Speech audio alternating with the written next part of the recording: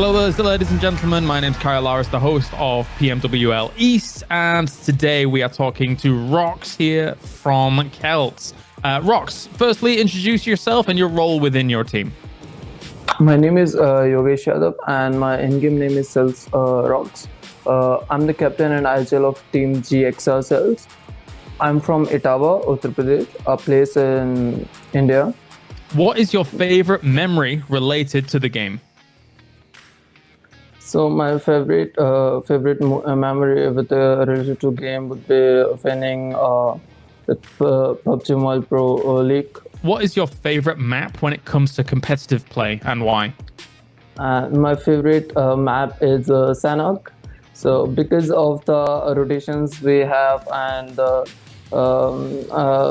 it's short map, so we get engaged in the fights very early, and it's full of action all the time. So my favorite map is Sanhok. Which team would you consider as your biggest rival throughout the PM World League? There's no particular team as such, but the big names, and we all are prepared to give them tough fight. Be it BTR, be it our TSM entity from India. How would you rate your team compared to the other PMWL participants? It won't be fair to rate any team considering the skills they all have. So, and everyone out there is champion of their region or either top 3. So it's pretty tough to rate, but yeah, my team is capable of doing whatever other teams can do. So we are quite confident about that too. What is your favorite drop zone location and why? My favorite drop zone location is Milta. That's our drop location because it's close to the Novo. If suppose a zone goes, if the circle goes there, so it's easy to rotate from there, and we can easily rotate from whatever part of the map we want. So it's very accessible, and we get a decent amount of loot there too. What is your favorite preferred weapon loadout? So it's something which is unusual, and my preferred loadout is Uzi. Micro Uzi with barrel. Both are close range guns. Still, these are my favorite ones. All right. Well, thank you very much, Rox, and good luck in the PUBG Mobile World League. Thank you so much.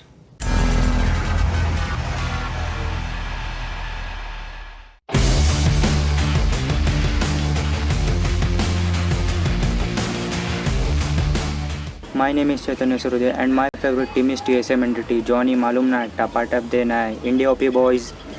My favorite team is TSM entity, and my favorite player is TSM entity's Record, and I think we can win this.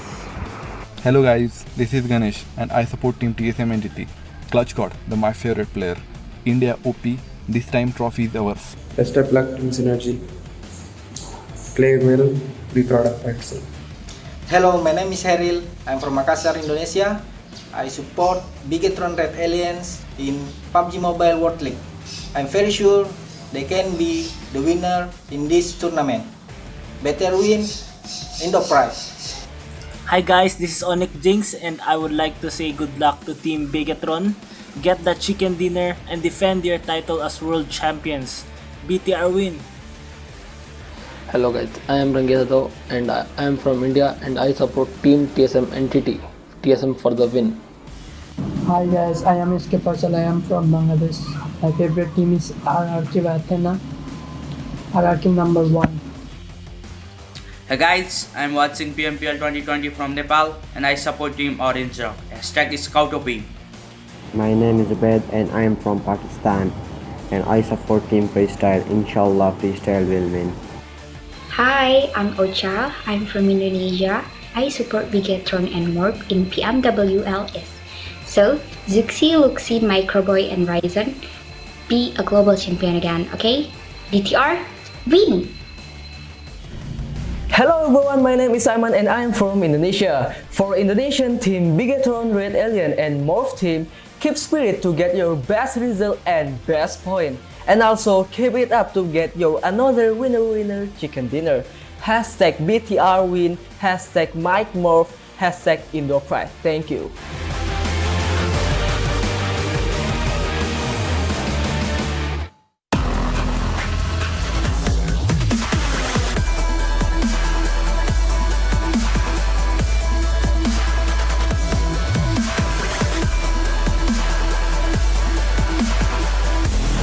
Down goes George, that's a confirmation, instantly switches to the 16. Really could be, let's see if they go for the engagement, Genius for that, oh, big shot.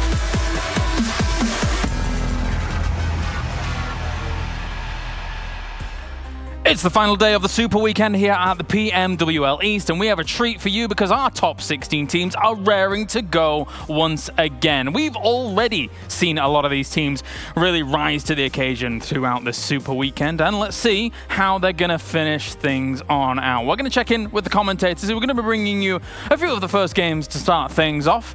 It's Xander, it's John. I always, Xander is here, and he looks at me, and he's always cautious because he's like, what's he going to say about my shirt today? What's going on? I'm not saying anything. Oh. How are you doing, friend? He's happy with it. Wow. I'm elated. I might even cry. Arr. Yeah, that's right. How it's fierce.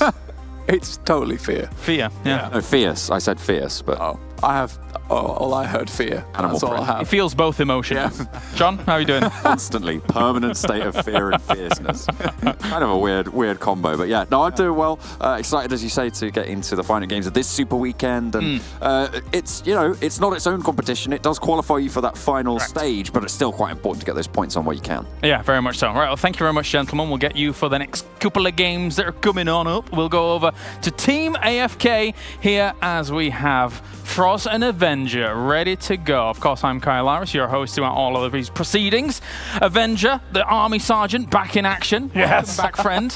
I'm expecting you to clap your heels together and say, "Aye, Captain." Oh, yeah, I'm at attention. Don't worry. It's all good. It's all good. Frost, how are you doing, buddy? All good, all good. Last day here. Ooh, it's gonna be some nice games.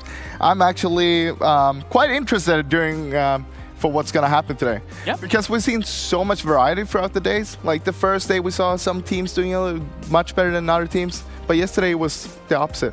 Yeah. The teams who did bad day one did really good yesterday. And that's a tournament. That's a bingo. Let's take a look at the format and see how everything breaks down here throughout the PMWL East, because we've got opening matches that have already occurred. They are done. That was for seeding. And now we're at the end of our first week's Super Weekend as we have one more day to go. This is the opportunity for all of the teams in this top 16 to claw for extra points to eventually qualify them for the league finals, but also get themselves a decent position when it comes to the regular season and try and push for that money at the end of the week, Avenger. Yeah, so there's obviously multiple things. We're looking at the top three for who's going to be able to finish the top two, but also how many points are they going to be able to accrue for today, because it's the third game or the third day of 9 potential days of we can ride if you qualify for all of them. Let's take a look at the point distribution. Has all of these teams look to vie for the points in-game? 20 points for first place, as always, for that chicken dinner. And it's the little chicken nuggets down towards the 11th through 16th, just that 1 point each. And if you get a single kill, it's another chicken nugget. Really saucy chicken nuggets. Ooh, wait, so if you get 20 kills and a win, you get 40 chicken nuggets? That's a lot of chicken nuggets. That's 2 boxes of 20. There you go. Imagine that. Hard to eat up. Eat all of that. You think that's why the vast majority of chicken nugget suppliers, they do boxes of 20? It's because we have 20 here? Well, for here, you got to share them between 4 people. So, it's not that much. I'm pretty sure you can share. Pretty sure you can share. It's a meal. It's a meal. Let's take a look now as well, moving on forwards here into how everything's going to be breaking down today, because here is the prize pool. We have that 50,000 in first place for regular prize money for the league as it does stand. So if across the 3 Super Weekends you come first with all of the points accumulated from those, you would get $50,000. And also, the weekly prize money for this week will be decided today. So if you do gank, for example, continues to stay at the top, a cheeky $2,000 in the pocket, not too bad. Not too bad, not too bad. Good to see those. Like the top 3, it's a really nice incentive to continue. Obviously, you want to continue to perform, but it's a super nice extra incentive for the top 3. We're going to be following that very closely. Bigatron and Yudu Gang, they're looking extremely good to stay in that top 2. A little bit too good, I'd say. But we'll see that there's probably going to be a fight for the third place. Maybe. And of course, if you do win the final at the very end, $100,000. Very, very nice indeed. Let's take a look at some of the highlights from yesterday and how things do stand. Of course, Godless has been one of the standout players for a No Chance team. We continue to see him pop on, off, and not so much surprise really with how he's been playing. Yeah, I think he's one of the top 5 killers throughout the tournament so far. Not only that, but also Synergy yesterday, they were the kill leaders with 28 in total. And of course, we saw yesterday was probably the most average day we could have between all of the games. The points were so evenly distributed throughout everyone. Yeah, Godless actually, he's sitting on 6 though, but he's leading the knocks right now. 51 knocks, 5 more than Loxy has on 46. So very impressive for Godless to saying that. And it's actually also the second in terms of damage, 9,300 plus damage. So it's super good to see how he's been able to step up. But this is obviously included the opening week and how they were able to perform in the first 2 qualifying days here. So they had a really good game, and Godless was above and beyond everybody else, honestly. And Braga was able to take out a huge swath of RRQ Athena here as he takes out the Terminators. And what was a little bit more of an uncharacteristic breach, I think, for RRQ Athena, but Braga makes him die. I want to say this, though. This might be RRQ Athena's prime card to actually be super aggressive. But that feels like that is their downfall as well. Like that fight there against Braga, for example. 3 guys going down against 1 guy that they already cornered. They could have done so much more. They could have thrown a nade, thrown a Molotov, whatever. Do something else. But 3 guys going down because they were too aggressive on that one. And that's something else we saw later on as well. On the Miramar game, we saw that they RQ Athena was fighting Synergy, for example, and they got stuck in that fight forever. And they even fought in blue. They rotated super late, and RQ Athena ended up losing D2E in the rotation because they were out of meds. Yeah. I want to say though, being a fan of RQ Athena and their playstyle, I think it's working for them still. I still think like how many points they've been able to accrue. They are sitting on 109 right now, and I think that's fine and fair. But if you continue that play style and it's working for you, and they continue to get the amount of kills they get, I think it's completely fine. But obviously, you have to look at it in a constructive way. How you play breaches. They should have probably used the utilities there in the Vikendi game for sure. But it was also really well played for King of Gamers. They had like another guy baiting basically Braga, so Braga could kind of side sweep them, and there was like with some different angles and stuff. So in a play in terms of you want to like get in, there were 3 guys very close. They were not going for 1 versus 1 versus 1s. They were getting in close, making sure that the synergy was there, and making sure that they try to do an actual 1 or 2 versus 3 situation there. Yeah, let's take a look at the overall rankings then, because of course we mentioned that Udu Gank is still at the top there alongside Bigatron, but where is everybody else? We have RRQ Athena in that 3rd place here. All of these teams, along with Team I&D as well, breaching that 100-point mark. So doing very well for themselves. But we've seen some very consistent performances as well from teams like GXR, Celts, etc. I'd say the most consistent team, which is super scary, is Bigatron. They got themselves 68 points in the first day, 67 points yesterday. And I mean, no one else is that consistent right now. Of course, we have Udu Gank sitting on the top. They had over 100 points the first day, but yesterday they only had 37. Yeah, I will say though, from Team I&D on 4th and all the way down to Orange Rock on 10th is only 20 points difference. A chicken nugget winner dinner. Yeah, easy peasy if you're actually able to round things out for just 1 decent game. Let's take a look at our top 10 kill leaders as well. Yes. Because this is eye-opening when you take a look at how things do shape out. Because RRQ Athena, as you previously mentioned, Avenger, you're a big fan of kind of how they're playing things out, a big fan of the name as well, apparently. And they've got 3 guys in the top 7 here so far. Extremely impressive. And look at the damage as well. They're putting some damage out. They're putting a big impact. And it's rare to see that you have 3 in the top 7. They're nearly like half. It's really impressive to see. 9 and 8 kills though on G9 is one of the things I want to take away from this. Look at the other guys. It's triple than Loxy on 1st. Obviously, he's a different kind of player. Ernie's sitting on 7 as well. So these guys are using the nades. They're using the utility. And this is also why I think Frost was a little critical of them with the Vikendi breach there, because they didn't use it, and it's kind of usually part of their play style. So it's nice to see that those 2 guys just alone has 16 kills with nades alone. I mean, the thing is, we see them a lot of times. They will not peek over a ridge. Instead, they will throw the nades. That's how they check if someone's there or not. But this time they went all in. They were like, hey, it's 1 guy in a corner with 3 guys. We can just run over him. But Braga thought, no, Oh. I'm not gonna let you guys do that. Micro Uzi can make some wondrous things happen, I feel. Fantastic. I want to say though as well, Microboy sitting in 11th place. So all of Just outside, Bigetron is in top 11 of kill leaders right now. One more kill, and he'll actually be in on a shared 10th.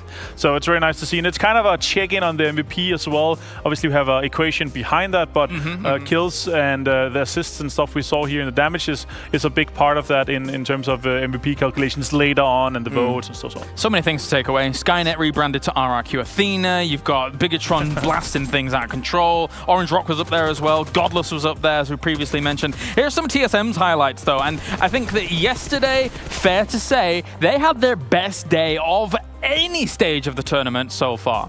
I mean, 100%. They got themselves 56 points in total yesterday. A lot of it came from placements. They only got 19 kills, but they were also the top damage dealers yesterday. Over 6,000 damage in total.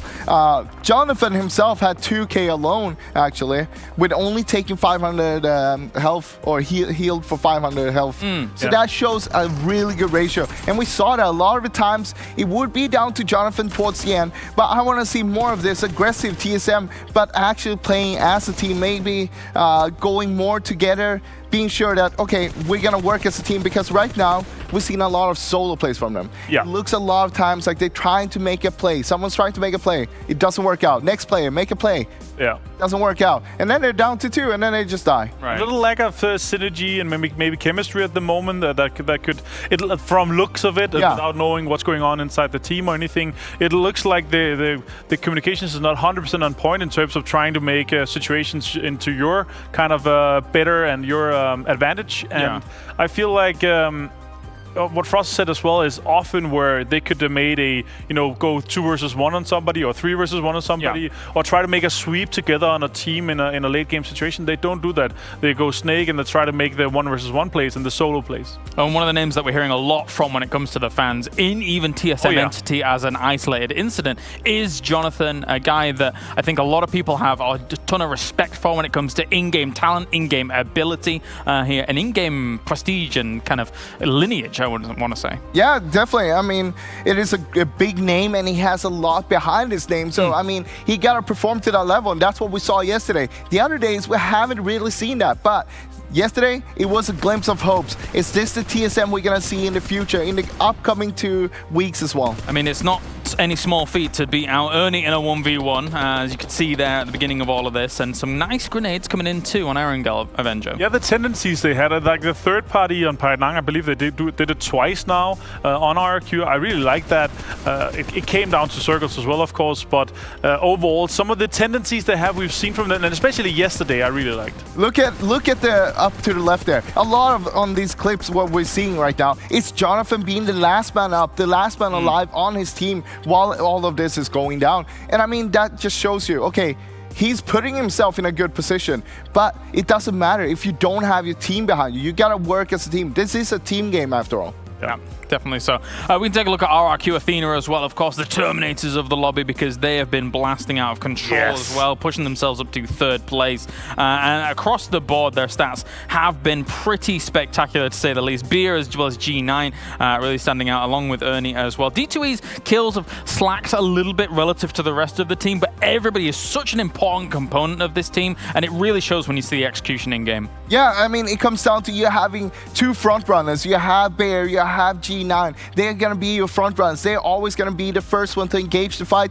to get a knock. That's how you start pushing. Meanwhile, though, you have someone like D2E. He's going to be holding you back. He's going to make sure that no one else is pushing, so that G9 and Bear, they can just focus on their front. We used to call it enabling the turrets, enabling the machine guns just to pop off, and we certainly see that with RRQ Athena. They do pop off. Yeah, it's something where you really see how synergized these guys are, honestly, because you see how well they're able to. They've been together for a long time, and this is one of the advantages you get from that, because you're like communications on point. Your places on you're on the same page. You're like everything is just working a lot better, and you can start focusing on bigger stuff. You can start focusing on looking forward, trying to play 1 or 2 more steps ahead in terms of the macro game, which is a lot like chess. Having this synergy means that you don't need to communicate as much, because if I go in the front line, for example, someone else is gonna hold my back. I don't need to tell them, hey, hold my back while I do this push.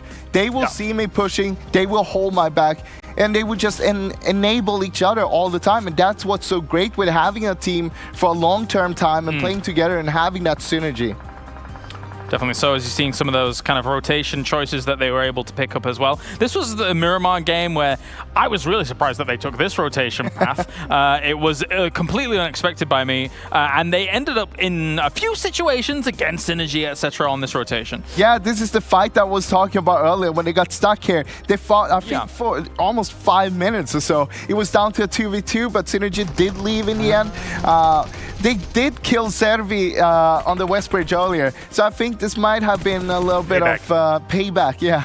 And then you compared it to Sanhok, was saying that if they'd have stayed there for 4 minutes, then they would have been dead because they'd have been in the blue. I remember that one. Exactly. I remember that. So also, the pull up and the recommit. I love this part. Like, to me, this feels like a show of who's the most dominant team. Yeah. Because we saw them fight in Painan the day before. They were both Synergy and Arkeofina. They dropped Painan. They had a long fight there before TSM came in and tried to third party. I thought that this was, okay, proving who's the better team, who's going to get Painan for the upcoming game that we had after this Miramar game. I mean, they were very aware that Synergy drops down to Valdemar and actually has even sometimes Zirvi over the other side of the bridge. So even going down there could have actually, you make a good point, could have been kind of that show of dominance. Well, I thought it was a power move, but then we saw in the game after this one on Sanhok, no one went Painan. So I'm not sure exactly what happened afterwards.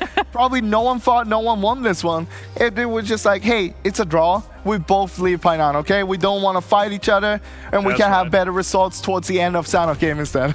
Painan's so good. I just want people to appreciate Painan. I just want that. Can you imagine no one dropping Painan though? Painan, like sharing Painan is like a bottom 5 loot spot. Sharing. But getting it alone. Getting it alone. Steady on, Froz. I know you were ready to jump at him. He was, it's like pouncing already. No. But yeah, it's a good spot when you have it alone. Yeah, ready to pounce, just like Xander's shirt. We can take a look now and move on swiftly into our next segment, of course, coming up. And I'm just very interested to see how things actually go down here throughout the Super Weekend. You have a moment to show us. What have you got? Let's continue on the talk about Synergy and how they're actually playing. I'm going to show from the last game yesterday, we saw Synergy here up against Bigetron and Yudu. 3 big names towards the end fight here. And as we can see here, we have Synergy down here on the right-hand side.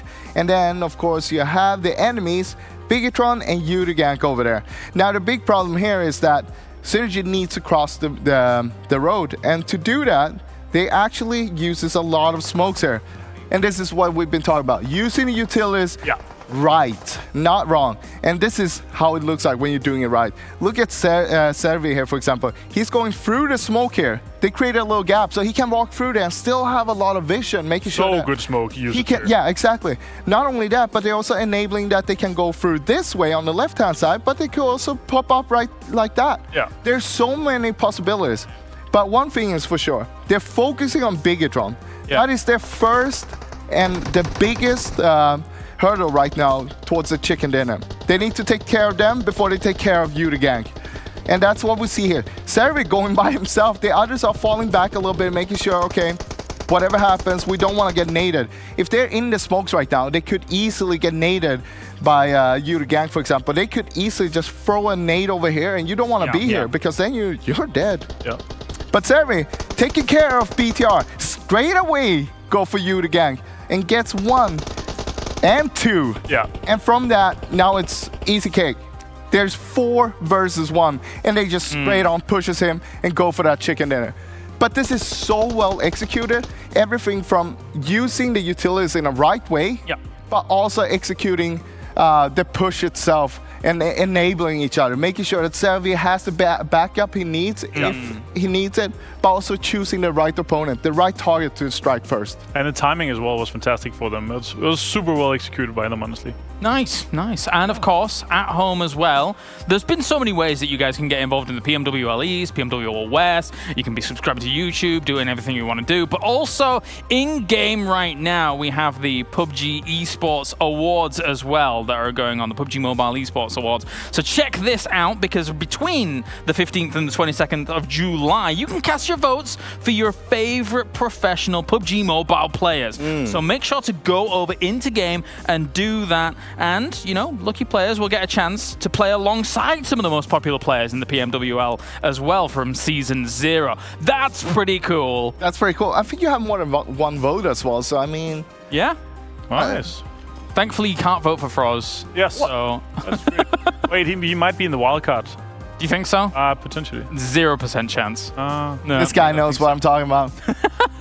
Of course, we have another moment to actually kind of show as we do get on with things. Avenger, get on over here, Frost. Come on, get out of the way. So, first of all, too close. I want to talk about Galaxy Race Cells, guys, because these guys have not gotten a chicken dinner yet, but they're still sitting on 5th with 95 points. And I think one of the parts is that they're continually getting more and more good placements. They're getting a lot of kills, and I want to show why they're getting a lot of kills. It's basically because they have such a good synergy, and they're communicating extremely well. They know that they have a team here, obviously. They just got a few kills on RQ as well, with holding out RQ on the eastern side here of Gatka. But let's take a look on how they execute this push here onto Mega. So first of all, we're getting one of the guys is coming up and kind of getting the info. They smoke the Mega Core usage of smokes here was really good. So see here, right here, we have 2 guys that are extremely close already. They're making sure that they can get in, and they're going in as 2. They're going in as a unit to make sure that if one of them gets knocked, it's not going to be a flush. They're going to be able to get them up on their feet again, and they're going to be able to get the kills from there without losing any of their players. So first of all, going in, getting some shots, and then going in fast, going in from both sides. You see here from like multiple angles, and they're going around. That was efficient. Yeah, they're going around extremely quick, getting around on the windows and going into, and just in 10 seconds, wiping 2 players and making sure that they stay up as 4, and then they can do a push. Unfortunately, they didn't get further than that, but the execution and the synergy on the team here is one of the reasons why they're sitting on 5th right now with 95 points. Yeah, GXR Celts channeling the age of Ultron. I'm very happy about all of that. Let's take a look at the schedule, as we have 5 games coming at you for today. And of course, these 5 games will determine who's going to be able to effectively win out our first Super Weekend. Erangel, Vikendi, Miramar, Sanhok, and Erangel. We are going to Erangel first, of course, to bring you all of that grassy pastures action. So without further ado, we can head over to our commentating team to bring you that first game of the day. Thank you for tuning in. It's time for Xander and John to bring us the grassy pastures. Absolutely. Love a bit of grassy pastures. Love a bit of the Super Weekend as well. That's what we're going to be getting into the final day of the first weekend. Erangel once more, and we'll see where these teams are going to be able to get those spots, you know, drop spots. We talked about dynamics yesterday, Blank, a little bit, so maybe we'll see more of that today. I mean that everywhere's really been taken up massively on Erangel now. Most people have found a position to hold. I think some teams are getting crashed a little bit early as teams are starting to figure out where they're playing. So Super Weekend, last day before we head back into league play and decide who will go into the next Super Weekend indeed. So the teams towards the bottom, they want to be getting a couple of points on board. They want to be carrying those ones over. And like the guys are saying, the points were really, really even yesterday. Quite top heavy on the first day with UD, obviously getting those free chicken dinners. So some people are being left slightly behind. Yeah, just a little bit. I mean, on the scoreboards that I've got up over there, they're currently playing, you know, top 4 over that 10-point average. Everybody else just a little bit below. So if you do want to be up towards those top spots, you need to be hitting that sort of 10-point-a-game mark. And we'll be expecting a lot from the teams at the top, but we'll be keeping an eye at the teams lower down who are going to be fighting as well to qualify for those spots in the league finals. So now we're heading into the first game of day 3 here of the Super Weekend. Very nice little playing path here for everybody. In fact, Saverni for Yudu Gank will be open. Yes, Naya obviously quite easy to get towards, but Synergy I think will be most happy with this circle here, with Mansion or Lepovka being some of their most standard spots. You can see them already out of the plane, flying straight down to start looting up nice and early. T1 also dropping out of the plane early. I think they might be heading towards Mill to Power. honestly, quite frequently, no one's been really heading to Milta Power, and the fact that T1 have identified this is nice. I really like the way we keep bringing up the story of T1, that they're a nomadic team. They like to go wherever they want to go, and the adaptability of their playstyle, it's really good. It excites me. Sure, they had been dropping a few times in North George, and maybe that plays into why they're dropping Milta Power here. It's late on the plane path, it's far away from it as well. Maybe they just want to have a little bit of a change up. But yeah, absolutely, I admire T1 for their boldness, and actually it's paying off pretty well. Currently on 89 points, 7th place on the tables, Blank. So they're having some decent luck with that. And I say luck, what I mean is skill, really. You know, they're able to capitalize on the situation no matter where it takes them. So it's very, very impressive stuff. The circle heads out to the east, so they're not even going to have to rotate too far either.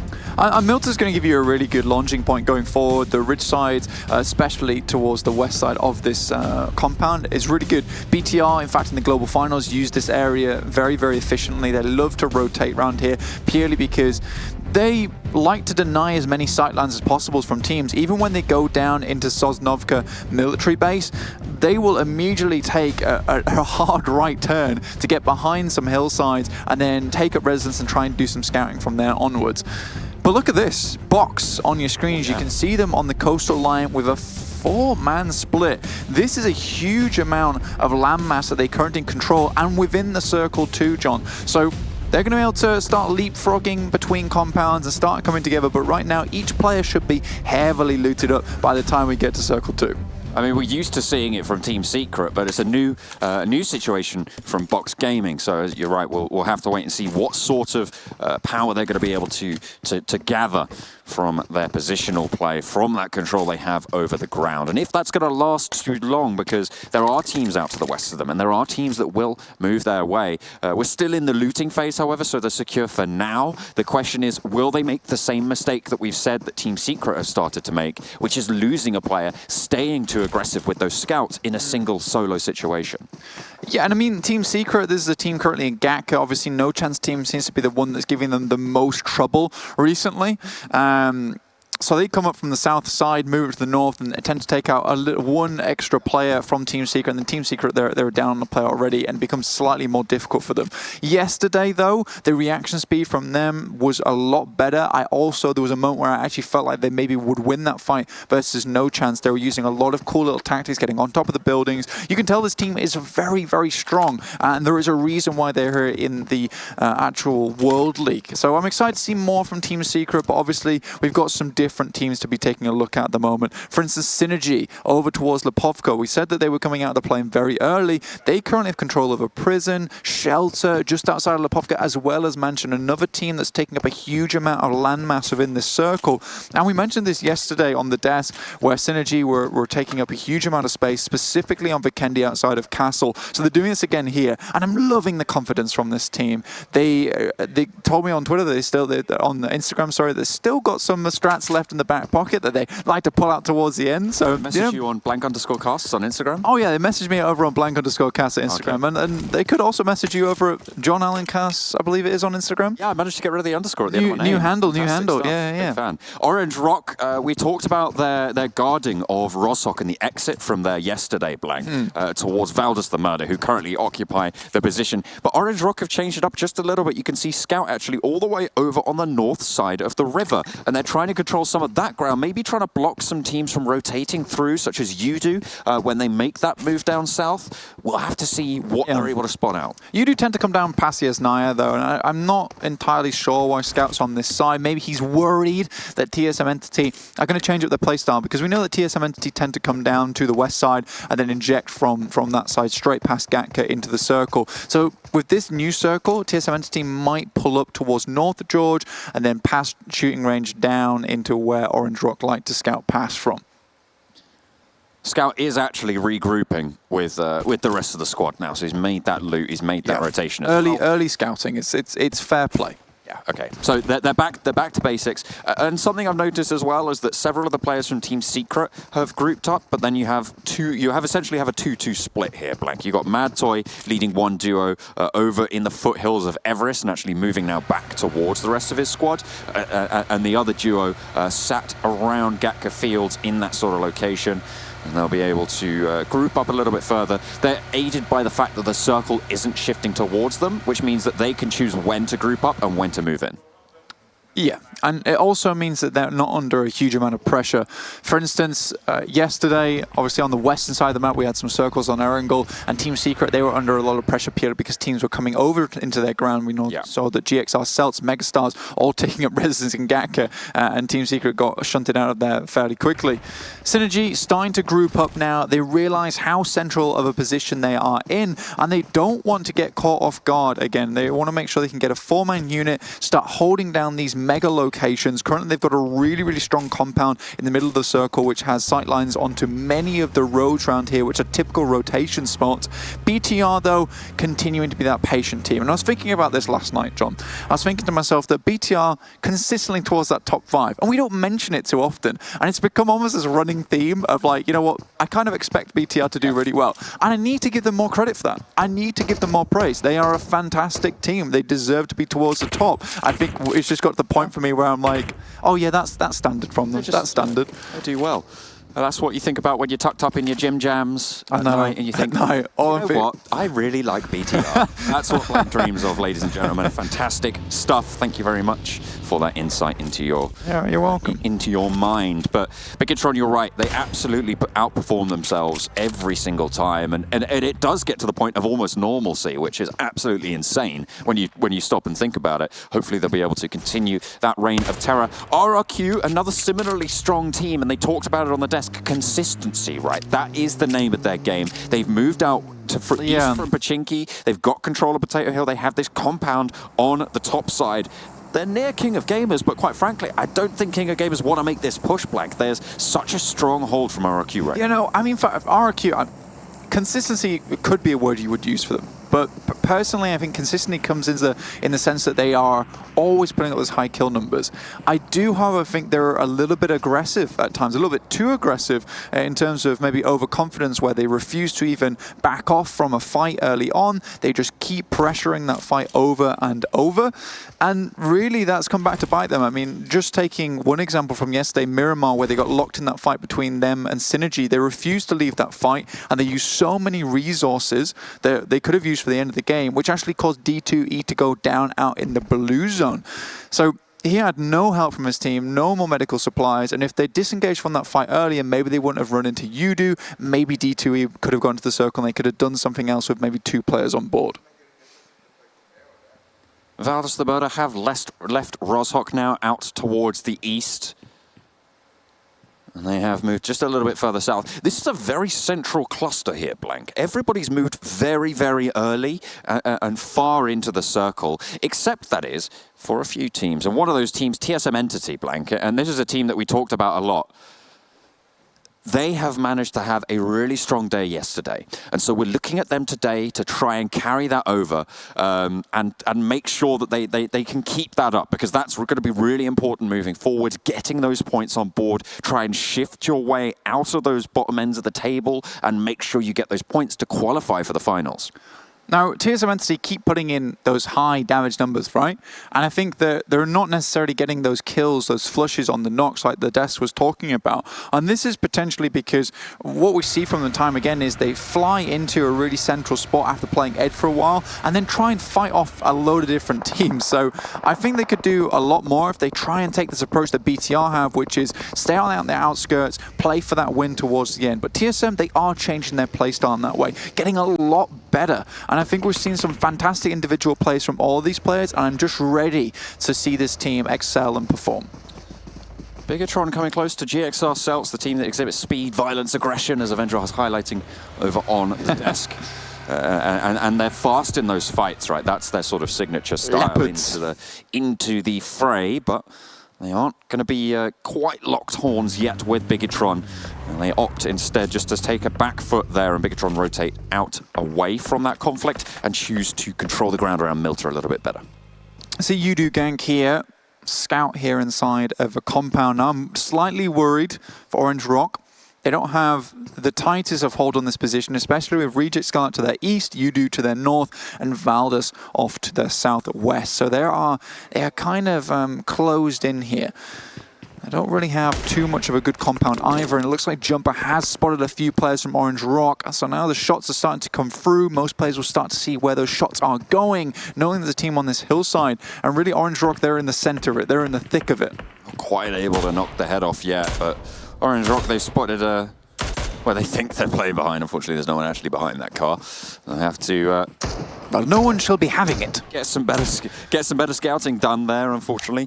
Udu Gank taking a couple of shots over towards Orange Rock. I mean, we saw Jumper try and pop the sniper shots before, but the rest of Udu Gank are actually spreading out for a pretty decent 2-2 split to hold them off in this situation. They're currently playing just to the east of School, east of Rozhok as well, and Udu Gank are on the north edge, which means they're not too worried about anyone behind them. They know that they're the players who come from Severny, so they've cleared a lot of the angles there. Yeah, TSM, they make their way into Yasnaya, just on the outskirts of the city. They don't want to enter this one too early. We saw how badly that went for a lot of teams yesterday on Miramar with Los Leones, with those circles going all over the place. Reject Scarlet, though, they haven't rotated a huge amount, and I'm happy for that. They found themselves a place within the circle, they're holding this place down, and they're not getting too erratic. I think that's what I would describe them most as over the previous few days. It's just erratic behavior when it comes to rotations, maybe doing it a bit too much, but it feels like they're starting to slow it down, and even got that Duello second place finish there on Miramar, so things are getting better for Reject Scarlet. We'll be keeping track of them. I mean, they are currently sat 16th. You're right, Blank, 44 points, but that is still 44 points more than the 4 teams that aren't playing. So, you know, they are managing to add those up, and it all counts at the end. Qualifying in that 16th spot is, well, not necessarily as good as qualifying at first, but it will get you in the door, and that's really what matters here. Next circle coming through. Ooh, a cheeky little shift there up northwest towards School, towards Valdez the Murder, towards the conflict that we've been talking about between Orange Rock and Udu, and towards RRQ, the consistent killers of the lobby. Yeah, and it's an enjoyable little circle for a lot of people in terms of there's going to be quite a few compounds here. You might see some long-range fights coming through. Potato Hill creates a slight little issue for a few of the teams where you can't really rotate on top of it fairly easily, and that Scout actually going down. I believe he was in that compound. Marvi, though, is firing back onto Valdez the Murder, but we've got Box Gaming on our screen. Yeah, heavy casualties actually for Valdez the Murder. 2 players going down. They are pretty grouped up, so they'll be able to get that res. Scout did get fully flushed, but they're locked in combat, close range. Gil gets naded out on Joan. Huge arc there. As Goddard trying to shoot his teammate. Okay, interesting decision, but 2 players upstanding for both squads now. Another nade sent over the top for Marvi, isolating the upper ranges. Oh, a lot of damage found. He vaults up onto the roof. Will have been spotted by JCZ, so he can feed that information over. Viru is on the off angle. He'll be looking to try and control it. Gil did get rezzed. Managed to get the heal as well, so they control the ground floor. And Goddard is going to get controlled himself. Arm Joan now going into the fight, and it's Valdez the Murder eliminated. Orange Rock with 3 wipe the compound. Very well played from Orange Rock there. Even from the beginning of the fight, just that nade from Marvi actually forced the players from Valdez the Murder downstairs, so they couldn't take a high ground position. After that, what you see from there is the team just regrouping in that first aid through, and the push is just not fast enough from Valdez the Murder, despite the information that JC said was giving them. Marvi drops down from the side. They get a perfect pincer move. I think Orange Rock, as a free, played that very nicely. Fantastically coordinated. It was just unfortunate they did lose Scout earlier on. It does happen, you know, if you're crashing a compound, often the guy who's first in is going to get taken down. But they get themselves a position, they get themselves control. And here's Team IND actually taking shots over towards T1. Youngjin hits the floor. Synergy is actually off to the east side with a potential for a third party onto this fight. You can see Schreider, though, still stuck in a slight shack, and Sirvi just crouching his way away from this one. Megastar's also taking shots onto No Chance Team. Currently behind them on the south side. No Chance Team are going to have to turn around shortly. They don't quite have that central position, that high ground from Potato Hill as of yet. Not just yet. They have... RRQ have moved out from right at the top of Potato Hill. So they'll give over that control. Synergy on the eastern side, starting to push up north, using the cover that the roadside ridge gives them to move up just a little bit further. But they have to be worried. Bigatron are actually skirting out wider than they are. They're in the blue, and they're not really too phased by it. It's only zone 3. They know they're very, very close, and even if they have to take the fight, they know that they can do. However, it's Synergy, and if you cast your mind back to yesterday, that's the team who really gave them a lot of trouble towards the final circles on Erangel, Blank.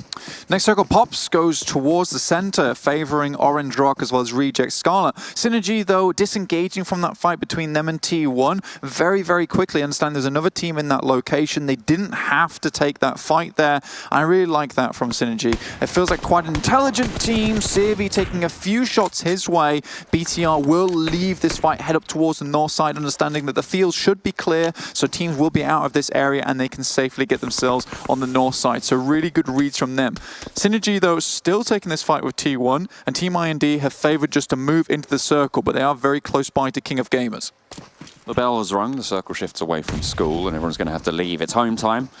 Unfortunately, the fields don't provide much of a homely atmosphere, especially when the nades are rolling down the hills from RRQ. Box trying to summit this position, and it was King of Gamers who were trying to do it before against the position from RRQ, and that they didn't manage to really find any sort of opening there. And now Box are trying to mount up, grouped up after their early split as D2E lands yet another nade. That's 2 players down for Box. They get into those buggies. The spray downs are coming through. A lot more damage found onto Lewis. He sends over the ridge line, and it's just so much damage. Decimation.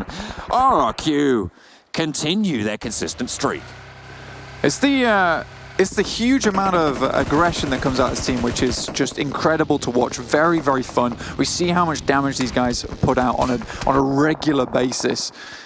I just want to see them be maybe a little bit more cautious, but I mean, if you do run around with a massive greatsword in hand in terms of skill in a fight, I think you sometimes can throw caution to a wind. TSM Entity on the western side of this next circle towards the apartments near Team Secret, who are operating from the top of those buildings. No Chance team very, very close to RRQ as well. They have got a compound, but they aren't in this next circle. T1 having some trouble leaving on the southeastern side, because that's where a lot of these teams are, Blank. You've got about 4 teams holding in the southeastern side, and then you've got RRQ and No Chance just out to the west a little bit further. So there is a huge traffic jam in this location. Luxie actually drops the floor there. Will get finished off by Reject Scarlet. Microboy just about made his way into the circle, just outside that loot box, using that for cover for the time being. Orange Rock haven't really had to move, but here's RRQ now moving into No Chance team. RRQ not stopping for anybody. No, they have got control of the circle as well. They know that No Chance are going to have to push towards them. There's only 2 players left for No Chance, and RRQ are still 4 players strong. Offdel's downed as well, and now it's just 1 Heineken left for No Chance, and he gets up and he's just going to try and send it all the way down the hill, get away from that fight, but the Megastars are already awaiting. If he puts a turn out of line, they will clap him back. We'll just have to see if he's able to make it in any further. Try and snake his way through into the battlefield. Team IND taking a fight with Synergy.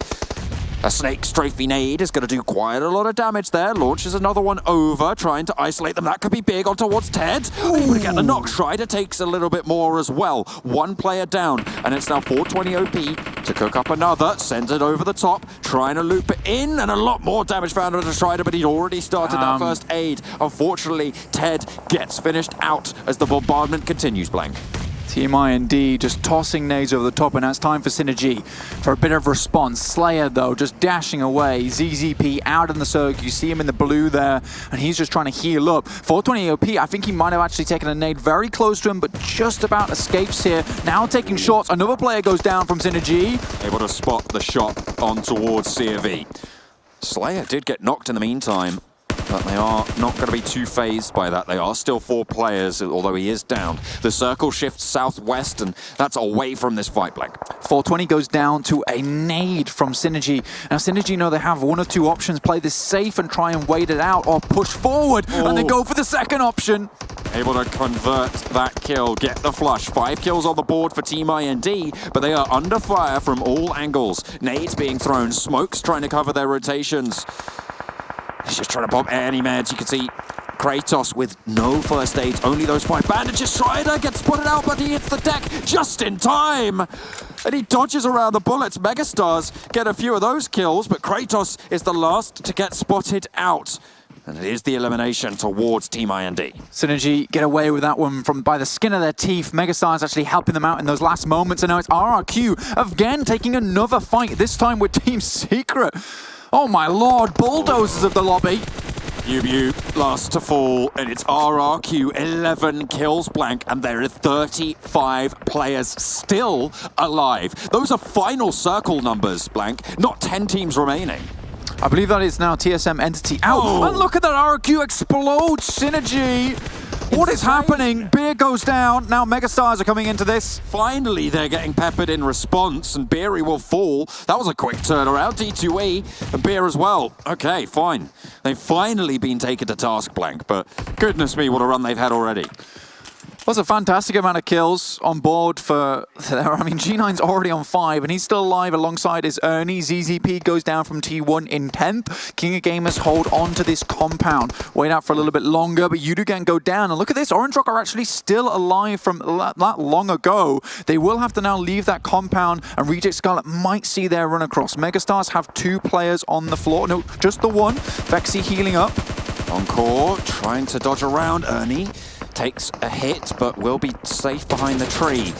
The DP spray for Encore, trying to suppress Ernie here. You've got G9 on the off angle and very low HP across the board on, I say across the board, on 2 of their players on Megastars. They're distributing those meds. G9 gets into the buggy, and RRQ wants to relocate. There is Reject Scarlet taking heavy fire from BTR Ryzen as well as Microboy. 2 players just trying to take down a 4-man team. Ernie looking out there, takes some more shots. Oh my lord, all that healing that Swag was able to bring back up, all put away. And Ernie's right against the blue here. And looking for those nades as well. They know he's behind the tree. They know he can't really get too far, but it's not going to be quite far enough up the hill. Another one sent through to try and get a little bit more, but it really isn't doing too much to phase Ernie. The next circle's very nearby, and they can continue this fight. So next circle comes in, like you said, it's close by. Ernie and G9 within striking distance of that. Obviously, we'll have to leave this high ground position to do it, as well as the limited amount of cover that they do have. Ernie just trying to sneak around the side. G9 jumping up and down, trying to get a little bit of information. Orange Rock are now out over on that side, and Reject Scarlet actually removing Bigatron. Reject Scarlet having a good time, but now down to just 1 player, Neurali, and Pime from Box Gaming, this superstar player on that team, still alive, consistently the last player alive for Box Gaming. Megastars had a great day yesterday, Blanket. It looks like they're going to start off today as well in a similar spot. All 4 of them alive. 6 teams remaining. It's only King of Gamers who have all 4 alive, and they are actually occupying one of the very few compounds near this circle, so we'll see if they're able to leverage that. For now, just playing it safely for the time being. King of Gamers Club, they'll have to leave their compound. Reject Scarlet, they've got a long way to go, and you doubt they make it, and they don't. Megastars Encore actually with a beautiful little headshot there over onto him. Will remove him from the game. But RRQ, as well as G9, taking a really aggressive position within this circle. Encore again with some more fire down onto King of Gamers. That's unfortunate. A kill found, a flush there. 7 kills now for the Megastars. They're trying to challenge RRQ for the top kills in this game. 11 kills for RRQ, and they're not going to stop. GXR Celts, they're getting peppered down from the top of the hill as well. They are still alive. Sorry, they had all 4 as well. I didn't actually quite see that earlier, but they're still all there. Still all going. A Tanky, though, takes a knee. You know, RRQ just remind me of a honey badger. It doesn't matter if you're a bear or a 4-man team, they're still going to take a fight with you no matter what you do. I think your best idea is just to leave them alone most of the time. When they're in close quarters, there's not much you can do as the circle starts to crunch all these players together. Pime, though, once again, assisting his 2-man brethren in RRQ over here. Goodness me, Tanky actually gets finished and flushed there. Time's out, unfortunately, and Pime still going on towards GXR Celts. They're just getting peppered from up the hill, from on the sidelines as well. The Megastars now getting challenged on their ridgeline by the King of Gamers with 3 players alive. Optron gets knocked by the blue. MJ taken down from up the hill. And it's Ernie to land the headshot with the DP. GXR Celts eliminated. King of Gamers taking heavy fire from Megastars as well. Circle heads center here. King of Gamers got the best spot for it. Megastars, they will have to come down from the hillside. King of Gamers, they've been desperately trying to stay alive this whole time, but Box Gaming actually have the backstab on pretty much every single team here. He can try and stay alive as Pime for as long as possible, try and get towards that top 3 spot where the points start to jump up for that 10, 14, and 20th place. You're down, he's going to get the chicken dinner, but you know, with the way he's been playing, there is a potential. Absolutely, the guy is a genius when it comes to these final circles. We'll see if he's able to capitalize. Oh, G9's definitely spotted him. I think he might have done. I mean, he's taken some shots earlier. They'll be aware of someone in that location. So it could just be scouting. They might not know exactly the bead, but we'll see what more they can do. King of Gamers still in it. One of them is down, and no one really close, and no one wanting to make that push, actually. The spray from G9 is good. Raga gets dropped, and it's actually G9 to finish it off as well. Oh, finds another. Gets the guys down on the knee. It's Swag going for the long-range spray. Now just Concept alive for King of Gamers, and the Megastars have 4 alive into this final circle. Can we just appreciate that RRQ are still continuing to play a 2-2 split towards this end of the circle? With 2 players. With 2 players? Like, if one of them goes down, that's it, they're out. It's ridiculous. Not quite sure how a 2-2 split works with 2 players. 1-1 split. There we go. Ernie is going to split off from the rest of his team. He goes for a quick send, and actually Concept gets eliminated in the meantime. G9 suffers a disastrous fate there. Ernie gets spotted out, and there's going to be Swag to get the spray down. Unfortunately, Ernie not quite finished off there. The Megastars will be denied for now, but PMA steps up again. Goodness me, he's going to make it all the way to second. Ernie, he might have been spotted out. Oh, he jumps his spot back. Oh, PMA! He gets all the way to second. The snake from Box going to deny RRQ. Oh, dear me. 5 players alive and 1 player left. It's PMA. He's got a first aid, but I don't know how much more he's going to be able to get done. They are going to be happy with that. Over the top of the line, over the top of the ridge they go. Swag sends out wide. PMA drops. The Megastars clean house. What else can you say about that? I mean, PMA. I keep talking about this guy all the time because he is ridiculous. He is purely ridiculous. That should never happen in the first place. And taking down RRQ is just a testament to his skill as well. And look how calm and composed he was in those last moments, even jumping around to see if he could spot that player. Oh my lord. Absolutely love to see it. He had such control because no one could push the ridgeline because everyone else would have just shot them. And he was just able to snake it around, get to those final circles and get himself into that second spot. But the chicken dinner goes to Megastars. We'll go over to the analyst desk to break it down.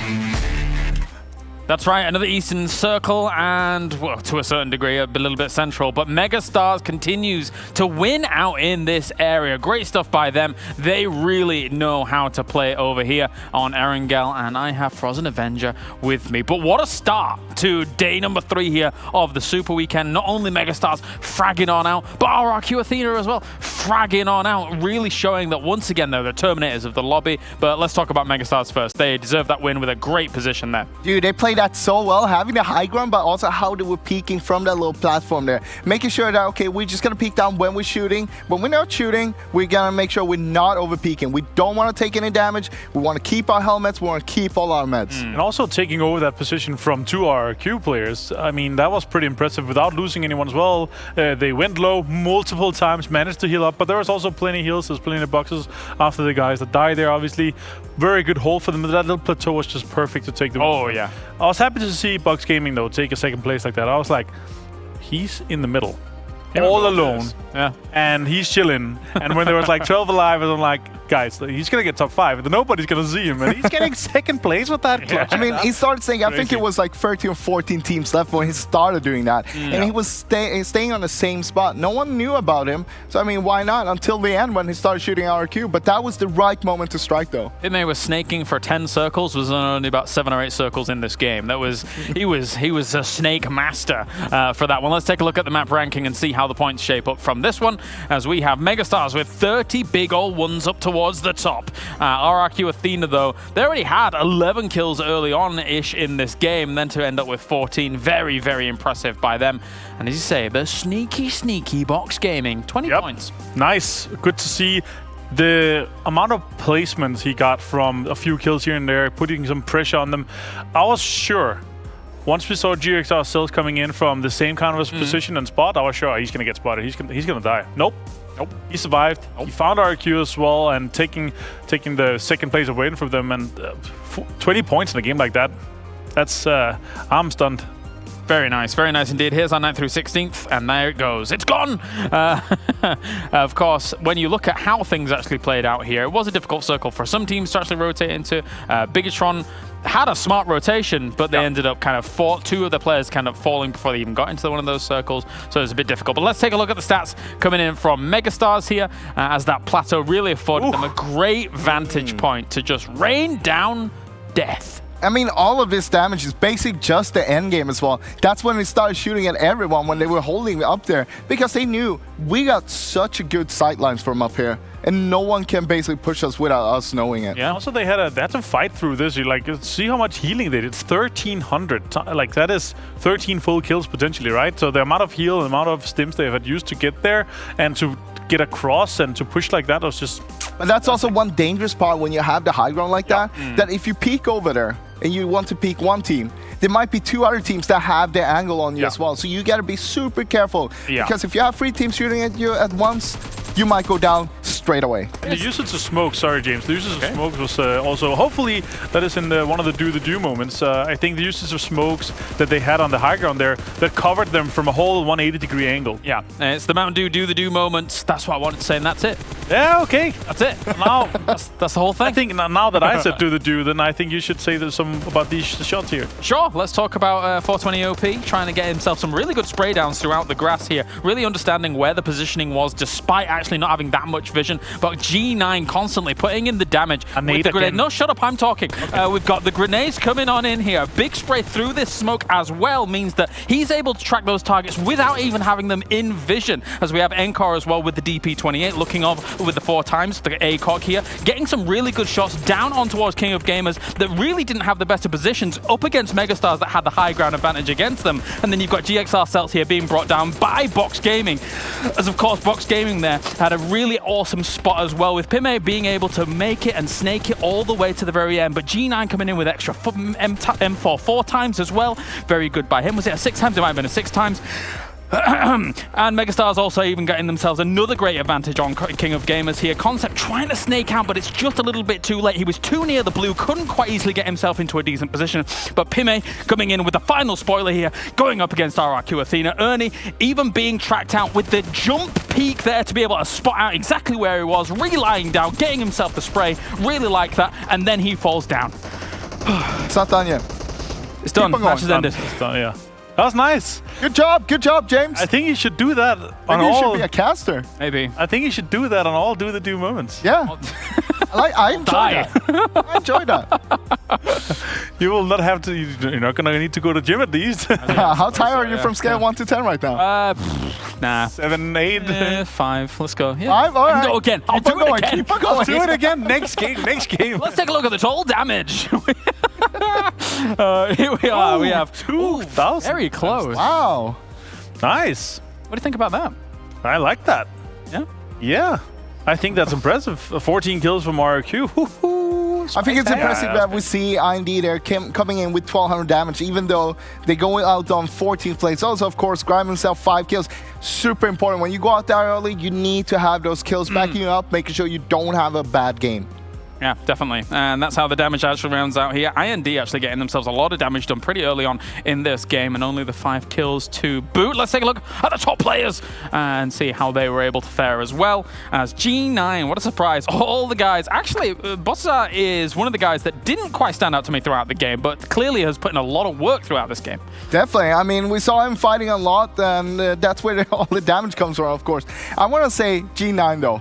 We always see him, when we see the stats coming out on the right-hand side during the game, we always see G9 on the top. It doesn't matter if it's 2 minutes into the game or 20 minutes into the game. It's always G9 up there. He's nuts. And he got even more kills with nades now. I think he got 2 in that game as well out of the 7. Maybe it might have been 3 actually. So that's like we're going to get up to 11 or 12 kills from nades alone on G9.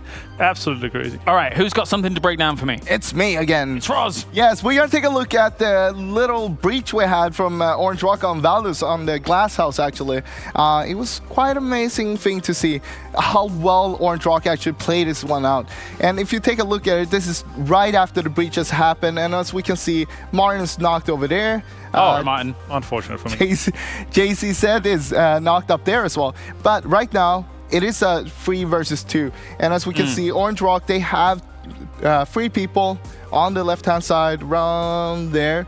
And of course, Valdez still have 2 players there. And we're going to play and we're going to see what happens here. Because look at Mavi, having the glass house while Vera and Jill is actually playing a little bit falling back there. But Jill going down to that nade. Really good nade. Opens things up. Yeah. The problem is, Valdez is not putting enough pressure here. Right. They should be putting pressure straight away. But one very smart thing, look at Mavi right here. He jumps out from the glass house, starts playing the rooftop there. And this is super smart because he has the cover. He has the cover from the house right there, making sure that he can play it out in, and he can also peek through the window if he wants to. And that's so smart because he can put some damage, put pressure back on Valdez, making sure they can't push. But Valdez, they do go for it. You see the nade hitting Mavi, but again, smart play, going up on that roof where Valdez can't see him. Make sure that he can heal up again and get ready for a fight. Meanwhile, of course, we see the revive going on here. And this is something we're going to be talking about a little bit more in a second. Because once he gets revived, we see him heal up straight away, Gil. And then, this is the smart thing. Straight away, after he gets revived, heal up, he runs out there. Take a new position. Don't let the enemy know where you are. Always make sure you're proactive. Let the enemies having to guess where you are. And this is kind of the key for the whole thing. You can see how they're just playing it out. They're all just surrounding Valdez. So basically, it became a thing. It just turned around.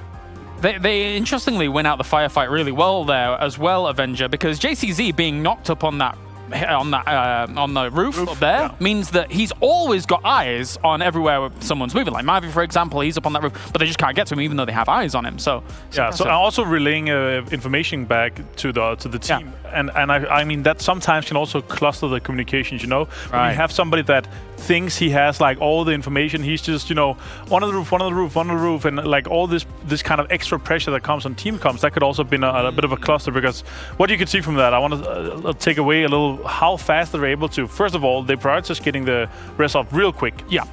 And then to heal as fast as possible, and then try to get in a kind of what can you call it, in kind of sweeping maneuver where they get in from the sides and The whole point is how quick Orange Rock actually turns that around from being the underdog to having the upper hand against Valdez. Yeah. Basically, it becomes a push from Orange Rock onto Valdez instead of the other way around. Well coordinated. Yeah, I did look at. Let's take a look at the top 10 kill leaders then for this, as see if there are any shifts actually go on. Oh, and now RRQ Athena is 3 of the top 5. That is crazy, honestly. That's very impressive. Very impressive indeed. I mean, we all talked about how BTR was up there, Bigatron, and we see, sure, Luxy, Suxy, and Rise is up there, but RQ Athena, this comes down to their aggressive play style, of course, always going for the kills. It doesn't matter. Look at last game, 14 kills. Yeah, and one of those was not like the other when it comes to actually the team standings, and it was actually Ted from Synergy being able to be in there as well. Very impressive by him for a team Synergy. We can take a look at the overall standings now and see how this is shaking things up too, as we have RRQ Athena catching on up, but Megastars now moves into 4th place here, joining that 100. Actually, a few teams joining. Look how close it is now, James. It's very, very 125 up to 144. That's one good game and one bad game from the top there. So it's opened up the whole top 3 situation again with the $2,000 for first place and $1,000 for second and $500 for third. So the fight continues today. It's going to be so exciting. We saw how top heavy it was before with Yuda and Bigatron out there. But now it's kind of anyone's game after this game, honestly. Yeah, definitely is. So that is how the standings sit so far. And we can take a look at our bottom side as well, as we have King of Gamers moving on up a little bit. They had a great compound to work with. It was just such a shame for them that Megastars had the perfect little plateau lip to be able to overlook their position. Yeah. Things did continue on. That's our standings. That's how they sit right now. There's 4 more games to go here for our super weekend for everybody to snag those points wherever they can. Yes. But what you can snag at home as well is the Royal Pass for Season 14. Let's take a sneak peek.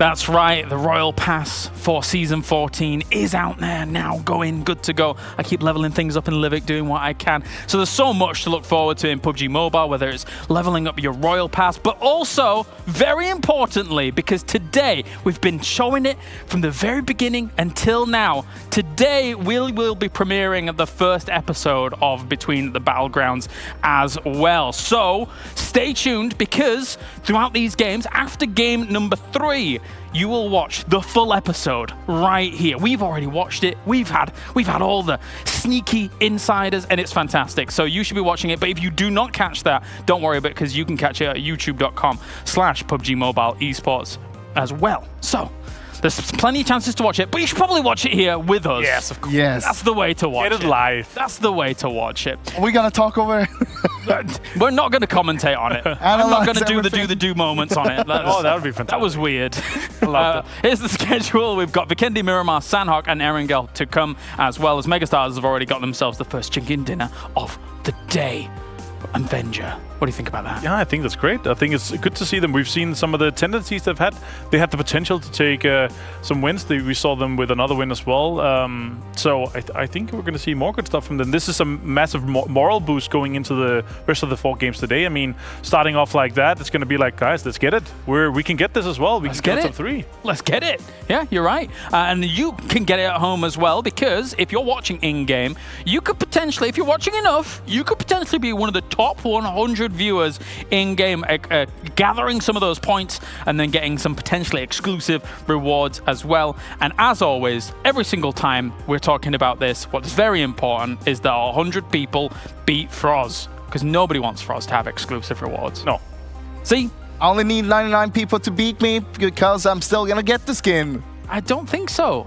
Well, we'll see. We'll see. For now, though, we are going on to our second game here of the PMWL East, a Super Weekend, day number 3, Season 0, Week 1. It's Xander, it's John. Give me that 2-2 split. Absolutely, that's what we're here for. You know, if I stand over here, does that mean we're on a 2-2 split? We're on a 2-2 split now, coming back to that 4-4 split now. 4-4 split. We're good to go.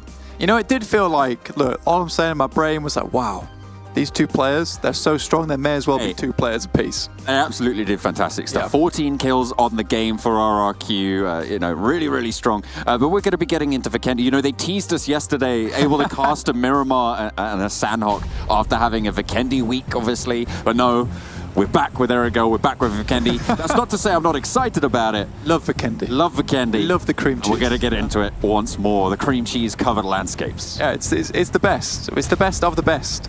So, BTR and the rest of the team all coming down. This one kind of is a bit rubbish for BTR here, because they're going to have to wait in the plane for a long, long while here before they can drop down in Winery.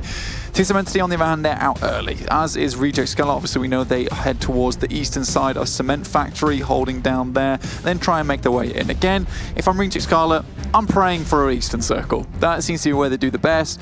But Box Gaming, I know the devs talked about them a lot. Pime, this guy, so OP.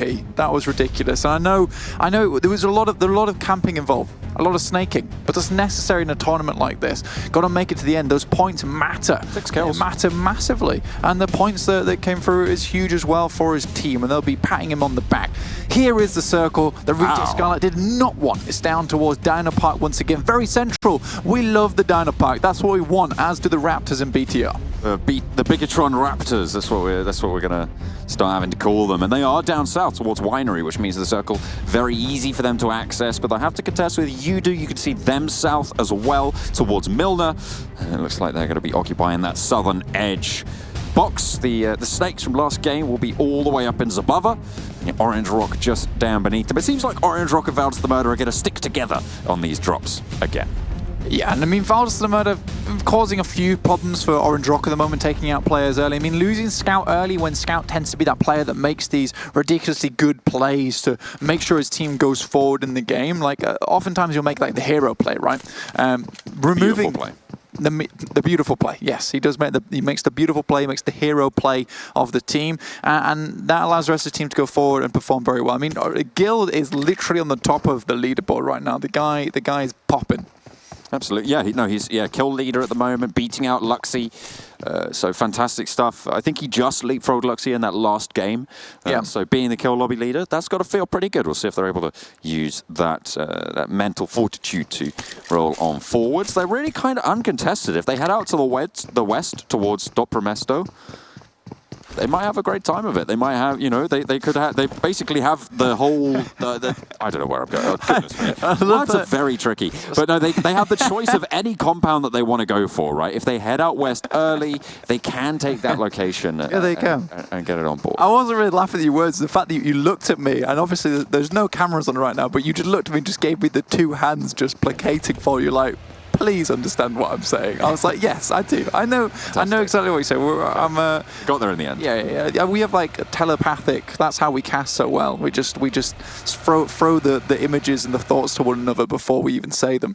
Yeah, I wish that was the case. We are actually one cohesive unit. Yeah, it's true. It's true. The call is jank.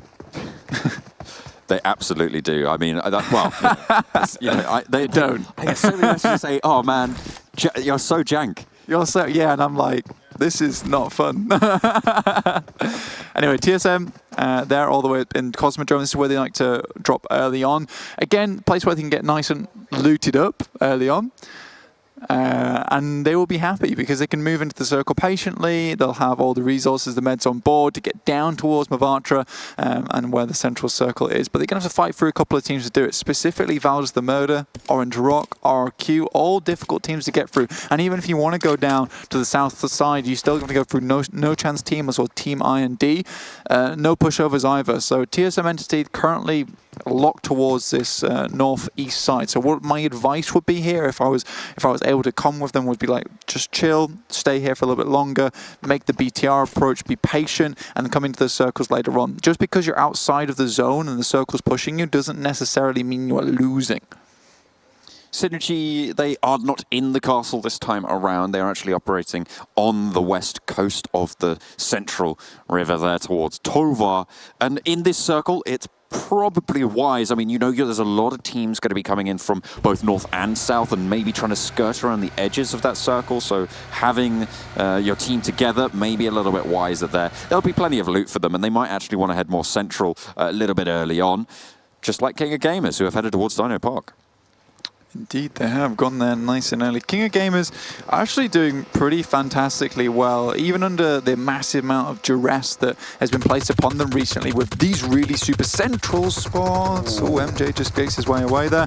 But the super central spots they take means they're finding a lot of teams at the same time. We saw it come back to bite them there on Erangel, where they were right in the middle, but they still made it all the way to the end, despite everything coming their way. And I think that's commendable, at least.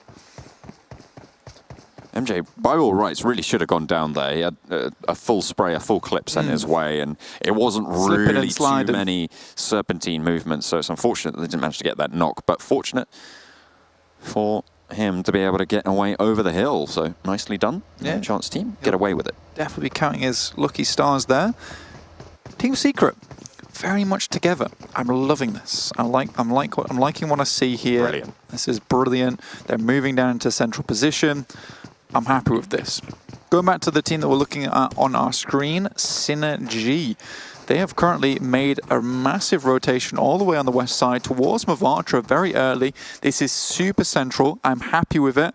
It's so central, in fact, that they've got through the majority of the teams. Because of the plane path, obviously, it came down on the east side. They know that not too many teams will have got to Mavatra early on, especially with their drop being around Tovar. They're very, very close, right? King of Gamers, they had to almost immediately move to find the central position towards Dino Park. So Synergy, they leapfrogged a lot of the initial compounds, not worrying about them and not scanning them out too heavily to get this really, really western position so that the other teams, they'll be on the backside of them. Well, TSM Entity driving straight through Box Gaming's compounds and actually getting through. We've seen TSM Entity make some pretty crazy razzes over the past few games. I mean, we saw that crazy one over the chopsticks over on Erangel a few days ago.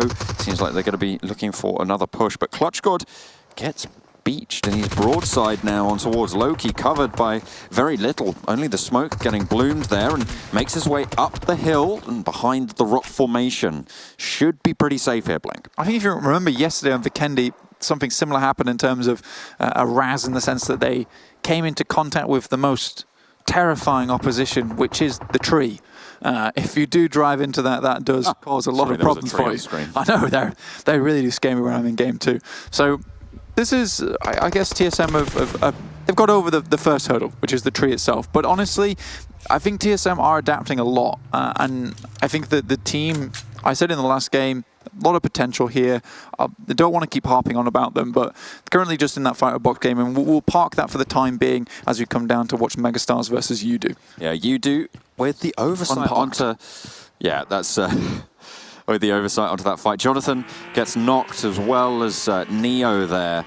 2 players down, and Box Gaming, the team that were able to snake their way into the second place, seem to be starting off pretty strong here on Vikendi on the northern side. They do have a bit of a way to go on the back of this fight, but we'll see what more they're able to get done. Team Secret's done clash. Yeah, and actually doing damage to Valdus the Murder here. 420 OP also taking a nice little shot over onto Reject Scarlet. That's all the way on the eastern side of the map. This is not what Reject Scarlet wanted to happen, but look at this. Webb's actually firing back onto 420 OP. This is fantastic. TSM Entity. That's a good beginning. There. Oh, actually, yeah, with break going down, they have an opening onto those sidelines. Zedgod just fleeing around the side of those buildings, wants to get his teammate up. Neo slithers down the side of the cliff, gets behind the tree, and lures consumed by the blue. Will be taken away. The res comes through. This is very interesting that TSM Entity have been allowed to get all the players up. Clutch God takes the same slippery fall, but this time Louis is a little bit more accurate on those shots, and Clutch God will have to heal up here. Loki is all the way in the backside, though. This could prove a really big problem, quite the thorn for TSM Entity, but they do have all 4 players back up, but the blue is pushing them. Obviously, it's circle 1. It's not going to hurt too much, but it does present a sense of urgency to get to that circle. Look how boxed in they are, quite literally, actually, because they've got Box Gaming on the top of the hill. It's such a difficult area to leave. It's really on Box to decide when that fight finishes. A couple of more fights breaking out as well. Biggitron crashing on towards Megastars. We talked about how GXR Celts were playing aggressive. Well, this is Biggitron's aggression as well here. They're mounting up. They're getting close to these buildings. Paradox is on the off angle. He's going to go for the spray. They'll know where he is now. Up close and personal. Zuxi sends on forwards. Paradox with... Here's the nade. Yeah, he's going to hear the nade. Relocates. Zuxi tucks it back in, puts the pin back. He's going to cook it again. Oh, it's sent through the window. A lot of damage found. In through the sideline. Zuxi is going to get knocked as well. That's Jumper. That's Udo actually chiming in onto the fight. Yeah, Udo was the fight that Megastars were currently locked up in. BTR tried to come in and third party it. Now nades have just been throwing out as the smokes trying to provide some support from Zuxi, but Zuxi did a really good job, and the fact that he reacted so quickly and was almost able to duck behind that wall despite not knowing what the presence of those extra players will maybe give the chance for them to bring them back up again. But TSM again taking fights with Zegod. Like you said, it was up to Box Gaming to decide when that fight started, when it ends as well, and it looks like TSM may have got a little bit impatient and trying to leave early. Yeah, 2 players now down for them. Clutch God and Jonathan have died up in the north. Box Gaming controlling it, but they have to make their way down South Plank. They have to move. It will not wait for them. They're just going to be so far out of the circle, there's going to be no space for them into these final areas. I still think the rotation from Cosmodrome past Mount Kresnik, which provides a little bit of a break for TSM Entity, and then just wait, try and get in towards Villa or one of these outside compounds might have been the play. Instead they go past Zabava and try and take a really aggressive position down towards Dobromesto, but it's Box Gaming who are waiting for them up there. Obviously Box Gaming were prepared to leave right towards the end as well. They were playing that same tactic. So unfortunate for TSM Entity, and you don't see them really getting out this one. Zegod does find Loki, but that's just the beginning. The good thing is that with Loki knocked, it's unlikely that Box are going to have the med supplies to actually get him back up and get them all into the zone. So that's probably a confirmed kill there coming through. And with break going down as well to the zone, Neo does get eliminated, but now it's a very tricky rotation. Box Gaming might have scuppered themselves, but Biggitron, they're going to be mounting up as well. This is their second wave of the fight. Able to get Zuxi back on up. They reconfigure themselves and go for the push, get 1 kill, and the off angle is taken care of. Vexy pops the energy drink, and I mean, he's going to need all the energy that can provide him to even try and dissuade BTR from getting any closer. We do have all players back up and in action here, John. Microboy, Zuxi, Ryzen. I believe Luxi is on that off angle. We know how that guy loves to go for those long-range fights. But if we look towards the map, next circle comes in very, very central towards Mavatra, Dino Park. Most teams have found themselves a home. And I'm most impressed the fact that Team Secret have made their way in and also have a decent place just on the outskirts and are playing as a team. It's really nice to see. With all the meds from TSM Entity, they'll be able to pick up. Box might just be able to make it. We'll have to see. They'll get straight those vehicles, I'm sure, once they've healed up and send down south. But for now, these compounds still pretty hotly contested. It's very, very central. And this is what we saw last game, Blank, as well. Teams just heading straight towards the center. You're more used to it on Vikendi, but it is notable how far towards the middle all of these squads are. Yeah, I think specifically with this circle as well, this is probably one of the densest place in terms of compounds is available to most of these teams around Dino Park, around Mavatra, especially with the coastal side just being littered with buildings. RRQ currently right on the western side here, looking out towards all these teams. You can see in the top right here the map, and you just see how clustered. It's very hard to even begin to explain where teams are playing until more of them go down. But this is more what we're used to from Vikendi, at least. 54 alive, 15 teams remaining. And this is due to most teams getting comfortable with one another, getting used to one another's play style, which is allowing all these teams to not play safe, so to speak, but to play around each other. Box starting to make their way down. They might actually make it in as well. I'm very surprised they were able to get everybody back and safe and secure. But moving forwards, they are going to have not that too many supplies compared to the squads they're going to be coming up against. Now, I'm a big fan of Dino Park circles. The area around Dino Park, very, very tricky to sort of navigate. When you get into the park, it's so much fun. It's so dynamic. We'll see if we're lucky enough to have that second circle land there, because we did see it before. Unfortunately, we weren't casting. Yeah, there's loads of unique little positions in there, from the ticket booths to the roller coasters to the maze that's in there too. It provides some very, very interesting endings, which would be the best way to say it, in my opinion. Zuxi taking a few shots from Encore. Megastar's absolutely not done with them yet. Synergy, Strider actually takes a shot from G9, and G9 immediately flushes him. Not waiting one bit there. Bigatron going for the push now. Microboy first in. SMG in hand. Ryzen's got the back as well. Encore upstairs, so it's Megastar's split 1-on-1 between the floors. Svexi holding down the close angle on the staircase as well. 3 players now for Bigatron in the building. Luxy still holding that off angle, playing that support role. Looking for those windows, watching for those drops. Vexi is going to go down. Not going to get a knock in response as well. Microboy takes a hefty amount of damage, but can fall back, can regroup. Encore playing into the building. We've seen 1v4s happen in this situation as well. Can it happen again for Megastars? No. Encore gets denied. No way that he's going to be able to channel his KK Skur there. And Bigatron able to wipe him out. Yeah, I mean, that's the difference play there. You see one person go in, and then from like the outside the camera, suddenly 3 other players all flood in at the same time. It's pretty hard to deal with that when you've got that 2-2 split coming through. Certainly is. Either side of the doorway covered off beautifully. We'll get a little replay on the fight between TSM Entity and Box. I mean, this is what we didn't really see, how it actually went down there in the northern side. And they're able to get it done. Box Gaming made their way down. I think we're watching that replay and all we could hear in the background. Someone's getting ready to go, it would seem. It's Kalaris in his new Sports Plus, isn't it? Yeah, it's Kalaris in Sports Plus there, getting ready to get back to the studio back on Tuesday. But looking back at the map here, King of Gamers, they're still towards Dino Park, holding that one down. They've got a decent control of here on either side of the park itself. Team Secret really biding their time, but Box Gaming have in fact made it in with all 4 players alive. Snake Masters. Snake Masters. Surely they'll be a little bit limited in terms of vests and also resources. They were in a Harry Potter house, they'd be in Slytherin. Yeah, they would be. They would be immediately. They would wear that hat, and you know what? They'd be in the green and the black. Absolutely. Every time. It's green and silver, but I'll give you that one. Is it? Yeah, those are the house colours. Oh, so they go around in silver robes? No, they wear... Black is the base. Look, goodness me, Blank. I expected better from you, to be quite honest. I said they would be. Black is the base color of all of the uniforms, and then you have red and gold for Gryffindor, yellow and black for... Actually, no, it's yellow... Actually, what is Hufflepuff? That is interesting. It's like purple and pink, bro. I only know Gryffindor, Slytherin. Yeah, so when I say they will be in... Silver and green. I'm sick of you. Talk about the game, go on. You make me green. Anyway, boxes still towards the north side. Team I&D gonna slip up towards the east and try and make their way in. But currently, all the teams are on this eastern side of the circle. I think Team I&D are going to really have a tough time, especially with how flat the terrain is here. You try and come in, most teams will see you getting through there. But Team I&D, they have a full convoy set up, so this South Asian team might potentially be able to get in. I'm actually currently really loving the rotation they're going for.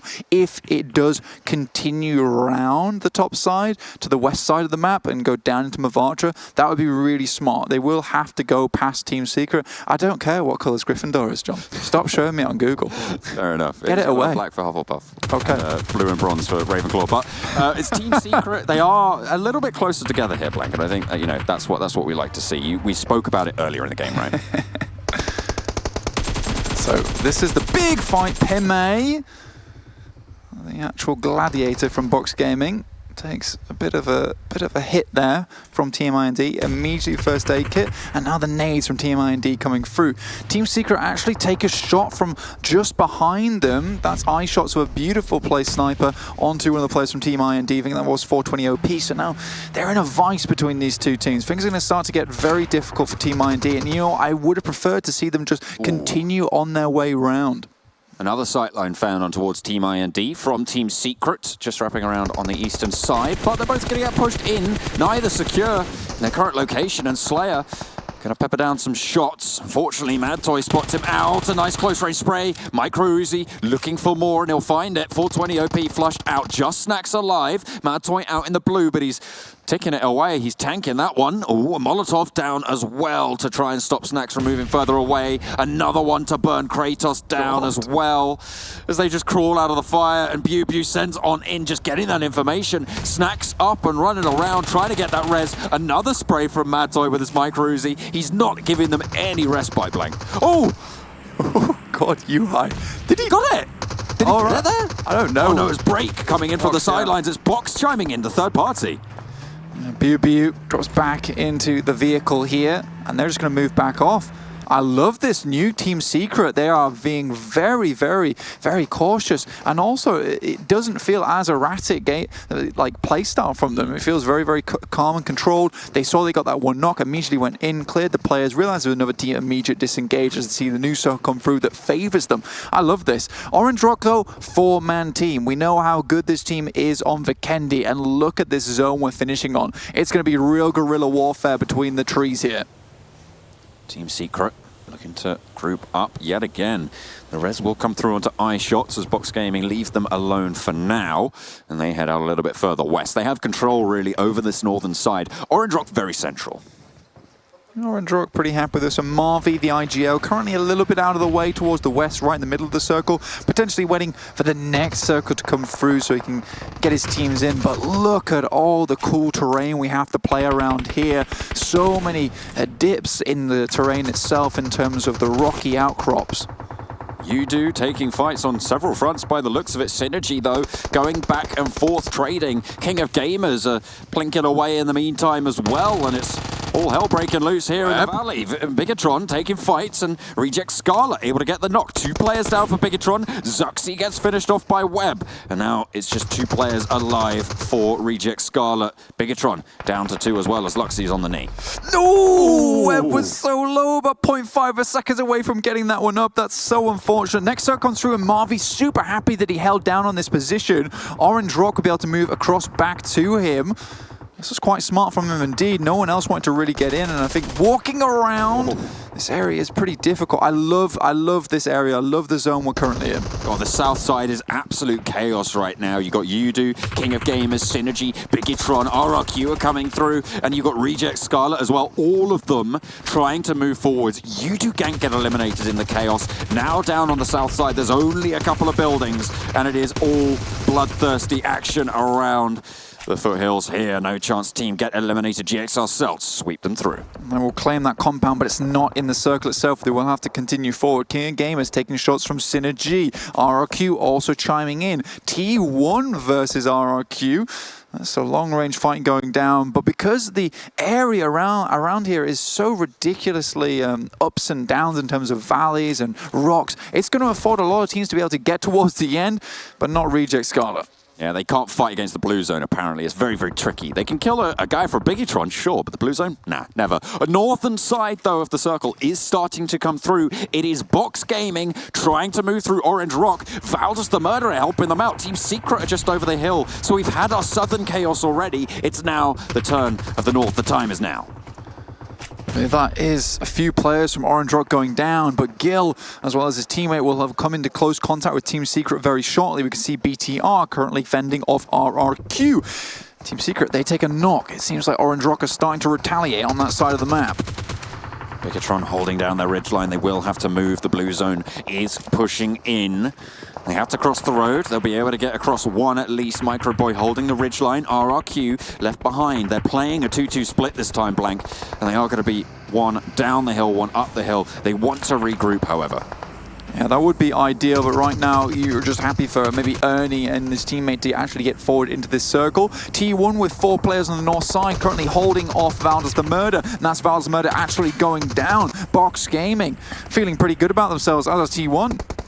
Last time around, they were pretty quiet. They snaked their way to second place, but this time they are out for blood. Biggitron take a knock as well. This is that south side still being a gauntlet, and no team's really being given that much respite here, Blank. Yeah, no one really has a fantastical spot in the circle. Synergy currently holding down a compound here, but it's so large, and there's a massive courtyard in the middle of it that is really difficult to hold down as the 4. I think they've only got 3 players on side at the moment. Circle does shift away from them towards Box Gaming and Orange Rock. Obviously, Box Gaming with 4 players, Orange Rock with just the 2 here. You can imagine Orange Rock would just try and play it slow, but they've been spotted out here. Viru trying to take down Break, pushes forward. Oh, goes to the spray. Gil gets knocked on the back foot. Orange Rock just Viru alive. And they're eliminated. 7th place for Orange Rock. Box Gaming, 10 kills, Blank. This is going very, very well for them. Ryzen currently on fire. RRQ are coming back into this one. The Rhinos pushing forward, and BTR is about to feel the horn. RRQ, they push close. G9 with a micro Uzi, can't quite get the knock there. Ryzen behind the rock is going to be up and standing. One more falls, and he's holding them off. RRQ getting demolished as they step through. Ernie gets sprayed down as well. What? Ryzen anchors it for Biggitron. Oh, they look for another, but finally he stopped. The rest of Biggitron, however, run in. The cavalry arrives, and RRQ swept away. Oh, damn. BTR there. The Rhino charges towards them, but Ryzen's there, grabs the horn, and suplexes that Rhino to the floor. He takes their credit card, no charging. Box Gaming now looking to find a really dominant position within the circle. It is close to them. Pime left behind, just watching out towards T1. Synergy know they have to move out of here. BTR crowd creeping round on this west side, but it's King of Gamers who remained there. Fairly quiet, but still doing quite well. I'm really impressed by Box Gaming here, Blank. I have to be honest. They've had a really good start to the day. Good start to this Super Weekend as well. In the first Super Weekend, they are doing some pretty spectacular stuff, all things considered. You know, they're currently sat in 7th with where they were before, but they're just consistently getting these points, and they're kind of flying under the radar for a lot of these, compared to a lot of these teams. They're really starting to step up here. They're showing themselves in the best light at the moment, Blank. T1 and Synergy both grouping together to take down the strongman BTR. Box Gaming still going on towards King of Gamers, but Lewis does get knocked in response. Biggitron eliminated as Luxy goes down to the play zone, and they are going to have to remount for the next one. Fortunately for them, Synergy spot out T1 on the cross, and they are just demolished. Open killing fields. Zigsaw, that was, I mean, he pretty much zigzagged the spray there across the entirety of them, and damn, that saw did cut. Absolutely. Now Box Gaming on the northern side, all 4 of them alive.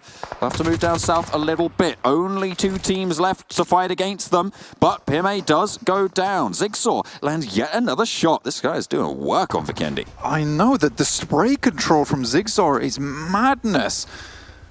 Now it's Box Gaming with 4 players. PMA is brought back up, but not a lot of cover available to them. They will have to run out, so the smokes are going to be crucial to get into this circle. There's a loot drop just in front of Synergy, but it's not currently in the circle, so we'll be able to use it for cover. Right now, they're desperate to keep using this wall as best as they can to get a little bit more advantage here. Break and Louis also both move forward. Bozza down, Braga still alive. Another shot coming through from Sevi. A knock goes on towards King of Gamers. Braga now last standing for them. Synergy playing with 3. Box, they did have 1 knock, but they are 2 and 2. They have got that back up. They'll be able to get the res, so all 4 still standing. Yeah, Circle's going to push both these teams. Right now, Synergy have got the better fortification in terms of the wall, but there's a time limit on using it. Right now, they have to at least get 1 more knock here so they can feasibly get out into the zone. You can see there, 1 player does make a run for it. Zigsaw will have to heal. PMA, low HP. Goodness me, some of them were out near the blue. Loki just about got the heel off, but Braga trying to hold it down. Box Gaming keep on going. 2nd place again found, guaranteed. 2 players from Synergy. Oh, one gets spotted out. Zigsaw in the smoke. They know he's there. They take him down. It's PMA to find yet another. 6 kills found for the Synergy squad, but 14 for Box Gaming. Sevi out in the blue, and they're mounting up. 2nd was not good enough, Blank. They want to go all the way to the top. Chicken dinner. PMA just said, like, imagine what I could have done with 3 more players there in the end. Erangel, fantastic stuff from the players on Box Gaming. Starting to really rev it up like we heard towards the beginning of that there for the boys on Box Gaming. I'm loving it. I want that one as a sound clip. A cheeky little let's go. Fantastic stuff. They are revving it up. We're going to throw it back over to the desk to break down just how Box Gaming dominated that last game.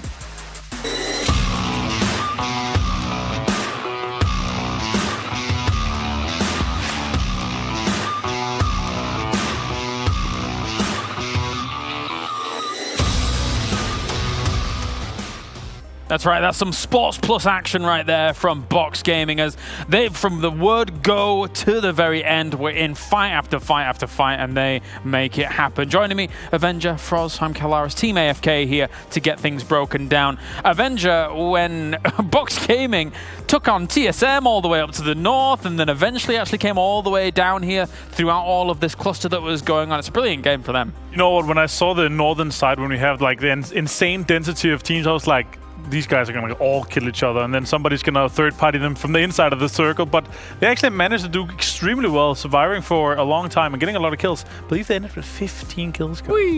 I can't believe that Box Game actually fought TSM that early into the game, and that fight lasted for so long. I mean, they were up there still when I think Circle 2 hit. They were still up there. They were like, hey, we'll grab a little bit more loot before we head in. I mean, that was a good decision because no one was playing the north side anyway, so they just got a free trip into the circle. Let's take a look at the points from Vikendi and see what Box Gaming's done. Because, of course, that 2nd place in the previous game lends itself very nicely to the 1st place here. 34 points on the board for them. Synergy, though, has had a very nice start to the day as well, as they get themselves 20 points on the board here too. Froz. 54 points in 2 games from Box Gaming. That is just insane how good that is. I mean, that's going to put them up there. And of course, we're still playing for the weekly prize pool as well. And it looks like they got a little taste of that and they won the big chunk of it. I'm so sad for Yudu and Bigatron. I was like expecting them to continue the domination today, and like they're just smashing everything. But no, we have like 4 or 5 other contestants that are like, we want a chunk of that weekly prize pool. Yeah, it was really good to see how they're able to step up here. RQ also getting 7.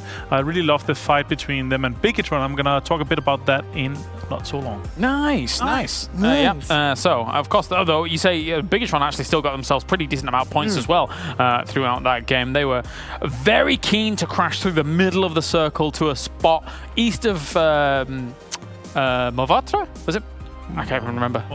Yeah. Yeah, so, I mean, that spot in itself, kind of with all the dips and divots that I actually have, it's a pretty decent spot, but then the circles kept going away. It's a decent spot, especially the place they took was closest to the center. So no matter if the circle moved away from them, they would be the last team that needed to move out. And that is one of the things we always see from Bigetron. They put themselves in a situation where they can move last, meaning they can gatekeep people. They can start killing everyone. And that's what we saw when they had to fight against RQ. That fight lasted for a long time, but again, RQ was taking blue before them, so they had the upper hand. Yeah, and they also took a better position inside the circle earlier than they did. So I was actually surprised that Bigetron managed to survive for that long. Yeah. The clutch we saw as well was pretty sick for Bigetron. But then again, that's what put them in the position they're at right now, and I like that's the reason they're so respected as well. Let's take a look at the stats here for our winners. Bit of Box Gaming. 3,000 damage! Yes! Wait a minute. Whoa. Aside from the damage that they were able to do, 2,000 healing? Yes! Jeez Louise! I think that's the highest we've ever seen from a winner, right? That's kind of double the amount of what we normally see That's from the winning nuts. teams. Yeah. They really had to hunker down here and go through the wars. A lot of it probably was from the TSM fight, maybe. And a lot of it was probably from the blue damage as well. Yeah. Because, again, they were fighting in blue against TSM early on in the game, and it took them a long time before they got out from the blue into the next circle. But, I mean, hey, it all paid out, right? Yeah, 14 kills and a chicken dinner. I'll take it for that healing. Hey, dividends. It's like 30 first aids, guys. That's insane. That is a lot of healing. They're good on looting. Now we know that. Yeah, jeez Louise. Especially after, again, I guess maybe TSM kind of gave them some of the loot at the beginning, Yeah, of course. They've come in from Cosmodrome, obviously. Let's take a look at the Mountain Dew do moments here for us. What have we got? Hilarious. No. Take it away, James. Not two back-to-back. We might do another one later. We'll do 1, 3, and 5. I mean, for us, we'll do 4. This is the fight that we saw lasting for a long time between TSM and Box Gamer, of course. That was in the blue, but then we moved on and we saw Bigetron actually fought a lot of the teams. They fought Mega for a long time in the compound down on herself as well when they crashed into Mega.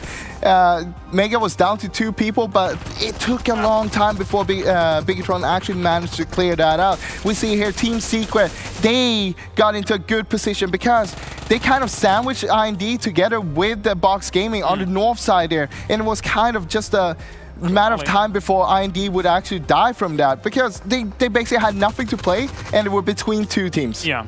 Avenger? Yeah, I want to say that it was really refreshing in many ways to see some fights in the beginning where in terms of Vikendi, we often see a lot of macro strategy in the first 2 circles. Here, it was so nice to see some of these fights, obviously because we had some interesting circles, but also because the teams that were fighting for this, and it was super interesting to see. Yeah, I really like what we saw from Orange Rock, of course, as well. We saw them fight there, but we also saw what I'm not sure exactly what happened when they tried to push Box Gaming here. Because Break was the first one to come there, but afterwards, Orange Gaming was trying to take that same position. But Break somehow held it out against Orange Rock, and Orange Rock had to retreat, actually, and later on getting killed by them. I mean, Break is the ace up the sleeve when it comes to Vikendi, and not only that situation against Megastars where he was healing them and takes them out, but then also being able to do so well for them in this game, too. He's so good on this map. And I mean, yeah, towards the end here, we saw that Box Gaming, they were basically just taking control over the whole situation. They were wiping out one after another on Synergy. And Synergy, as you can see here, they didn't have much to play. And in the end, it was just all about killing the last guy that was out there in the blue. And that rounds things out. Synergy, though, again, you know, getting themselves 220 points on the board is very nice for them. They were kind of middle-ish pack, so they're going to be moving up slightly here. Let's take a look at the total damage for our Vikendi game. And, yeah, nobody's really keeping up with the Box Gaming onslaught. That is crazy. Wow. That is nice. That's good to see. I mean, that domination from one round, guys. Yeah. You see a lot of damage coming out from Box Gaming. And of course, we also saw them taking a lot of damage from all the other teams. But it's so even between all the other teams. It comes down to the circle and how everyone was playing it. We saw people just poking each other from the compound to another. People trying to third party all the time. But no one really taking advantage more than Box Gaming, of course. Avenger? I think what we can take away from this is Bucks, they dominated this game. Yeah. 3,000. They took advantage of many positions where you would think, okay, they're going to get third party, they're going to lose this fight. Yeah, they had many players alive throughout the whole game. They are currently, they have the bragging rights of Vikendi at the moment. The braggart rights. Braggart rights. That's right. As well. But I think honestly, this was a perfect execution of how a game can be played like this. Let's take a look at the top players from this game and see if anybody actually touches box gaming. Oh, this is oh, we haven't had a full 4-man stack for our top players yet, have we? Nope. But Sirvi sneaking on in there. I say sneaking on in. They had a great game. Yeah, they had a great game. No, you can't take that away from them. No matter what you saw from all the other teams, and Box Gaming doing such a phenomenal job. Servi, of course, as always, being up there for a synergy. Mate, Pime in these past 2 games, he has been MVP. If not only in that previous game, but 4 points of damage off getting 1,000 here in this game, Avenger. That's fantastic to see. So many clutches coming out from one player in such a short amount of time.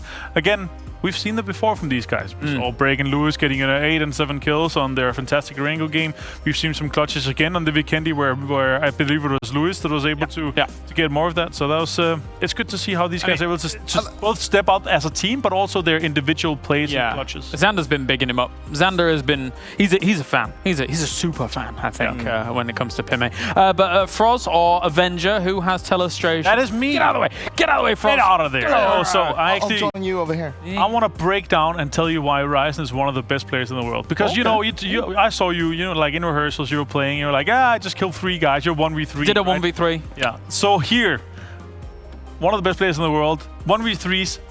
The best players in the world. 3 of the best players in the world. 3 of the best fraggers in the world. 3 of the top 10 fraggers in PWL East here for Season 0. So, first of all, I want to point out here, obviously we've got 4 guys here. They're going to be moving and trying to get in a position here on Ryzen, and they're actually putting a lot of pressure on. Let's start this clip here. So Ryzen is holding this rock alone, and what is out of cam right now? The reason why he's holding this rock is obviously to make sure that RQ is not going to sweep them, so they don't push from this position and down here. We want to make sure that their backs are free, so they can try to sweep in and get in behind Synergy. This doesn't work out, but a lot of interesting things come from this. So RQ does the right thing. They're putting some pressure with utility, as we know RQ do best. He actually managed to connect a Molotov here, and Ryzen is put on his belly. He has to heal, he has to put this. And in this moment, 3 of the guys from RQ, best Terminator style, fully synergized. They're already moving up.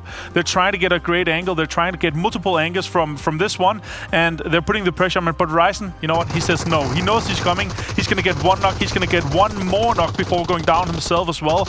Absolutely crazy play from here. Both G9 and Beer, 2 of the top players here, taking them in a 1v1. Yes, he has advantage. Yes, he has a rock to play with. But the way he's wobbling from side to side and taking on a full 3-man teammate is just amazing to see. Also putting pressure on Ernie. That's actually Ryzen that is taking Ernie down. He goes down himself to D2E. Loxy comes flying in and saves the day and gets the last heal. So Ryzen actually are 1 versus 3 and get D2E to half HP. It's basically a 1 versus 3.5. I'm glad you picked that clip. It was almost as good as my 1v. No, it was. I mean, that shows how important it is once again to have players that can actually hold it back. Because meanwhile, while all of that happened, the rest of the team from Bigatron was actually fighting. I think it was Synergy at the same time. So basically, Ryzen had the mission, the objective to actually just hold them out. Buy us some time before we can come and help you, and that's exactly what it did. Before we saw, of course, Luxy coming in there, saving the day towards the end. I will say that's actually one of my favorite clips from the whole Super Weekend, because you're seeing these 2 titans of the PMWL going up against one another, so it's really cool to see that out. Let's take a look at the overall rankings here so far and see who's challenging up at the top. And it's a change of the guard. Bigatron Red Aliens has found themselves up in #1 spot. Udugank has been knocked off their perch for now. They are going to have to go back to Chaser status Froz. This is the first time since the first game that someone has taken the first spot here in the Super Weekend since we started. Udugank, they held it out strong, but it hasn't been enough.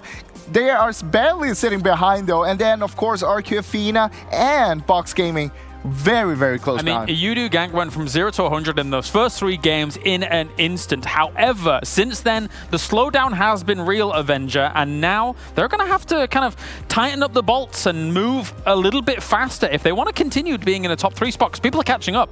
They got 3 matches worth of 95 points here with 3 chicken dinners.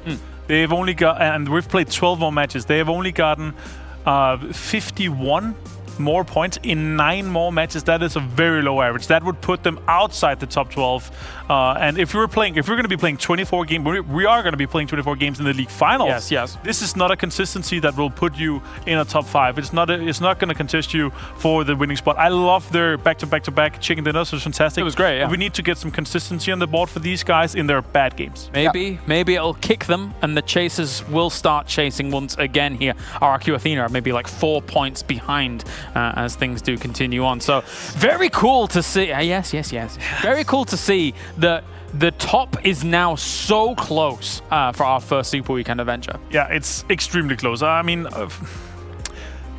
we're going to go down to the last 2 games here. We're going to be seeing the nail biters of games because it's going to go down to the last game, I believe. I'll put it like this. It's gonna go down to the last fight, not the last game. Yeah. The very last fight will be determining. Yeah, it could do. Let's take a look at how our top 10 damage is rounded out to here. We've already taken a look at our kill leaders, but who's... Oh, you're 4 points away from 10k. What? Oh, look, see. Ooh, that is a lot of damage. RQ has been pushed out. Look how close that is. Oh, that's Look damage. at- That's damage. Top 10 by Calm damage. down, Okay, I calm was like, down. wow. That was like... Look at G9 though. I think last time we saw him, he had 7 nade kills. Now he's up to 10 nade kills. That shows again how good they are on using the utilities. Let's highlight some of the people that are not in the top 10 kill leaders, though, in terms of Jonathan, Martin, Snacks, all making pop-up notices here. They are putting in so much work for their teams, but it's not being reflected that much in their overall standings. They want the entire cohort, the entire unit to be pushing up with them, Frost. Yeah, I mean, it is a team game. You got to make sure that the whole team is with you. And a lot of times we see Jonathan being the last man up for his team, and that's where he put out a lot of damage as well. He put himself into a good position to play from, but you also got to make sure you have the team behind you. They got to be with you in a good position. You can't do everything alone. Yeah, that's not how it works. Indeed. And of course, while this is going on in PUBG Mobile, there's plenty of battlegrounds that we're playing on right now. One that we're not playing on, but is playable for you guys at home, of course, is Livik. Let's take a closer look.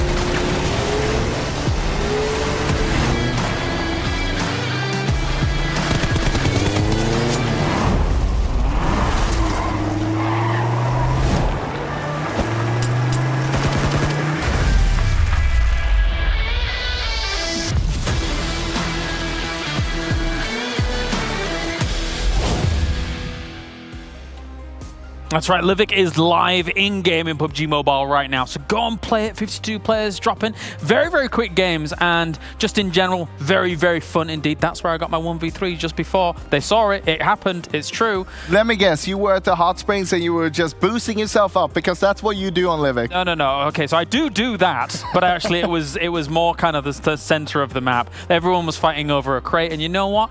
Cheeky Kalaris comes in solo squads. Gets them all. Anyway, gentlemen, I'm heading over to our commentator team that are going to be bringing us the next 3 games. All right, bye. See you later. Bye. We have Imperium and Maxman here to join us. I like the waistcoat. Thank you very much. I thought I'd bring an extra level of smartness to the last day of a little bit of class. Super Week 1. So yeah. And I get no comment on my dressing. Damn it. I got the red pants and everything. Wait, no, you're not supposed to show people what's going on underneath. Oh, true, sorry. That's Anyway, yeah, what a first 2 games, right? Teams really stepping up. Teams that we've kind of been not resting on, but they've shown signs of really strong moments. But really, like King of Gamers, Pox, man, my lord, like such incredible performances. Yeah. Very much I'm really happy with like Pimai, especially of Box Gaming. He's been like absolutely carrying the team. So far 2 good games, 54 points total. They got to keep on ramping it up to try and potentially even get over BTR. Yeah, for the start of the day, Pime for me is MVP so far throughout these 2 games. Thank you very much, gentlemen. I'm going to head back on over here to Team AFK. Right now it's just Team AF, but if I step over this barrier, we're AFK again. You know what? I'm really sad. Little steps. You didn't comment on Max's outfit.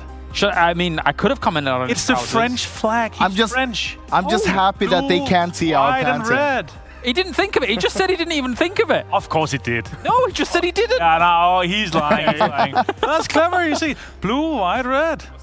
That's perfect. I loved it. Yeah, Fantastic. Thumbs up for that. Best outfit so far. Actually, we have one of the fans rating our outfits. I will say Max have won the whole weekend by putting his.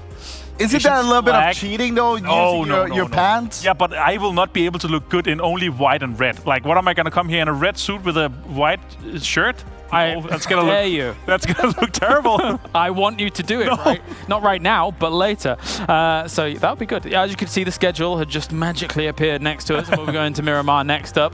Blue and yellow though for Froz. I think that could go well. He could pull off blue and yellow for Sweden. 100%. Yeah. Well, did you down me? No. Oh no, easily. You're gonna do I saw that white jacket there, and then have a red shirt beneath. That could also work, kind of. But then that's the opposite way around. That's the wrong kind of color. You'd look like Brother Love from WWF. Yeah. He's got a really red face. Google him. Imperium's laughing. Okay. It's a bad comparison. Let's not do that. Oh, but I want to say though, great outfit, Max. He didn't even think of it. I think he subconsciously did think. He did. Let's talk about Miramar here then, between all of these teams, because right now Box Gaming is doing phenomenally. Do you think that they can continue that performance on Miramar, or are you looking at other teams on Miramar coming into this next game? I gotta say, I want to see more from Box Gaming. Sure, they have 54 points so far, but I mean, that is not enough. I want to see them being all the way to the top. If they can win this weekend, that would be amazing. Let's head over to the game. Imperium and Maxman, bring us the desert. Bonjour. Bonjour, oui. Je suis le français, oui. J'aime le baguette et le croissant. Okay, anyway, third game of the day. I have too much of your Frenchiness, and I'm ready to get into this Miramar action. Of course, first 2 games have been dominated by the storylines written by Box Gaming and King of Gamers. 54 points by Box in 2 games alone, and 31 from King of Gamers in 2 games. Even though the overall rankings and standings have been in a lot of shambles right now, Imperium, even though through all of this pressure, through all out these changes, one thing has yet to change, Imperium. Okay. And that is Reject Scarlet going for the Eastern Coastline. Every single game, Reject will go for that area. They're going to go for Impala over there on the east, so that's an easy entry point for them in the circle, depending on where it will pop. But you know that the east is pretty nice to go for. Going to be seeing Box Gaming, the team that everyone's been talking about, and currently the team that is closest to this Phase 1 circle central position, which will be Monte Nuevo. Okay, so that Phase 1 definitely in no way really complements the Pain Path. Also, if you aren't familiar, that area, that guitar-shaped area on the west is out of bounds, so you can't access it. So basically it's the same as water, so to speak. So really very, very west. You do have quite a lot of high ground in play right for this Phase 1. I'm looking at Crater Fields, and the high ground in between El Pozo and Monte Nuevo are going to be, in my eyes, the hot spots for these teams to go. I'm also going to talk a little bit about Yudu Gang. Currently, they're going towards Minas del Sur. That's a position in which that's their like secondary drop-in location, but the Pain Path does complement that location. Normally, they like to go towards La Cobriera. That would have been really good for them on this Phase 1 circle because there's just so much room available up north. This time, they might have to get in a little bit of a hassle and a little bit of a fight with RQ Athena, Megastars, even potentially GXR Celts, and also Synergy as they try and rotate higher up north. But realistically, because of that Phase 1 very heavily on the west, it is putting even more pressure on the teams on the east, right? You're looking at Team Secret, King of Gamers, Team IND, Valdis, even TSM Entity within reason, of course, Orange Rock. Yes, you can see Orange Rock easily sweeping up on the north side and coming in the south of the Cobre area, and TSM kind of just coming in towards the Crater Fields, which is an area I recommend. But otherwise, it's still not going to be too easy.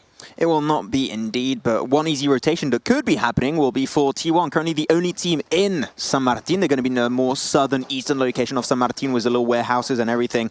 The loot's going to be a little bit scarce in that location. I think that they can allow themselves to go more central, but they're a team that now have been playing a lot more passive in the early stage. They avoid confrontation as much as they possibly can. They don't know that there's no teams in San Martin. There's been already fights in the past over there, so they're just like, okay, that location, we're not too sure, we'll be a little bit careful. But as I said that, they're actually just running down the road. If a team was there, that would be risky, but we know that that's not the case. It's only first couple of minutes of game is rare. Of course, yeah, Miramar, there is that risk, right? And Team 1, a team that we talked about with regards to the redemption arc between day 1 and day 2 of the Super Weekend, but coming in towards kind of the very end of day 2 and the start of this day 3, they have somewhat struggled. Game 1 today, they only scored 2 points.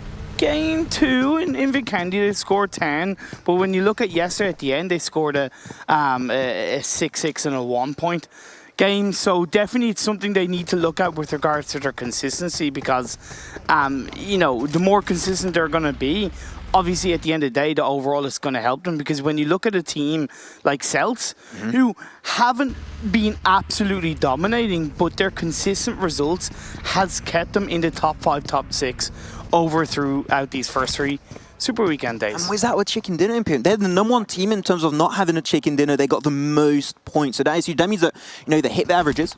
If they get 1 chicken dinner, they can just get that extra spike. And those spikes like that can allow them to just rocket up in the overall ranking. So GXR Celts, they are a team that they are aiming today to get chicken dinner, just to be a little bit more at peace of mind to go into the next week of the league play and also into the next Super Weekend. If they do qualify for the next Super Weekend, that is. Exactly, that's the thing, because like fast forwarding to next Tuesday, Wednesday, it's going to be all 20 teams vying once again for 16 spots in the second Super Weekend. But that will be then. This is the third game of the day here in the Super Weekend 1, day 3. King of Gamers sitting themselves nice and prettily inside Los Leones. It's currently outside the circle. King of Gamers, okay, they scored nearly half of their total points in the first 2 games today. That is a huge improvement, and it's rocketed them up in the leaderboard in terms of putting themselves firmly in amongst all the others, which they currently find themselves in, if I can find it, ninth place. But it's the fact that there's only 25 points dividing 5th and 11th. Yeah, so really just a good few amount of performances and they can just really climb up that and go really high. Is that the Golden Mirado? Wait. Yes. No, it isn't. It's just, I was like, wait a minute, is that the one? But no, it's a like fake, a beige. It's a fake Golden Mirado. Fake. Get out of here. Get out of here. We don't want to see this. We want the true Golden Mirado around here. But that's fine. So that's going to be then looking at Synergy, their team that could put a little bit of a stop over to Yudi, because Yudi currently in the Southern Island. They haven't yet rotated, and I think that there's something really interesting to see from Yudi if you check out the map stream. Man Parang is currently getting information on the eastern bridge of the Southern Island, looking for information if they can cross over there, because they know from the last streams of the last 2 days, right, on Miramar, Synergy, they always go in Valdemar. They know this is not an easy location to cross over, so they must look for other opportunities and ways to leave that island. Fully agree, and it's not like it's going to be too difficult for Yudu Gang to get their way into the circle, because they can go on the high ground, basically down the south of Tumas area, and get a lot of information, so they can go little by little as the Phase 1 Blue Zone does close in. So it's really not going to be too hard for them once they do get into the mainland. But as we look over onto Orange Rocket team, who in yesterday's Miramar game won it, dominated at the end, had an absolutely fantastic rotation, took down Team IND, was playing just shooting practice on the teams coming in outside of Los Leones. But at the end of the day, this is a new day, a new game, and they haven't really had the best of starts in this day 3. What I love about Orange Rock is the fact that they know when they are forced into a corner and have to take specific fights, and then they just fully commit to it. That's what I love. But as we're going to be panning over to King of Gamers Club, a few shots will be taken, will not result in too much being done, as we do have then GXR Celts rotating around them. Rox has got a little bit of a high ground position with the rest of their team. They will find a nice compound to call home for the time being. But still, they're pretty central, and there's no reason to really move elsewhere, because it's Phase 1. You don't want to, like, over push your rotations, because that's when you might take a risk of, encountering another team. I do love the fact that Erangel are moving as a unit. They're moving as a solid team, and they've also been fairly swift, right? Because TSM Entity, who we are seeing taking a couple of shots on towards Erangel, did drop a lot closer to the edge of the circle compared to Erangel, yet they're both there at the same time. So you've got Neo of TSM Entity a little bit far front, is scouting a bit for the rest of his team, and I think that definitely now Erangel, they have the information, they know that a player of TSM is going to be around here, they're going to go for a little bit of a 2-2 split, but seeing how they're moving, it does not seem like they're retreating, seem like they might want to go for like an aggressive position onto TSM to get 2 different points of pressure on these squads. Mavi taking quite a bit of heavy damage over here, is going to be really intriguing, but Reject Scarlet, they're going to be trying to join the party, Sarah's going to be from the backside, putting on a sandwich kind of pressure on Erangel, but Mavi gets the information on Webb, hits the shot, connects it, Webb will go down, and now Sarah will be left alone, but Duello is going to join the party to make another 2-man team to push and apply pressure on Erangel. Great awareness and great information by Erangel, especially if they know the fact that, like you said at the start, Reject always go east, and they should have known, and they did know that they were going to be coming in behind them. Now, we did see phase 2 pop up. It went over up and towards the northwest. Of course, the out-of-bound area has been taken out of play, but could it be another urban finish at the hands of El Pozo? There's a lot of open land area around it. You have the fields outside of El Pozo, which it could certainly shift to. But either way, Erangel got an initial knock, initial kill over onto Reject Scarlet, and now they turn their attention onto TSM. Reject Scarlet, they knew that they had the low ground. They could not push on Erangel too easily. I got to say, Erangel, how they responded to that engagement from the back was very smart. As you just said, I think that the response was really on point. So now, Reject Scarlet got to rethink how they're going to enter through here. They could just easily rotate high up north and enter through, potentially create a field of El Pozo northern side itself. But they got to rethink how they want to do this, because this is not a viable option into the circle. Yeah, like there's loads of road area down by basically beside water treatment. They could come in even Le Cabriere, which is hilariously out of sight of any other team, and then come in through the south of Crater Fields. But either way, Erangel playing this game very strongly in the early parts. Now, one thing for them is the fact that Reject Scarlet are actually heading down south by San Martin, and that's where currently Team Secret are located. I'm not sure about this one. Mad Toys got information. Are we going to have a little bit of a chase scene? I know we're going to have a long-range shot scene happening right here. PMWL is going to try and dodge left and right. The car explodes. Oh my god, that coming straight up from a Mad Max movie.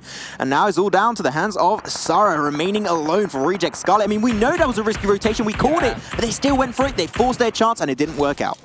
That was like something out of the trailer for the Season 14 Royal Pass.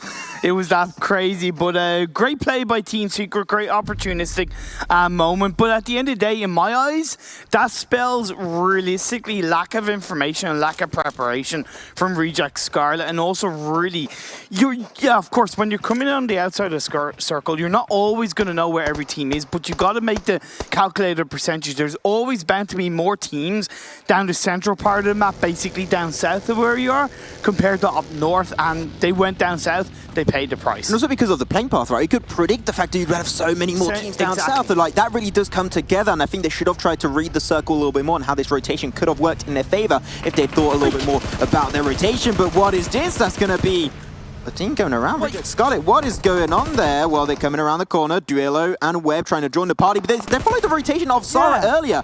What is happening for Reject Scarlet? I have no idea what the intention is here. Now, Team Secret, they're feeling confident. They got shut down earlier. They're going to go for an extra kill. They pick up one. Now it's all in the hands of Duello, remaining there in San Martin. They get the kill. They still have Sarah remaining to left San Martin completely. But still, like, they knew Team Secret were there. Why would they recommit to it? Honestly, just very poor play. Like, I don't want to be super harsh, but at the end of the day, it's a reason why they're at the bottom of the standings in 16th place in this Super Weekend. You know, they just need to step it up a bit more impressively. However, Erangel did hear those shots, and they are looking to be maybe a little bit opportunistic onto Team Secret, because as much as Team Secret responded well, they're now a little bit more separated, a little bit disconnected. But next phase, moving on up. The circle comes up and is not going to go on their pod, so it shifts pretty harshly away, but going to go where most of the teams are currently localized. But one thing I'm really scared about, right? You have a lot of fields and a lot of high ground. The teams that go in the fields are going to get absolutely battered by all the high ground spots. Where you want to go is where, for example, T1, RRQ Athena, and also Galaxy Racers are. They got all the high ground, they got all the visibility in this circle. So this circle shift is great for the teams already inside the circle, but it's definitely a lot harsher for the teams outside the circle. I'm mainly looking at Udo, Synergy, and a little bit of Team IND as well as even BTR. Going back to the replay then of Mavi getting a nice little bit of engagement onto Webb as they were going for the third party from the back. I mean, the spray was clean, connected on the last few bullets of that weapon. But yeah, that was then the play of Madtoid that was coming out, and then he connected it really easily. It's still, like, the information gathered from Redux Scarlet really not coming out. Like, this is a really small thing, but it makes such a huge difference. Why a player will prone down to get that shot off compared to, let's say, being crouched down, because your recoil is a lot easier to handle when you are prone down, and you're basically able to be more accurate with those shots. And when you're spraying a moving vehicle, you want to be prone down. So that little bit of play from Team Secret, it shines a light on how strong they can be. But at the end of the day, when they're 15th overall in the standings, they have got to do more. So I was just talking about the fact that you had to aim for the high ground in this kind of position, especially up north towards El Pozo. That is exactly what RRQ, Athena, and you want to do it, because now you get information, you see where all the teams are currently localized, especially when you're on that tippity top of the mountain Imperium. They see TSM Entity, a few nice shots coming out from G9, connects a bit of damage down onto TSM Entity, but they're a little bit too far away. And now they have easy access also to the cars. They can just pop the wheels left and right and just deny that rotation potential from the other squads.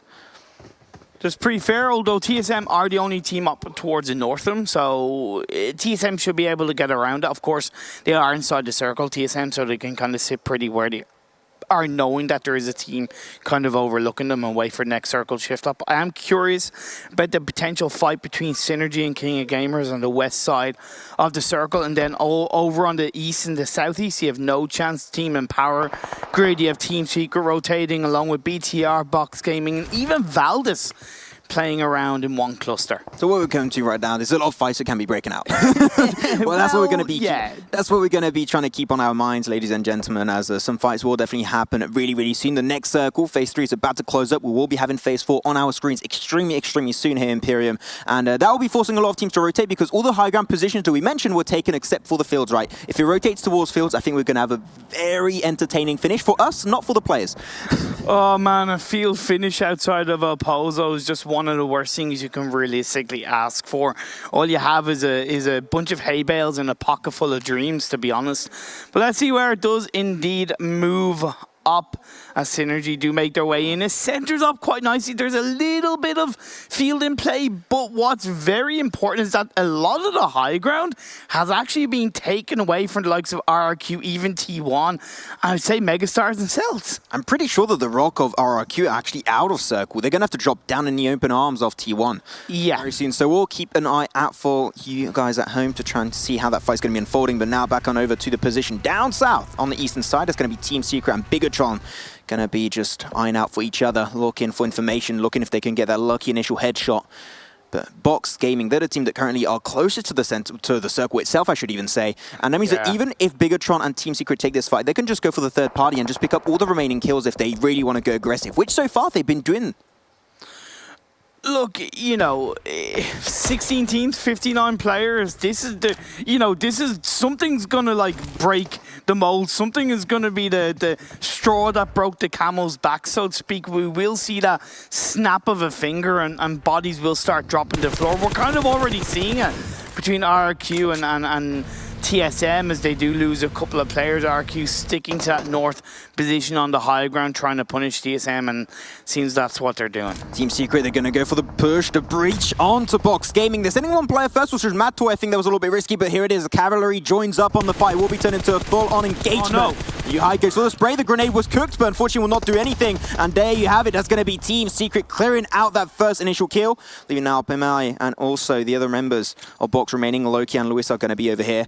They're going to try their best, but Lewis is going to slowly try and sneak his way back over that. But Bigatron, they hear this, and they might take this as an opportunity to rotate into the circle. In Pimoy, we trust as Loki gets dropped down. Pimoy on top of the roof, just waiting and biding his time. We've also seen Break being pretty strong. Team Secret also looking very coordinated. They know where they are. The shots are coming through with the drop shot. And that is going to be the end of a Box Gaming, I believe. Actually, no, sorry, Pime is still up, but at the end of the day, 3 members taken down, and TSM once again go down early in this game. I think even Mad Toy wasn't expecting to drop that low as he was cheering for the drums. Like, okay, I'm actually falling for quite a long period of time here. This is getting a bit scary. But now PMA will try and just sneak his way out of there. And I don't know if they have the information. I know definitely for sure there was not a squad wipeout, right? Because they got a knockdown. They had to flush it out themselves. So they know that one player can still be remaining. So they're going to keep an eye open behind themselves to make sure they don't get backstabbed later on in this game.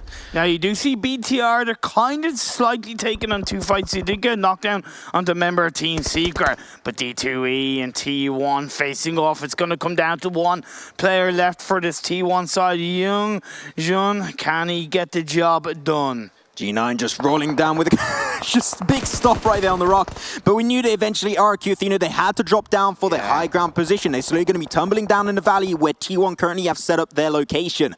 Yeonjun trying his best to defend it. Seidan and ZZP both got knocked away, leaving Yeonjun as a one-man army versus the full forces of RRQ Athena. Grenade, utility, everything can be valid for Yeonjun to take this fight because he is definitely not an advantage as Bear just falls down, doesn't take any damage. Great grenade coming out actually from the side of Yeonjun, connects on the D2E. And now he needs to go for it. This is a 1v2. This is his one opportunity to take this clutch fight. He has to try and a little bit of a reposition in my eyes because now RQ know where they are. They're going to look to send utility forward. Maybe look to go a little bit to the left and even go down on the hill because all the while, all you're realistically doing is you're allowing those revives to come through and you're taking away any kind of advantage you had over onto RRQ. Another grenade is going to be cooked up. Will this be the golden Kobe onto the members of RRQ? I would say really don't use that grenade. You used this grenade earlier, got knocked down and didn't turn it into anything. This is just a waste of utility. If you use those grenades and you want to turn it into something, you must commit once you get knocked down. G9 going to throw his own, but I think it's a little bit too high up. I don't think that grenade will indeed connect, and that will indeed not be the case. But a circle shift, Imperium came up. It actually shifts very, very heavily over to the eastern side, a little bit high up north. And that means that all the teams currently RRQ, Athena, and T1, they're going to have to go downhill for the open arms of especially Orange Rock on the east. And I kind of don't get why Young didn't reposition away. He is hearing the noises of the vehicle moving in, and he is still kind of cooking up a grenade. But now, as this fight breaks out between Orange Rock and No Chance Team, we see Gil getting confirmed, but Godless getting knocked from Team Seeker. So a little bit of a third-party play down on the southeast tip of the circle is going to take down No Chance Team. Opportunistic from Team Seeker. About time they showed up. About time they started really living it up on the kill feed. We were talking about this before the broadcast, right? Like, Team Secret is a team they need to have a good day. No more second chance for this team in this first Super Weekend. And they are showing up to the party on this Miramar game. I do have to mention Imperium, but here you have it. Things are going to get more and more set in stone as we're going to have now, especially in the south. Bigatron going for the push onto Valdus. Things are going to get more and more set in stone. As there we go, Microboy and Luxy, they want to join the party with Zuxi. They have to. They need to get involved. 3v4 versus Valdus. Zuxy's already there, but he's not going to go overly aggressive because he doesn't have the rest of the team. But even then, he still gets the nice knockdown onto Godot to initiate things into action. I love to see it. But Team Seeker actually returns their partying onto BTR. Looks he's just going to try around the buggy. Out in the open as Yuhai gets knocked down from a distance. That's going to leave up to Mad Toy with that nice mini 14 spray. Gets a knockdown, leaves Zuxi the last player standing for BTR. I don't understand why Luxy didn't try and actually help the push onto the fight on Valdus. They want to try and keep those members remaining as much as possible. I think that was a little bit of a misplay and miscommunication on their side. There you go. They even hit it down. Microboy, Zuxi out for the count. And Bigatron, Red Aliens get eliminated in 10th position. It was a little bit of an L on that one, but still, nice try. We also lose Megastars and we lose Team IND to the Blue Zone as the next phase is about to move on up. It centers up quite nicely with no real compound in play rather than just a tiny little shack on the northern tip of the circle. But either way, it's downhill play for Team RRQ. T1 get taken out in 7th place. Galaxy Racer Cells should be the one to put pressure onto RRQ on the west side of this blue zone. One thing we have to mention, Imperium, no teams are currently in circle. It's still nobody's game as of yet. Orange Rock, but I mean, all the squad's going to have to go downhill, especially RRQ Athena. Their team that's going to be having a lot of an issue to actually go down because Team Secret, they're holding this area so tightly, allowing no air bubbles to come out and especially no players whatsoever. So I'm interested to see how things will be coming out, but Orange Rock, they're going to have to also tumble down ground, like downhill just a little bit. It's really no, I don't know who's going to take this one, Imperium. Honestly, Orange Rock should actually shift a little bit up and towards the north. They have a little bit of an opening that I believe they can get to, but of course RQ could be looking in their sights. We do have one member left from Reject Scarlet. Sarah has just kind of basically stayed out of sight, out of mind, and had been gifted the circle shifts up until this point. Now moving in as Galaxy Race Circle and play out. Team Seeker and Valdez clash together. Initial knockdowns coming out from either side, but eye shots gets the job done, but now gets knocked back in return, leaving UI, the last player, up in behind the truck, holding on to his own. It comes down to this 1v1 as Goddard gets a revive on, and now UI is going to push forward. The revive is yet to come through, but RQ are backstabbing from the other side. Yes, this is a scary position, but Yuhai tried to push forward, but then healing himself, lost a lot of time. Martin will get res back up, and now if you want to go for your own res, the man advantage is over to Valdez. They could go for this push, but I think they're more intrigued to get a nice position in the circle, and a very slim amount of chance that they can get in the southern position of that circle. Still going for the heal, but no, no, that's not going to happen, Yuhai. Team Secret kind of throwing this golden opportunity of a fight versus Valdez, but Valdez still getting destroyed by RQ Athena from the high ground, but they only have a little bit of time remaining before they have to go downhill themselves. Yeah, 100% missed opportunity from UI, but now RQ dominating on the outside of the circle, just picking off bodies left, right, and center. UI taking the chance, taking the opportunity to put more pressure on the Orange Rock, trying to hold on, and now as he goes on the side of the road, it is going to be the fight 2.0 between Team Seeker and Valdez, and Team Seeker come out on top. 13 kills for the boys. RQ Athena absolutely popping off. Now 14, as you mentioned it. Orange Rock eliminated in 4th position. 3 teams still remaining in this one. We still have one player, a tanky of Galaxy Racer Celts, and still have RQ Athena waiting for this opportunity. But now the circle shifts away from all of the squad. It's going to be a race, Imperium. The first team to get in circle. They'll be controlling this late game phase. Interested to see, but the man advantage for RQ Athena alone should be a main reason as to why they should take this win. 100% agree. They even have a little bit of a tiny crate that they can use to kind of reposition around, which is exactly what we've seen from D2E. Prone his way down, get a little bit of information, and then move on their way across. The smokes are being thrown out, the road is being created, and now they're on the southern tip of this phase 7 circle. I love the fact that they're leaving G9 behind, Lob on the high ground, keeping information on the smoke road of Yuhai of Team Secret, also potentially on the tanky of Galaxy Racer Celts. And I think this is definitely how you want to play this, send your 2 players in the circle. Even if you lose one, I think that is definitely an absolute stonk performance from them. But here it is now. Going to be seeing Yuhai coming over. He gave an information from that other location. They know he's coming over. They're going to go through the spray in the smokes, but still, Yuhai fighting so well versus RQ Athena, the kill leader of the lobby so far. But another angle has been held. B5 back gets D2E, but will get shut down by Ernie himself as Team Secret get eliminated in 3rd position. That flick from Team Secret at the end to get that knockdown as Celts is trying to push on. No, he's not going to be able to heal up in time. This is going to be game over. This is going to be RQ coming back with a chicken dinner. RQ Athena, they went early on for the high ground position we mentioned because of that phase 2 circle, and then they had to go down. They took care of T1, they took control, they got information, and that allowed them to take that win. It was super well executed, very by the book, but a reason why it's called by the book is because it works, and RQ, they proved it. Like, at the end of the day, of course, you know, we always recommend high ground and Miramar because it gives you information, it gives you potential to push teams back, but if you're not able to actually utilize the high ground like RQ, and if you want a lesson on how to make the most of a high ground position, just look at that last game and how it was played by RQ. But either way, we'll see how it was all broken down in just a sec.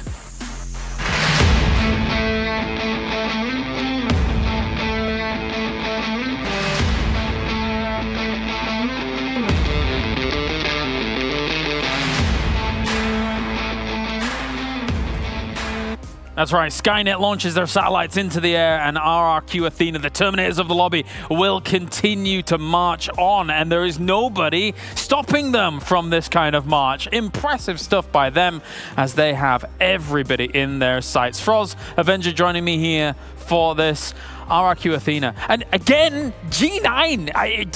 Every single time we check on him, he's like, yeah, I've got a casual 850 damage, 950 damage, 1,000 damage.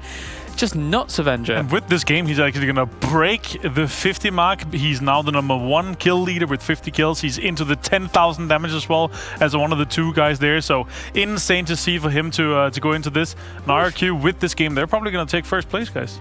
Can we talk about how far up they were in the sky there, G9 and Bear? They were literally... that's the highest where the we've plane seen path someone. goes. That's the highest we've seen someone on Miramar. And they we're had all the literally info. just looking down at people like, oh, look, there's someone over there. Let's shoot at them. Very impressive stuff to even be able to get up there, to be perfectly honest. Also having the 2 vehicles up there, so they can basically just sit in the vehicles, drive down without taking too much damage. Yep, you have to sacrifice one of the vehicles towards the end, but that's how it's going to go. Let's take a look at the points coming in from this game. RRQ Athena, as if they weren't... Yes, the boys! 36 points for them here, 16 kills. Team Secret, though, 23 points going their way with the 13 kills they were able to accrue. And GXR Celt, consistently consistent, my friends. 19 points coming in for us.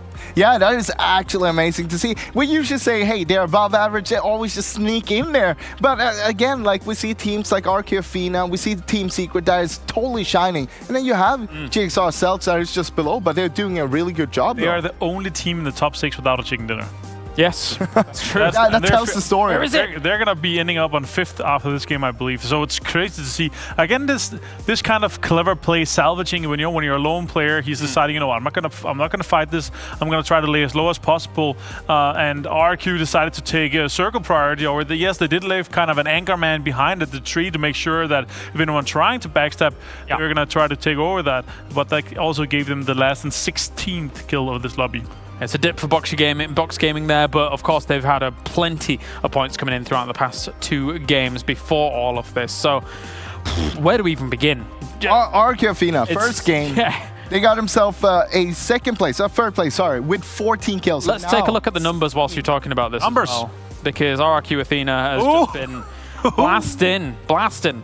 This is great to see. This is a nice ratio as well. You can see they've been fighting throughout the whole game. They were on that high ground for a very long time. Obviously, a lot of teams were poking at them.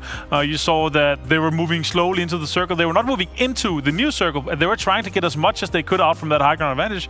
But in the end, somebody found them and they took some damage from that as well. Something interesting was the start, though. We had a very southern plane, and they dropped on the west side, southwest side. And then they ran up almost all the way to El Pozo to loot. It took them so long to get up there, but it was worth it because they got the circle up there. They got themselves into a good position. And now, James, do-do-do moment. Oh, not this one. No, I'm not feeling it just yet. No. I'm saving it, boys. For the last one, maybe. Okay. Maybe. We saw some really interesting fights early as well between Team Secret and Reject Scarlet. Team Secret doing some good games and good plays. Deal, of course, as well, also getting some frags on that. Yeah, Team Secret, Orange Rock, and Reject Scarlet. They got himself into some trouble there on the northeast side early on in the game, and it kind of continued for a long time. We saw here that Team Secret kept on wiping out team after team. They went for Box Gaming there pretty early into the game as well, and that was a position that was outside the circle. But you know what? They were in the way of Team Secret. Team Secret says, bye-bye. Look at that high ground position our RQ had for so long. Also able to defend it here for T1. Trying to push up with a super nice spray by D2E with the 6x M4. So well executed from that. Managing to stay alive from time. Beer coming in for the help as well. That high ground position is so insane. It's a good job they had 2 on the high ground after getting 1 knocked. Yeah, but that was also because Yonyun was on the other side here. This was the position he shot Bear from. So Bear got to be very careful when he has the high ground like that. As we talked about in the earlier game, when you peek over like that, you get spotted from multiple angles, not just one. Also, Team Secret, more of the kills. They ended on 13 total for this game, guys. And I feel like if they had a little bit of luck with the circle not shifting away from them 3 times in a row, they might have been able to take this home, honestly. They could have been the winner instead, but we had some really rough circles in the very late game. They had to move, they had to make some good plays. One of the great plays was on Valdez the Murder. We saw here some really good knocks from Yuhai and some clutches from him. He managed to survive, actually, and outplay them when he got down to the shack. I'm just wondering, where has this Team Secret been before? We've never seen them step up like this. I mean, first day here in the Super Weekend, they had himself 10 kills. Second day, 11 kills. And now in one game, 13? Are you kidding me? Yuhai just needs his 6x M4 and he's popping off. He was almost near 1,000 damage as well, I believe. Yeah, I think he actually broke it. Ah, okay. I'm sad that we didn't see Yuhai go up in the high ground as well. I feel like he's getting extra power, so the higher up the higher up the ground he is, the kind of extra damage he damage. That was a good clutch though from Yuhai, actually taking care of Valdez there towards the end as well, because he was in a disadvantage, he was on foot, he was getting shot by RQ, but he managed to prevail that one against Valdez. Good to see GXR Cells there at Tangi with a clutch again, and it feels like the diversity in this roster here is they're all able to do clutch situations, salvaging games where obviously with good guidance and communication with the team, but they're all able to get into a good positions where they're able to snake if they have to, and they're able to put frag out as well. So getting a second place like that, very nice. 14 points for that. Let's take a look at total damage then from this lobby and see who's done what. Because we have big numbers up towards the top. A lot of that was Yuhai for Team Secret, but they've all contributed significantly throughout of this. And then RRQ, Athena, with their high ground slowly meandering down. There was part of us, Froz, that really wanted that field ending south of Pozo. Yes. So RRQ Athena could sit atop of that hill and just shoot everybody. That would have been insane. But look at Orange Rock though, they still managed to get 1,500 damage. That comes from them playing on the east side against a lot of the teams. They took a lot of fights. They disengaged most of them after getting a knock, which was the right call because they wanted to get into a better position, and they utilized that knock to go for that. Thoughts, Avenger? I think this is nice. I like damages. Nice. Fantastic stuff. Great contributions. Let's take a look at the top players as well from all of this and see who's been able to... Yes, Yuhai! Oh, you were so close! Yeah. But Yuhai, first player to actually get over 1,000 damage here in one game. That is amazing, but look at that, 9 kills on top of that as well.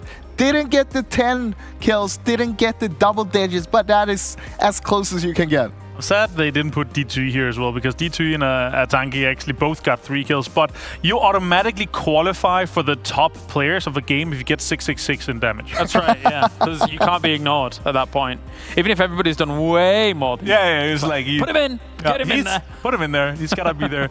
It's very hard to hit that mark. Great to see that we have some Team Secret players coming up here on the top players, because this is not what we usually see. We usually see G9, we usually see Ernie up there, but having the Team Secret players, that takes it shows how good they played this game. I want them to continue on that way. Yeah. Let's check in with what you've got to break down for us. Who is it? It's you, Froz? Yes, it's me, and we're gonna of course take a look at Team Secret. And basically it's gonna be early on in the game when Team Secret and Reject Scholar had a little fight, and we saw that they kind of had a little car chase going on. This was through San Martin after they were fighting against Orange Rock, both of the teams. And as we can see straight away here, a lot of damage done to the Reject Scarlet members. And with that, they take the decision here straight away. Split second decision. Oh, look at this. They crashed into the compound. Well, what do? This, straight away, we're gonna go for it. We want to put pressure on them. We don't want them to heal up. They want to take control over the situation. It's like driving with you, James. But what I really like is how they're going around here while one is oh, I don't know what happened there. What is that?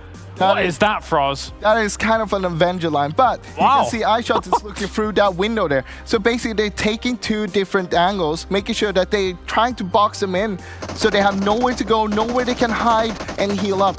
And Yuhai just keeps on pushing after getting the first knock, and straight away, boom, 2 knocks. No one is there to help them out because you can see Sarah in the distance, far, far away, no near where.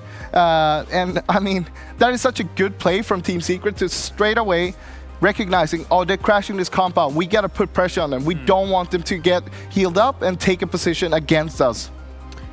Circles. That was a Froz line right there. That was basically a wizard's staff. That wasn't a line. That was a big hand touching the screen there, like. Oh, okay. Yeah. I'll forgive you. Are you touching the? I haven't watched you too in depth when you're doing that. Are you using the whole hand to like, just? Well, this time I did. This time I did. I just put my whole hand down there and I drew a line. Amazing. We'll get you a little pen. We'll get a little illustration pen for you so you can use that. Yes, thank you. So of course, off the back of that now, RRQ Athena, how far do you feel they're pushing up in terms of the rankings? Because they might have taken the top spot. I feel like they're going to be taking the top spot, honestly, with this. It's they were already extremely close. They were contesting. I think Frost is looking at some updated stuff, and he's... I don't want to spoil anything until we show it, because I already know. There you go. Yes, the boys. Wow. They have had a Look at the kills, guys. 85 versus 63 on second on Bigetron. That is insane. Yeah, that is a lot of kills. So in 3 games so far, they've gotten themselves, what, 67 points. Here's the most impressive thing about it, though, is that at the beginning of the Super Weekend, and even before in earlier stages here at the PMWL East, we looked at RRQ Athena and we're like, guys, these guys can frag out. Yeah. These guys can continue fragging out. But the thing is that sometimes you see that from a team and you're just like, oh, okay, and then they peter off and they don't do as well, and then that kind of mystique disappears about them. That hasn't disappeared. Oh. That's just keeps going. They actually are the Terminators. Yeah. The problem that RQ Athena had before coming into the Super Weekend was they were still super frag heavy. They were doing frags all the time, but they would kind of only get themselves a top 10 maybe as like. You know what they've turned game. around? You know what they decided to do? They decided to kill the stuff that is between them and the circle rather than just kill everything. Well, so now they're killing towards the circle and just like paving ahead. Speaking of top 10, let's take a look at those kills here. Yes. And see how RRQ is doing so far. Yes, G9. G9. And Spear and Ernie is also in the top 5. Look at that. G9 and Luxy getting over 10,000 damage right now. G9, of course, 50 kills. Wasn't G9 kill-wise underneath Beer and Ernie like yesterday? Yeah, a little bit. And then Doesn't matter. You just step it up now. But the point is that how ridiculous this is as a performance. Yeah. Jeez Louise. G9, Beer, and Ernie has 28 kills collectively. Between them. Out of 85 kills. That is absolutely crazy. That's going to be like a fourth of their kills, because obviously D2E is going to have kills with nades as well, so that like a fourth of their kill potentially comes from nades. But look again how top heavy this is towards RQ Athena, Bigetron, and Orange Rock. Those 3 teams are just so far ahead right now. But we do see the other teams catching up a little bit, but they have 2 players each on this top 10 players. I want to give us some credit to the guys that are sitting just on the cusp of the top 60 or top 10 here. So I'll take the 16 teams here as well. This is Soxy is on 35 kills. So is Microboy. Pime is on 35 as well. Mavi and Jumba is on 34, and Martin is on 33. So they're also extremely close. So that's the guys on the cusp that are trying to break into that top 10 we're not showing here. Whilst we're just waiting for a few moments before we get into the next games, you know, I found something interesting. I spoke to a lot of these players in interviews and things like that about who you think like the best player in the world is, who you think is going to be. A lot of Paraboys were mentioned, a lot of Jonathans were mentioned here, but no players from RRQ, which really does surprise me, all things considered, and no members from Bigetron messaged either. But that's going to change now, though. That's going to change 100%. Because East is the best. Yes. For sure. Speaking of which, we do have an interview ready, as I have somebody here with me, joining me. Hello, my friend. How are you doing? I'm doing well. What about you? I'm not too bad, Rox. It's been a few days since we last spoke. We had a good old chat about coming into the tournament. So you guys have really impressed the desk in particular with how consistent you guys have been throughout the entirety of the PMWL so far. Do you guys see yourselves as an extremely consistent team that can then push for the top spots here? What are your thoughts? Yeah, obviously, when we are making it to top 5 every single time, so that's a consistency which is bringing us into top 5. That's our stats which are working for us. That's why we are at the end. We are making it to top 5. Yeah, and I guess my lead-on question from that then is what do you guys feel has been the factor that has eluded you when it comes to getting that chicken dinner? Because you guys are, again, as I say, flying with the consistency, but what is stopping you from getting that chicken dinner? What are your thoughts? I guess my boys are not interested in having non-veg, so that's why they are not getting us chicken dinner. Okay, fair play, fair play. So looking forward into the PMWL, of course, when you've got kind of these situations going on where you are being so consistent, who do you consider, after having played against this lobby so much now, who are the teams that you guys are really looking out for? Don't particularly want to get into a fight to, but we'll probably hold your own anyway because you guys are great. Everyone has, of same level, same skill set, so everyone is a good contender. be it C teams or South Asia region teams. But I'm sure Indian teams are gonna give good fights to all the Southeast East Asia teams, and that's it. I don't consider any particular team as such. Okay, fair play, fair play. Well, thank you very much, Rox. Any kind of shout-outs that you want to give to your fans or stuff before we let you go? Just keep supporting GXR Win. Awesome stuff. Thank you very much, friend. Good luck in your next games. Thank you. That was Rox. Got a chance to speak to him again a few days ago about everything that does go down. Very interesting to see that, you know, obviously it's interesting to hear his opinions about whether the chicken dinner is going to come or not. But I think it's just a matter of time for a team like 100%, 100%. I mean, they are so consistent, always being there. And as I said, they're shadowed by all the other teams because the teams that are winning the games, they are usually doing so good. Yeah. But then you have GXR Celts. They're always in the top 5 more or less, just cruising around there. You don't win tournaments from the wins. You win them from the consistent games you don't get in between the wins. So when they start getting these wins, they're going to be putting themselves into a top 3 position and potentially able to kind of pounce it at first place with some wins here. So this consistency here, they're in the top 5 without chicken dinners. Unfortunately for Rox, he's saying his teammates is hungry or they don't like the chicken. Or, and I kind of like that. It's a funny take on it. And I think we'll definitely see that. I hope we're going to see one in the Super Weekend here. If not, I'm sure we're going to see one coming up very shortly. I think one thing that's cool that I've spoken about, you know, when I've spoken to Rox twice now, is that they seem very humble and very calm. Right, and I love that. It's very common coming out, especially from the Indian teams. They're extremely humble, and I love to hear from them. Not that the other guys from the Southeast Asia region isn't humble, but they're extremely humble and they're very respectful. And I feel like that's where that also they can kind of transfer that into game, right? Because they respect a lot of the other teams' kind of play styles, and they're taking very, very big consideration in how they play them. All right, gentlemen, it is time. We are done with game number 3. You know what that means at home. That means we are going to premiere our first episode of Between the Battlegrounds. Not later. We're going to do it right now. So sit back and enjoy. It is episode 1 of Between the Battlegrounds.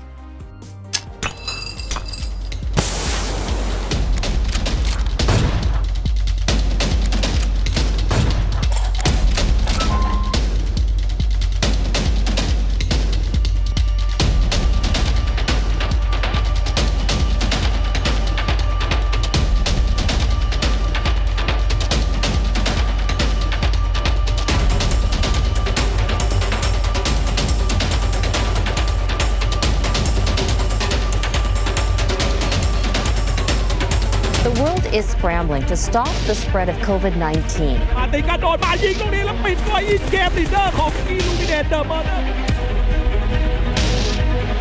New announcements today of events being postponed or canceled. Sẽ là một Red Bull Dark Lee chủ động ấn lên và bây giờ thì ui ảo rồi và đó là top 1. More and more cases are popping up in countries far from the epicenter of the outbreak. For the rundowns as well. That's brutal. That is so brutal.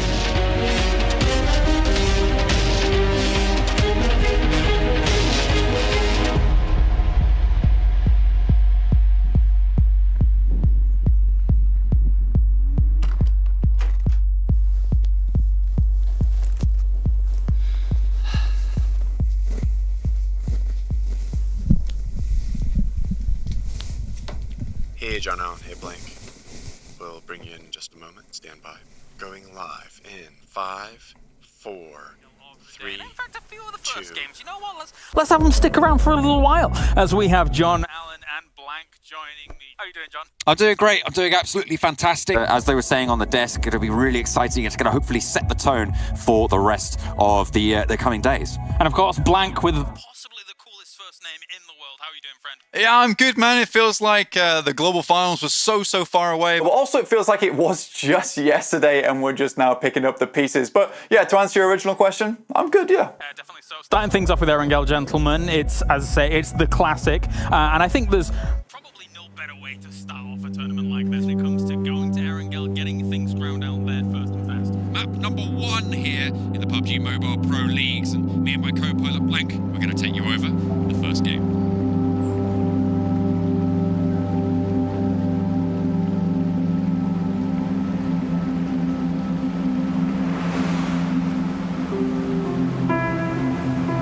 ผู้เล่นจากเกม PUBG Mobile ครับชื่อในเกมชื่อ Illuminate Martin ครับผมตำแหน่ง IGL Leader Sniper Scout ครับจากทีม Illuminate the Murder ประเทศไทยครับชื่อจริงชื่อตินภพเบญจวงศ์ครับผมจนพออายุช่วง 19-20 ก็เริ่มเข้ามาอยู่กรุงเทพมาเป็นช่างตัดผมก่อนเป็นช่างตัดผมได้ประมาณ2 ปีก็ผ่านตัวมาแข่งเกมจริงๆเติบโตอยู่ราชบุรีตั้งแต่เด็กแล้วครับห่างจากกรุงเทพประมาณ100 กิโลครับ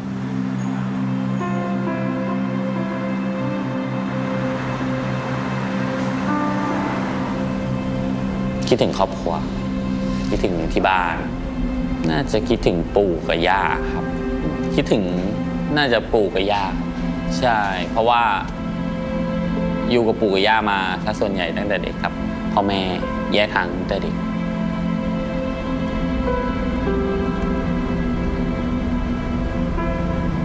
ในตอนนี้กรุงเทพค่อนข้างจะวุ่นวายถ้าเทียบกับเมื่อก่อนกับตอนนี้สภาพบ้านเมืองตอนนี้แบบเงียบสงบมากครับมาดูสบายถ้าถามจริงดูสบายมากกับเทียบกับเมื่อก่อนที่ชุมชนเป็นชุมชนแออัดมากเกินไปมันทำให้ก้าวไปไหนเนี่ยมันดูน่าอึดอัด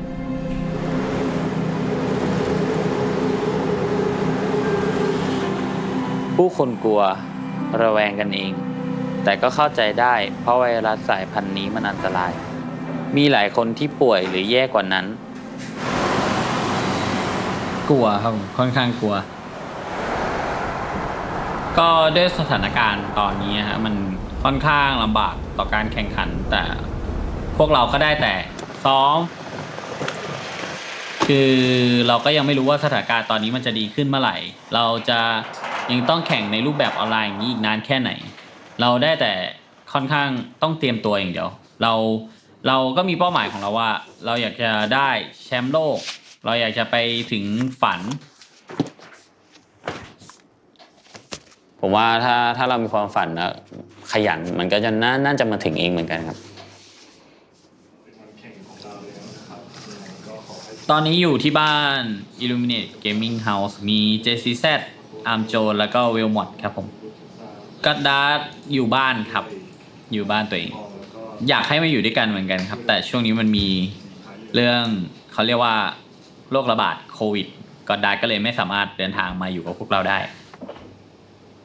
ผมเป็นคนนำครับก็ช่วงนั้นเป็นช่วงสถานการณ์โควิดพอดีครับก็รถตู้เขาไม่ได้วิ่งแบบว่าจากราชบุรีมากรุงเทพเนี่ยแล้วก็ทำให้ผมไม่ได้มาอยู่กับทีมตอนที่ว่าแข่งอันนี้อยู่สาราเนี่ยนั่งเล่นอยู่สาราป่ะที่ระบายรู้จักพี่ตินประมาณ 3-4 ปีครับก็รู้จักกับพี่ตินที่จังหวัดราชบุรีครับก็ที่ผมกับพี่ตินสนิทกันมากก็จริงครับที่สนิทกันมากก็เพราะว่าผมรู้จักกันก่อนที่จะเข้ามาเล่นเกมนี้ครับเกี่ยวกับการเล่นก็สนิทขึ้นเพราะว่าพูดกันได้ง่ายครับสื่อสารกันแบบไม่ต้องพูดรายละเอียดเยอะอะไรเงี้ยครับก็เข้าใจกันประมาณนั้นมึงลากมันลงไปล่าลีไว้ล่ะพาไปกระทืบเลยว่าการอยู่แบบครอบครัวใช่เพราะผมเคยบอกน้องๆว่าเราอยากอยู่กันเป็นเหมือนพี่น้องเป็นครอบครัวให้สนุกที่สุดคือบางที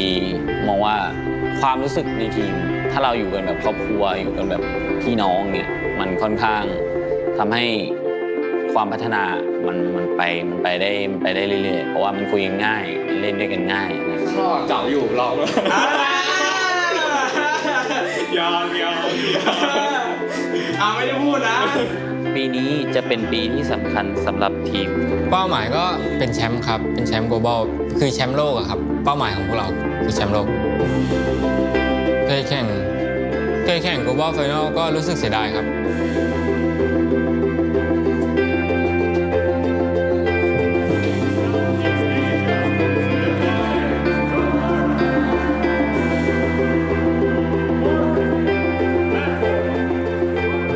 จากการแข่งขันรอบ Global Final ของปี 2019 นะครับผมรู้สึกดีใจและประทับใจมากครับที่ได้ไปแข่งในเวทีใหญ่ๆแบบนั้นนะครับซึ่งเป็นความประทับใจที่ผมรู้สึกว่าควรจะมีสักครั้งหนึ่งในการเป็นโปรเพลเยอร์ครับ ถ้วยดีเหมือนกันครับถ้วย Global หรือถ้วย World League ไม่ต่างกันอาจจะเป็นประมาณว่ายูโรใบหนึ่งฟุตบอลโลกใบหนึ่งสำคัญมากครับที่สุดแล้วนะครับกับการแข่งขันเกม Esports ของ PUBG Mobile ครับนี่คือถ้วยใหญ่ที่สุดแล้ว It's second place that is up for grabs, but with Illuminate taking an early knock, okay, some interesting stuff. Southern Plain, blank, what does that mean? It means Northern Circle. You know how it is. Illuminate Murder had a really rough run of it last year in 2019 at the Global Finals. They made it to that very, very final match on the last day of the Global Finals itself. They're currently in second place. But look, the peace treaty between Illuminate and Orange, it's over. That map goes through, Illuminate and Murder go out so early. Other teams are able to work their way up, and Illuminate Murder drop from second to fourth. A huge drop in terms of prize money. Drop in next year. Martin going down as well early. This is really actually quite big, John. Illuminate going out now means that they have no real chance to hold on to the number 2 spot. Well, they have no say in the matter, certainly. They've got a little bit of a lead, but... Some might even say that it was one of the main reasons that the team disbanded so quickly. ต่างกับที่2กับที่3ใช่ไหมที่4กับที่2ครับที่4ที่2ที่2มัน$150,000 ที่4มันเหลือแค่ 38,000ไม่มีใครที่จะมาแข่งระดับโลกเพื่อได้ที่4 Eliminated. They're down in 13th. That's disastrous. มันเป็นประสบการณ์ที่ทำให้รู้เลยว่าเวลาแบบเราไปได้รอบถึงระดับ Global Final เนี่ยมันค่อนข้างจะกดดันและตึงเครียดขนาดไหนอะไรเงี้ยมันน่าจะเกิดผลกระทบกับทีมเล็กน้อยเพราะว่าอย่างที่รู้กันครับไลน์อัพเก่าตอนแรกก็คือไลน์อัพที่ลงตัวแล้วแต่มันเป็นปัญหาเรื่องความรู้สึกของคนในทีมกันซะส่วนใหญ่ก็เลยทำให้เราต้องเปลี่ยนและแยกกันออกไปให้แมททอยไปอยู่ทีมซีเครตแล้วเราก็หาผู้เล่นใหม่ผมเข้ามาทีมซีเครตได้ยังไงก็เกิดจากการที่ว่าผมได้ถูกปลดออกจากการแข่งจากที่เก่านะครับแล้วก็ได้มีการถูกเชิญแล้วก็ไปเทสตัวที่ทีมซีเครตนะครับแล้วก็ได้เป็นผู้เล่นของทีมซีเครต just making sure he will cover his team ก็สำหรับเรื่องการที่หนักใจก็เป็นเรื่องที่ผมออกได้ยังไงครับจากทีมเก่าก็คืออยู่ก็คือโดนไล่ออกโดยที่ไม่ทราบเหตุผล How did that happen clutching out for Team Secret Sometimes there are rivalries that develop, disagreements that happen, especially in the heat of battle, in this sort of crucible of tension that is competitive play. Sometimes players don't get on, sometimes teams don't get on with players, and they have to part ways, they have to change it up. Lagu di ujung anjir, lagu tengah-tengah. Mana ada di ujung, lu tengah-tengah. Gua jadi pos anjir. Apa lu tengah-tengah? Lu tengah-tengah. I like seeing the dynamics that exist between the teams and watching to see if that passion can bring them to the top level of competitive play. That's when that's when the sparks can fly, and that's when fantastic things can happen.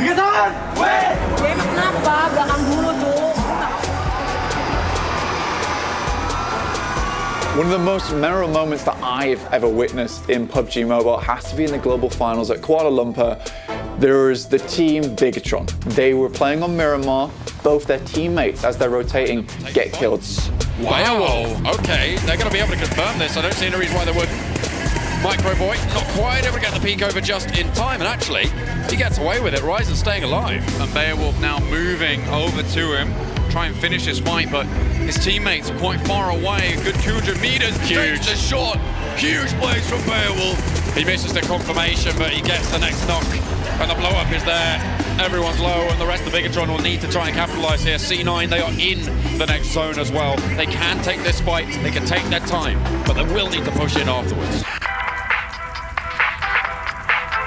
And I'm like, you know what, this is the beginning of the game. Luxi and Zuxi, they're in an awful position. They've got to get away from this one. It's going all badly. I don't expect them to make it very far here. They keep going. They keep on trucking. The two twin brothers. Ride or die for these guys. Hang on a minute. It's Bigatron. The duo's still alive, and they're coming in from the sidelines. Entity might have just been sent a lifeline. I mean, this is the best duo you could hope for. It's Luxi and Zuxi, the twin brothers in unison, coming in to try and clean up this fight. They make it all the way to the end of the game. They're up against top Esports there. Move him now. Looks like they're going to try and crest the ridge. Marco has been spotted. That's Bigatron to pick it up. And now it's 2 versus 2. The twins. They are going to take on top Esports. Eagle and Hope both looking to try and hold it down. They're on the deck. They're vying for control. Eagle takes the majority of the damage, gets the first knock, and now it's 2 players alive for Bigatron against Hope from top Esports. The push is coming through. He wants to go for the fight. He's going out wide. 32 bullets in the mag. Is it going to be enough to take him down? Luxy takes a tumble. Zuxi over the top, and it's Bigatron. I don't believe it! They come back in swinging. 7 kills. All in the name of Zuxi and Luxi, 2 players versus a whole swath of other players in the lobby with 4 members on board, 16 alive at the time when there were only 2. They managed to win that match, and I was like, you know what, yes, these guys, they deserve to be at the top of their game.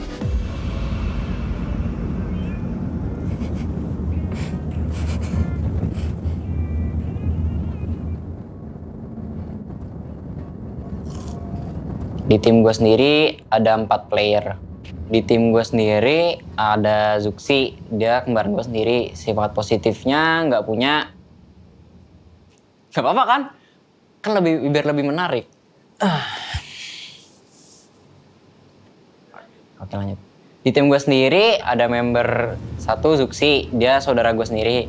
Kalau gue sendiri sih mungkin sebagai game leader, ya gue menentukan ritme permainannya. Terus ada Ryzen atau Abi, dia selalu sabar. Dia juga sebagai rusher dan carry juga, bisa dibilang dia kayak aim star juga. Terus ada Nizar atau Microboy, dia kan sebagai support, dia juga suka ngebantu teman gitu loh.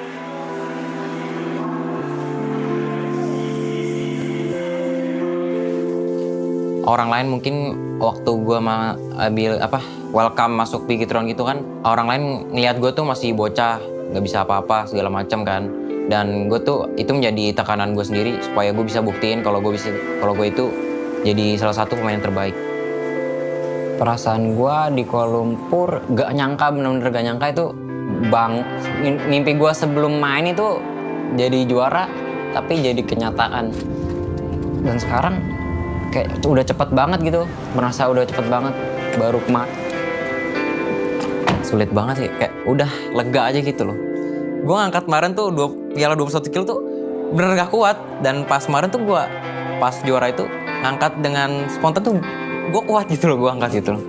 Wih, yang pastinya kita mau juara yang kedua kalinya. Kita mau pertahanin titel global champion kita, walaupun ini PMPL berbeda dengan PMCO, tapi kita mau keras yang ini juga. Itu seneng banget sih, gue sampai nggak expect gue bisa juara kayak gitu. Bahkan orang-orang sih banyak yang bilang Bigatron nggak bakal juara. Ya, nothing is impossible.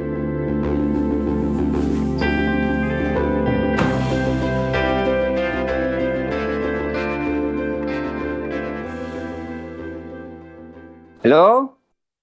Assalamualaikum. Apa kabar Pak Kapten? Waalaikumsalam warahmatullahi wabarakatuh. Aduh. Woi. Pak Lukman, apa kabar orang Semarang? Iya. Untuk di Semarang itu alhamdulillah sehat semua. Ya. Karena anjuran pemerintah kita semua jalankan sehingga Jadi kita ambil hikmahnya ya, di tengah pandemi ini anak-anak masih bisa bertanding, masih bisa membuktikan yang terbaik buat negara. Iya betul. Karena yang membawa keberhasilan itu kekompakan, ya kan? Nah, kalau orang tuanya kompak, anaknya kompak, ya berhasil.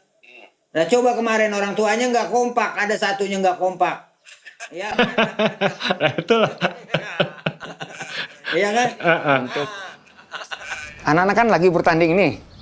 Itu dukungan kita harus penuh.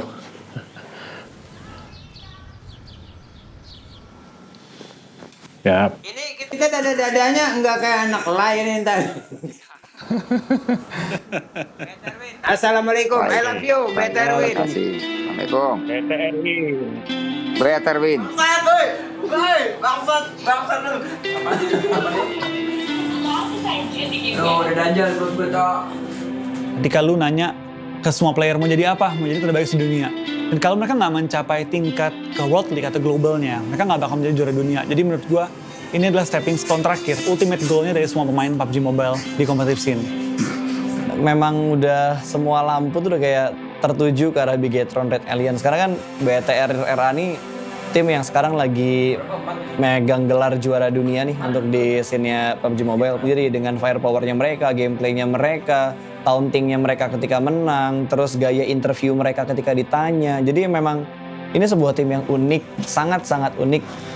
Cok, diem cok, lagi interview.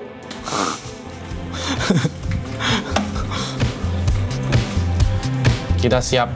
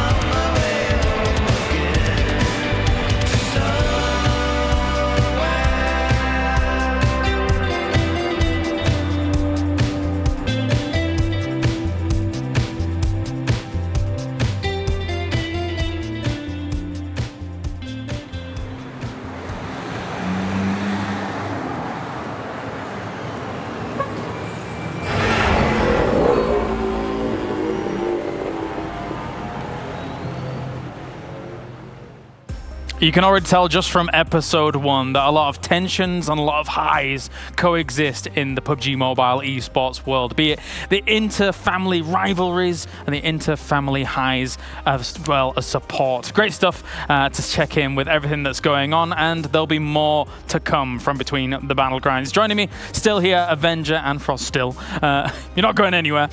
Team AFK here to bring you what is to come. And that is the first episode. There is more coming throughout the year, of course, but now we are back on to PMWL East as we do sit things on. Let's get on with the schedule, and it's going to be able to pop up right on here as we've got 2 more games to come, and it will be Sanhok coming up next, and then Erangel to round out the day and round out our super weekend here for all of this. Sanhok, it's different, it's blasting, it's scary sometimes. It's super scary because you never know what lays in the grass. It could be a snake, it could be just be a rock, it could be someone who dropped their backpack. It could be me. Yeah. It could be when you. I close my jacket, I'm fully camouflaged. Yeah, perfect, fantastic. perfect. I took it on today just to warm up for Sanhok, of course. Nice, Yeah. I like that, I like that. We can actually take a look at what you guys can win at home as well if you're watching in-game. Not only is there an opportunity for the top 100, but also there's an opportunity for you to have a good old lucky draw. Basically, you can spend the points that you are earning if you're watching in-game. I think it's like 5, 10, 15, 25, up to 30 minutes. All the time you're accruing points, and you can spend those points on actually being able to get yourself some nice little goodies in-game. I've been unlucky so far. Frost has been relatively unlucky. Avenger hasn't spent any of his points yet, I don't think. Have you not? No. Still? Are you just accruing and just... Yeah, he's just saving them up. Pull them all at the same time. Okay, that's fine. That's fine. That's fine. It's like I like saving up like for Christmas. You save up all the the presents, right? The whole year is where, and then you open like 10 presents. He still haven't opened his Christmas presents from 1990. He's still saving them. And I was 2 years old. I was like, what the... Didn't open those yet. You like open one, you're like, oh great, a rattle. Anyway, of course, you guys can also be involved again at home. There's so many ways to be involved here for the PMWL and for East and West. You can go in-game and vote for your favorite players, etc. For the PUBG Mobile Esports Awards 2020. So go in, start voting between 15th and 22nd of July, and you have the opportunity, maybe down the line, to be one of the lucky players that actually gets to play with some of the stars. Killers, have you voted? Yes. Who did you vote for? I'm not telling you that. Same question. You start. No, I'm asking you. You want to try to expose us here? You have to start exposing yourself. Yeah, I haven't voted yet. I haven't voted either. Really? Okay. Okay, who would you vote for then? If you're going to ask me my favorites, who would you vote for? Exactly. You don't know. You don't dare. I'm He's afraid. He was I don't want to take sides. He was trying to lure us into a bad situation, but we didn't let him. Let that be a lesson to you at home. I'm going to vote for No peer pressure. one of the RQ boys. Yeah? Which one? Damn it, he already said one. Oh. He's going to do G9. That's fine. Yeah, he's going to. 100%. Yeah, for sure. Let's talk Sanhok here briefly because, of course, Hainan was something that was like not contested in the previous Sanhok, but I think that's gonna change now though, because this is the last Sanhok, of course, for the Super Weekend. But also remember, next week it's gonna be Sanhok and Erangel week. That means this is gonna be super important. Today is where you can make your mark. You can put yourself on the map there and say, this is gonna be our drop spot next week. I have to wear this jacket all the 2 next days, then Tuesday and Wednesday. As Sanhok colored jacket. It's Sanhok o'clock for the next week, friend. That's a good old John. We're giving that to John. It's John's. Yeah. There you go. That's fine. Give it to him. You were the Vikendi. The Weekendy. That's the one. What are you gonna come up for Miramar though? Is there? No. I can't do this on the spot. I gotta still have a week to think about that. We have to think about that. We've got time. Let's take a look at head-to-head here when it comes to some of the top teams. It's Bigatron and RRQ Athena. 2 of the Titans at the very top. The Kings and the Terminators. A lot of damage done. This is the average stats that we're seeing throughout the whole league so far. Hey, that's so close. 29 games played, and look at that. That is, as you're saying, super close. That's actually crazy how close that is. RQ sitting a little bit higher, about half a kill per average per game, which obviously puts them in 29 games. That's a lot of kills. Can we talk about the fact that it's 5.9 on average per game? That's almost 6 kills a game minimum. That is insane, because we see them kind of just getting that every game. While on Bigatron's side, we see them getting a lot of high notes, a lot of high kill games. And then some a little bit fewer, but usually they reside around, I'd say 3 or 4 in a bad game for Bigatron. Yeah. I mean, 5.9, that'll put you, let's just equal it out at 6, right? Plus the participation bonus as a minimum, is like a minimum of 7 points per game, which is a very, very high average. I'll tell you this, the average point so far we've seen like throughout the tournament, I believe it's around 8 points, 8 to 7 points. So they're basically putting out the average there every game, no matter what. Yeah, that's crazy.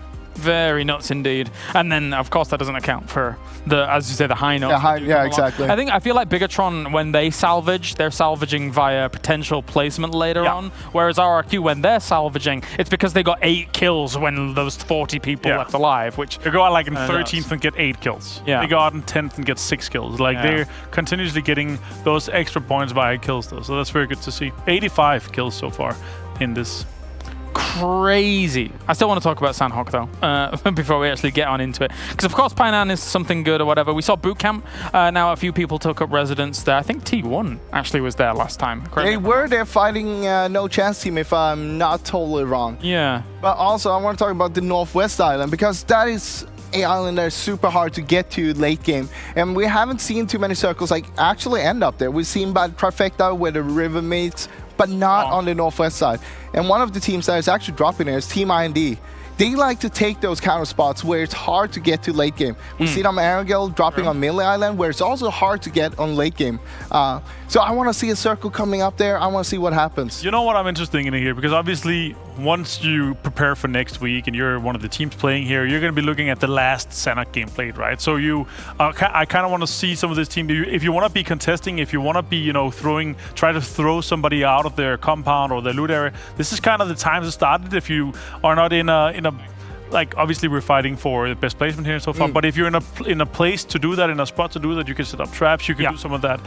But I don't think we'll see it for the top teams, because they're obviously still fighting for as many points as possible, and also for the top 3 extra prize money we have here in the Super Weekend. Well, before we actually get on to Sanhok here, let's check in with an interview that we have with one of the players from Megastars, and probably me. It's Encore. Let's see.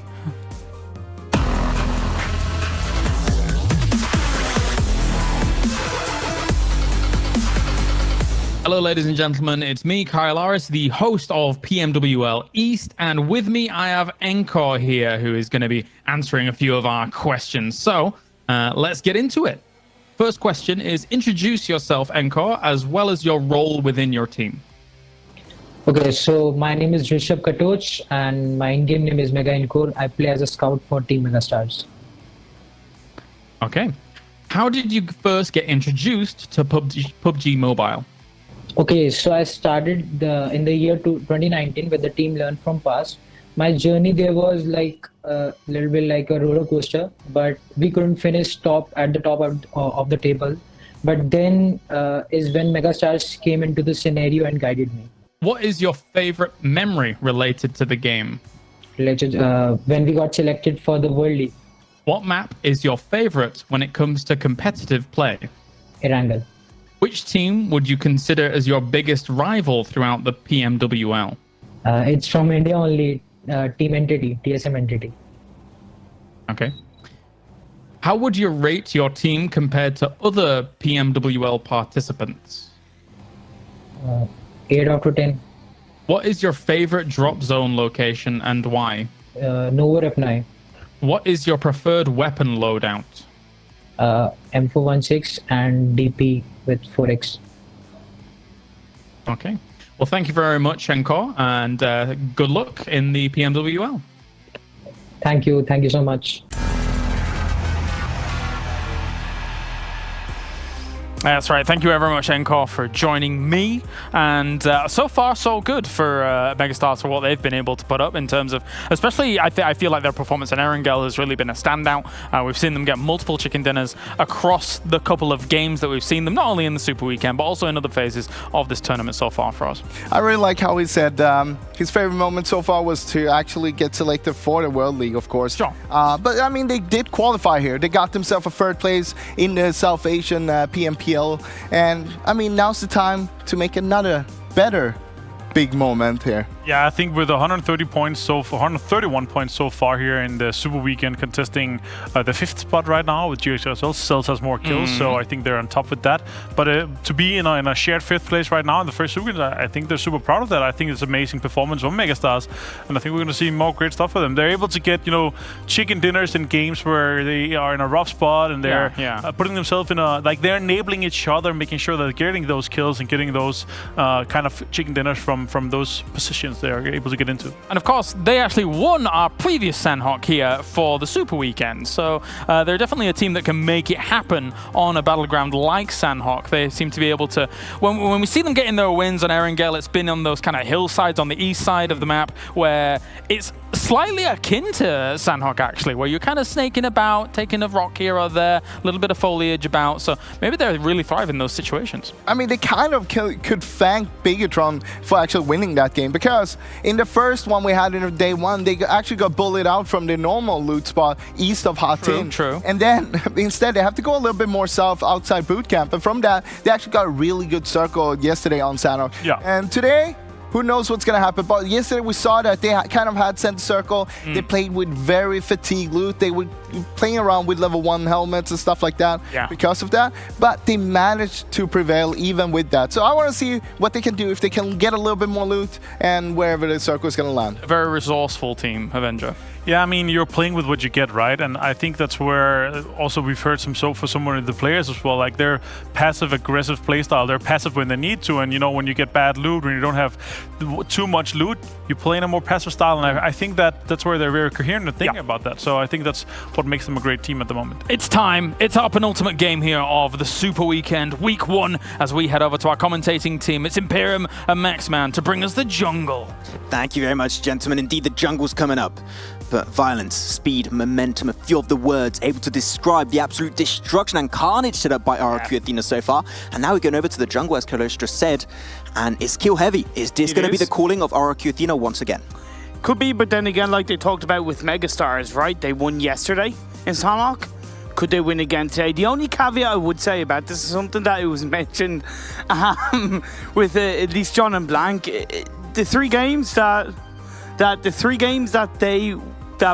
The last 3 games yesterday that they casted was won by Indian teams, whereas the teams that we casted yesterday wasn't won by Indian teams. So it's kind of like, do we have the curse, so to speak, of not letting Indian teams win in games that we cast? I mean, I think it's been coming into play a lot. Like, a few people has been bringing that to our attention. We're not the lucky charm of India. I'm so sorry, guys. Well, but we're trying to help it. For now, we'll try and reverse that. I mean, if it's just the first Super Weekend, it might change next Super Weekend. We might actually be the lucky charm. That's what I'm hoping for. Exactly, and you know, kind of just to kind of keep on Megastars, one of the criticisms I had with them in the first couple of days of the league play was how inconsistent they were. They'd have 1 good performance, maybe 2, and then they drop off and they have 2, 3, 4 point games.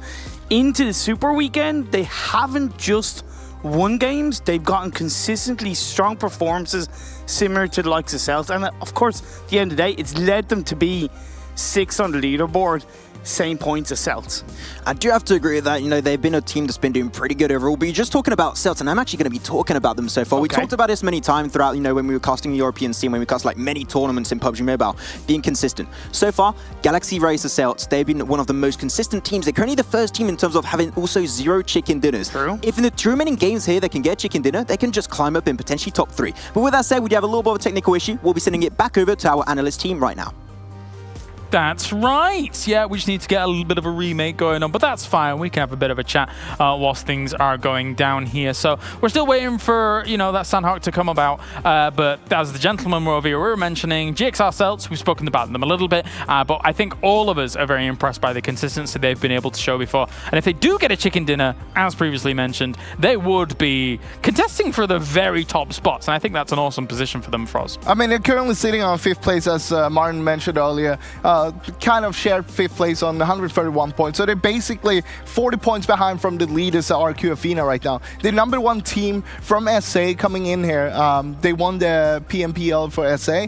And right now, they are the top team, of course, for them. And it shows the consistency. Yeah, 27 points behind 2nd here. Will, with a good chicken dinner and, you know, a bad game for Q and Bigatron, that'll put them in top 3 in a really comfortable situation here. So we've seen them get the kills. We've seen them be able to get that. If they're able to convert, you know, 7, 8 kills into a chicken dinner as well, and they're able to get a decent game here, they might be able to end up in the top 3 for sure with just 2 games to go. So I'm curious to follow them, and I think they've surprised me in a very nice way here. They've been playing super cleverly and really taking like the passive strategy to a level where I'm surprised that all of them are able to, you know, salvage games that you not expect them to salvage.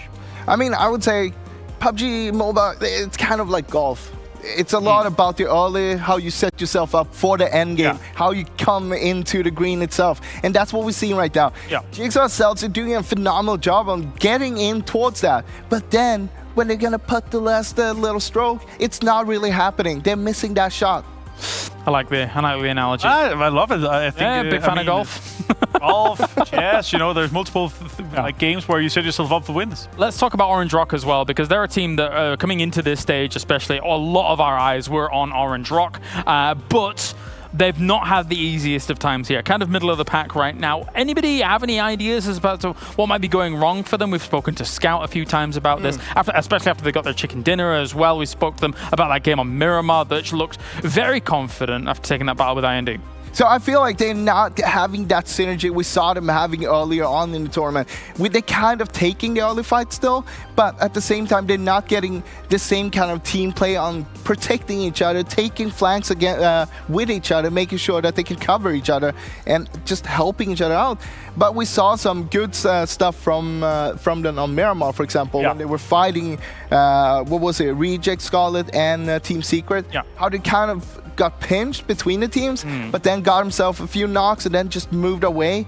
They didn't go for the first there, but they knew that we have to keep on moving, and that's kind of what we want to see from them. I would say though, as a new team that have been together for what, Scouts, 3 weeks or so. Yeah, he did say for such a short amount of time, they have been able to perform at the very highest level so far, and we have a lot of games to go. And I feel like if you want to have a slumber period in a tournament, it has to be now, like early on. Yeah, it's a great a great time to, you know, get on a down low. You'll have tomorrow to, you know, get together, talk things out, get things figured out, make a strategy, and then execute that strategy for next week. It does feel like for Orange Rock, this is merely a speed bump along the road, considering what we saw from them at the very beginning. Yeah, I mean, if you drive over a speed bump very fast, and they were pretty fast, they had a lot of kills. If you drive over fast, like your car is gonna land, it's not gonna be in a great spot. And I feel like you can kind of say they've had a kind of rocky period now.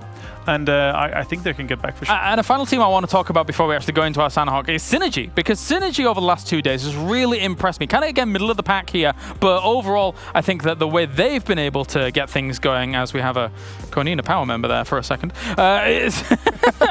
is really impressive.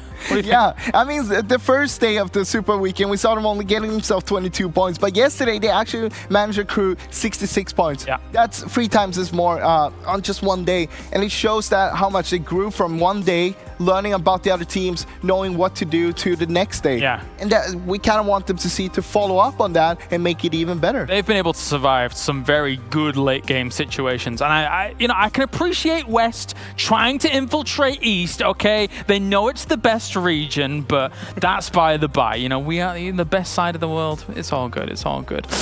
So yeah, very cool. What do you think about Synergy and how they've been playing things out? I think some of the clutch games they had, you know, where they're making a chicken dinner out of like, you know, you come home, you don't know really what to eat, and they're like, oh, there's some chicken in the fridge. Let's make a great chicken dinner. And they're able to kind of transform those mediocre games where you're not expecting them too much. Like they were going up against Bigetron, Udo, and they're able to, you broke that down yourself. Massive game for them. Also, the last game of our qualifying 2 days to the super finals here, they're able to get a really good chicken dinner that qualified them. And now they're actually playing at I think at a lot higher level than when we saw them in the 2 qualifying days, and they're playing up to a level, and I feel like the 16 teams being the same all the time, I feel like they're really benefiting from that. Yeah, I got to speak to Zirvi, got to speak to Schreider as well, 2 fantastic guys from Team Synergy. But for now, we are ready. Thank you very much for your patience. We're going over to the commentator team for Sanhok once again. Imperium, Maxman, let's go! Thank you very much, Kalaris. Hopefully this time will truly be Sanhok o'clock, you know, touch and wood. I don't know if the desk is made out of wood, but hopefully it is, and we're going to be getting to the action very, very soon. We talked about a few teams we're expecting to come into this, but yes, Sanhok is going to be awesome. I thought when Kalaris mentioned about 2 great guys from Synergy, I thought he'd use that, say, and bring on over to 2 other fantastic guys, but no, he didn't. Either way, Sanhok action and play. Playing path is very centralized, but of course we all know that you can pretty much get to where you want to go. It's a 4x4 map. What this allows you to do, though, is to get to your main dropping location way faster, which is always a good thing. If you can drop fast, it's always going to be going to your advantage. Team ID going to go for the northern side towards Camp Alpha, going to all the high ground, which they like to play into. The one team right now is a player of Bigetron alone. Actually, no, they're going to go for a 2-2 drop over here. They're going to send 2 members alone with Team ID on their side, so hopefully Bigetron won't get himself involved in too much of an early engagement with these 2 players of Microboy and Zuxi as they go towards Hatin. And T1, of course, they're going to go for Bootcamp, but they're going to get contested this time. We'll have to wait to see how that does indeed play out. We did see Phase on Circle, which is quite mainly up and towards the northeast. Pretty much the mainland in play only, which is good. I think teams much prefer that. You don't have the element of how is it going to shift? Is it going to shift to one of the islands? But either way, Synergy, RQ in Painan. It's a story that we've seen time and time again in Sanhok. Let's see who will come out on top. I think Synergy will kind of maybe learn from past mistakes. As we go over to Bootcamp, as I said, T1, they're going to be contested. ZZP going to be moving out towards the eastern location of Bootcamp, where Choconuts is currently going to be held under. I always like saying the name Choconuts. I don't know why. It makes me hungry for, like, you know, a chocolate bar. I don't know why. Choconuts would be like such a good brand of a chocolate bar. What do you think? Yes. Yeah. Prove what I'm saying, Imperium. I thought you were my co-caster. I am. But let's see if Choconut has the nuts to get the job done against T1. M762. All members coming in. Gonna be early shots coming through, but he misses the mark. He gets wiped out. It was always going to be hard for him, and he paid the price. Well, split second, I really thought they did not see Choconauts, but there you go. Yeah. They get the information. T1, you know, this is something they've been lacking, especially at the start of the week, where they were just really struggling to get that synergy going on from the very, very early stage. We remember those Roshok fights versus Valdez. Yeah. But now they really come in all together, and I really like how now they play these early stages. They don't get overconfident, and they play with that man advantage, which I love to see coming out from this team. Now, we saw the first episode of Between the Battlegrounds on a side note. Absolutely fantastically, beautifully shot.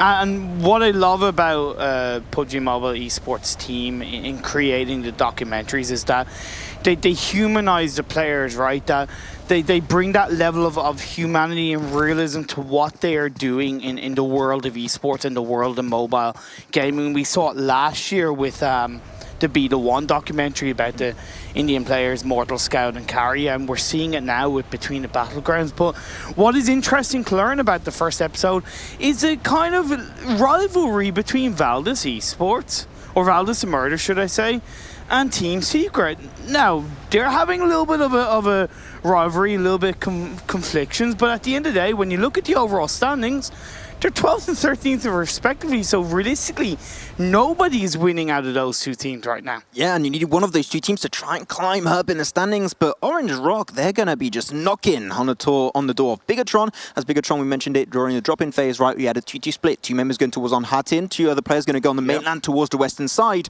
So Orange Rock as the four-man, they'll be going as a 4-man squad, trying to push onto this building, onto this compound, gathering information.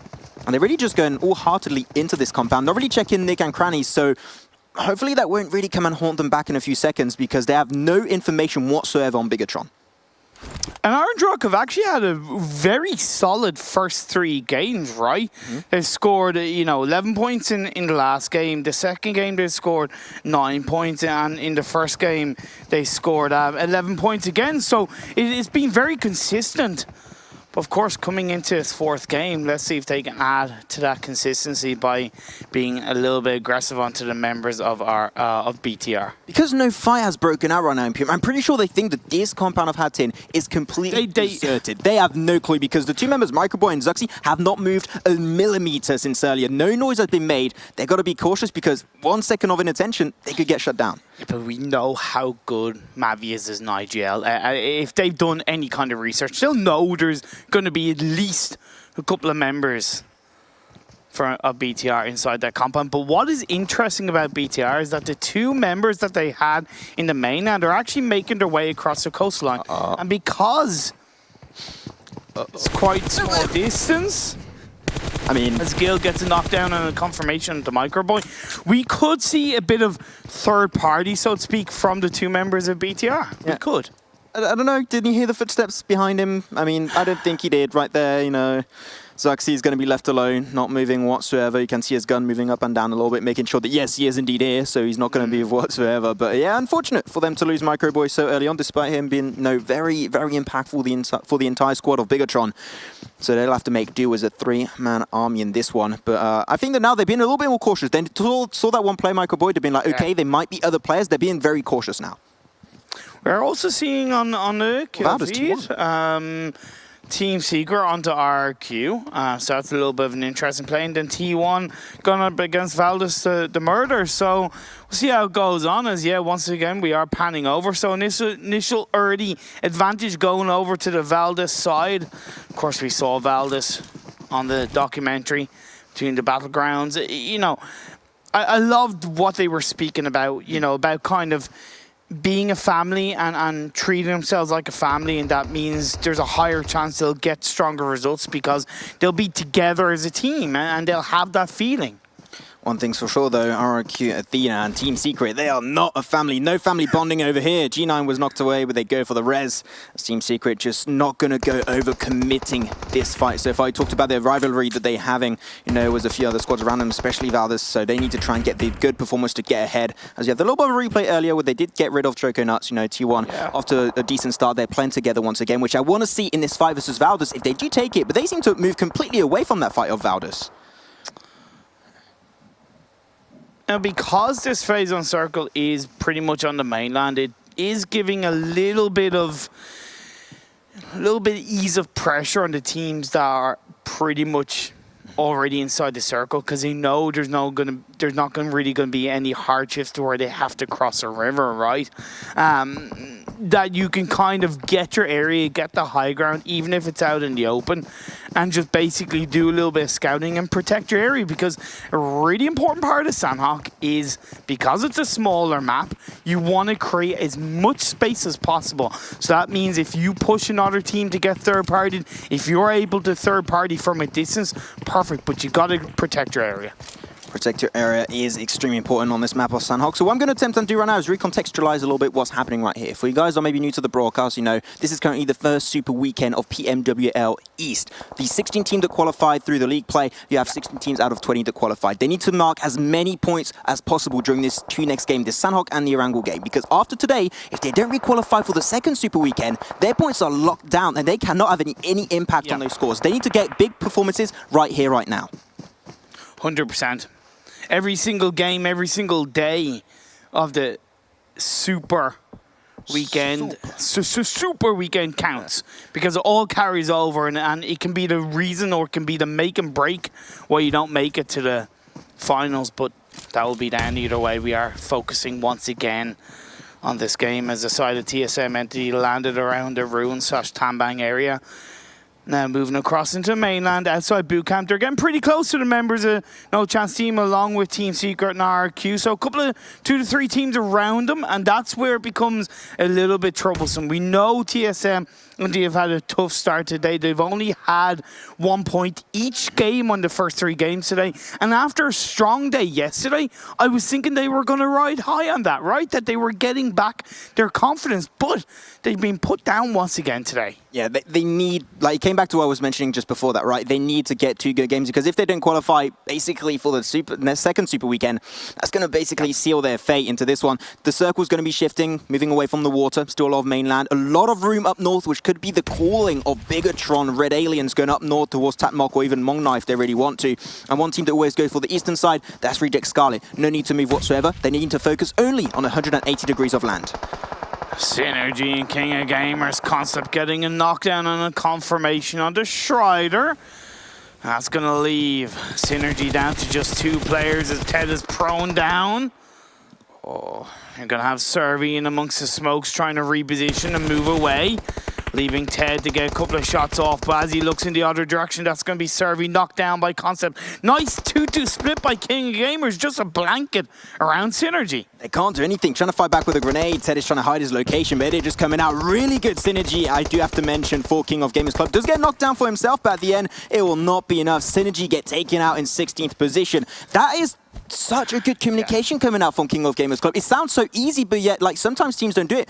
I love to see that. It's so simple, yet so effective. It was also just the irony of the fact that King of Gamers had great synergy taking out Synergy, but, you know, no pun intended. I know. No, it wasn't incredibly well played by King of Gamers, and the last game they only got 3 points.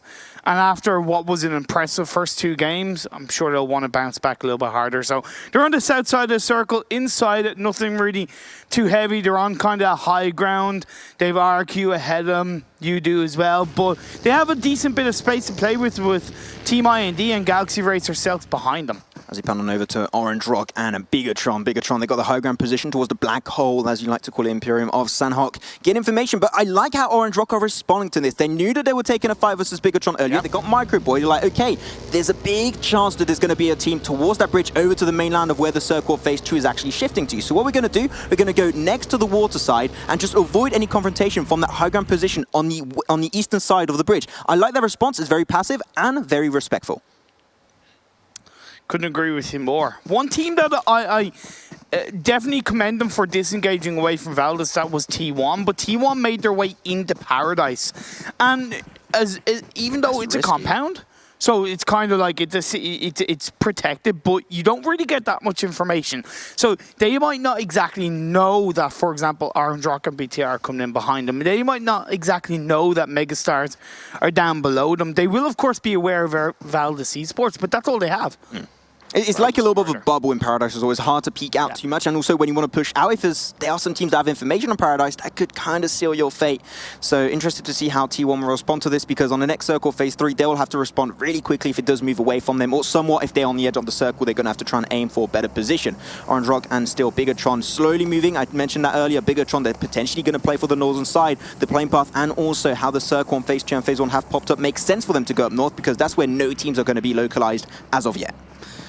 Yeah, you're dead right. And I feel like the eastern and northeastern area that is still kind of not really utilized as much, even on the drop spots.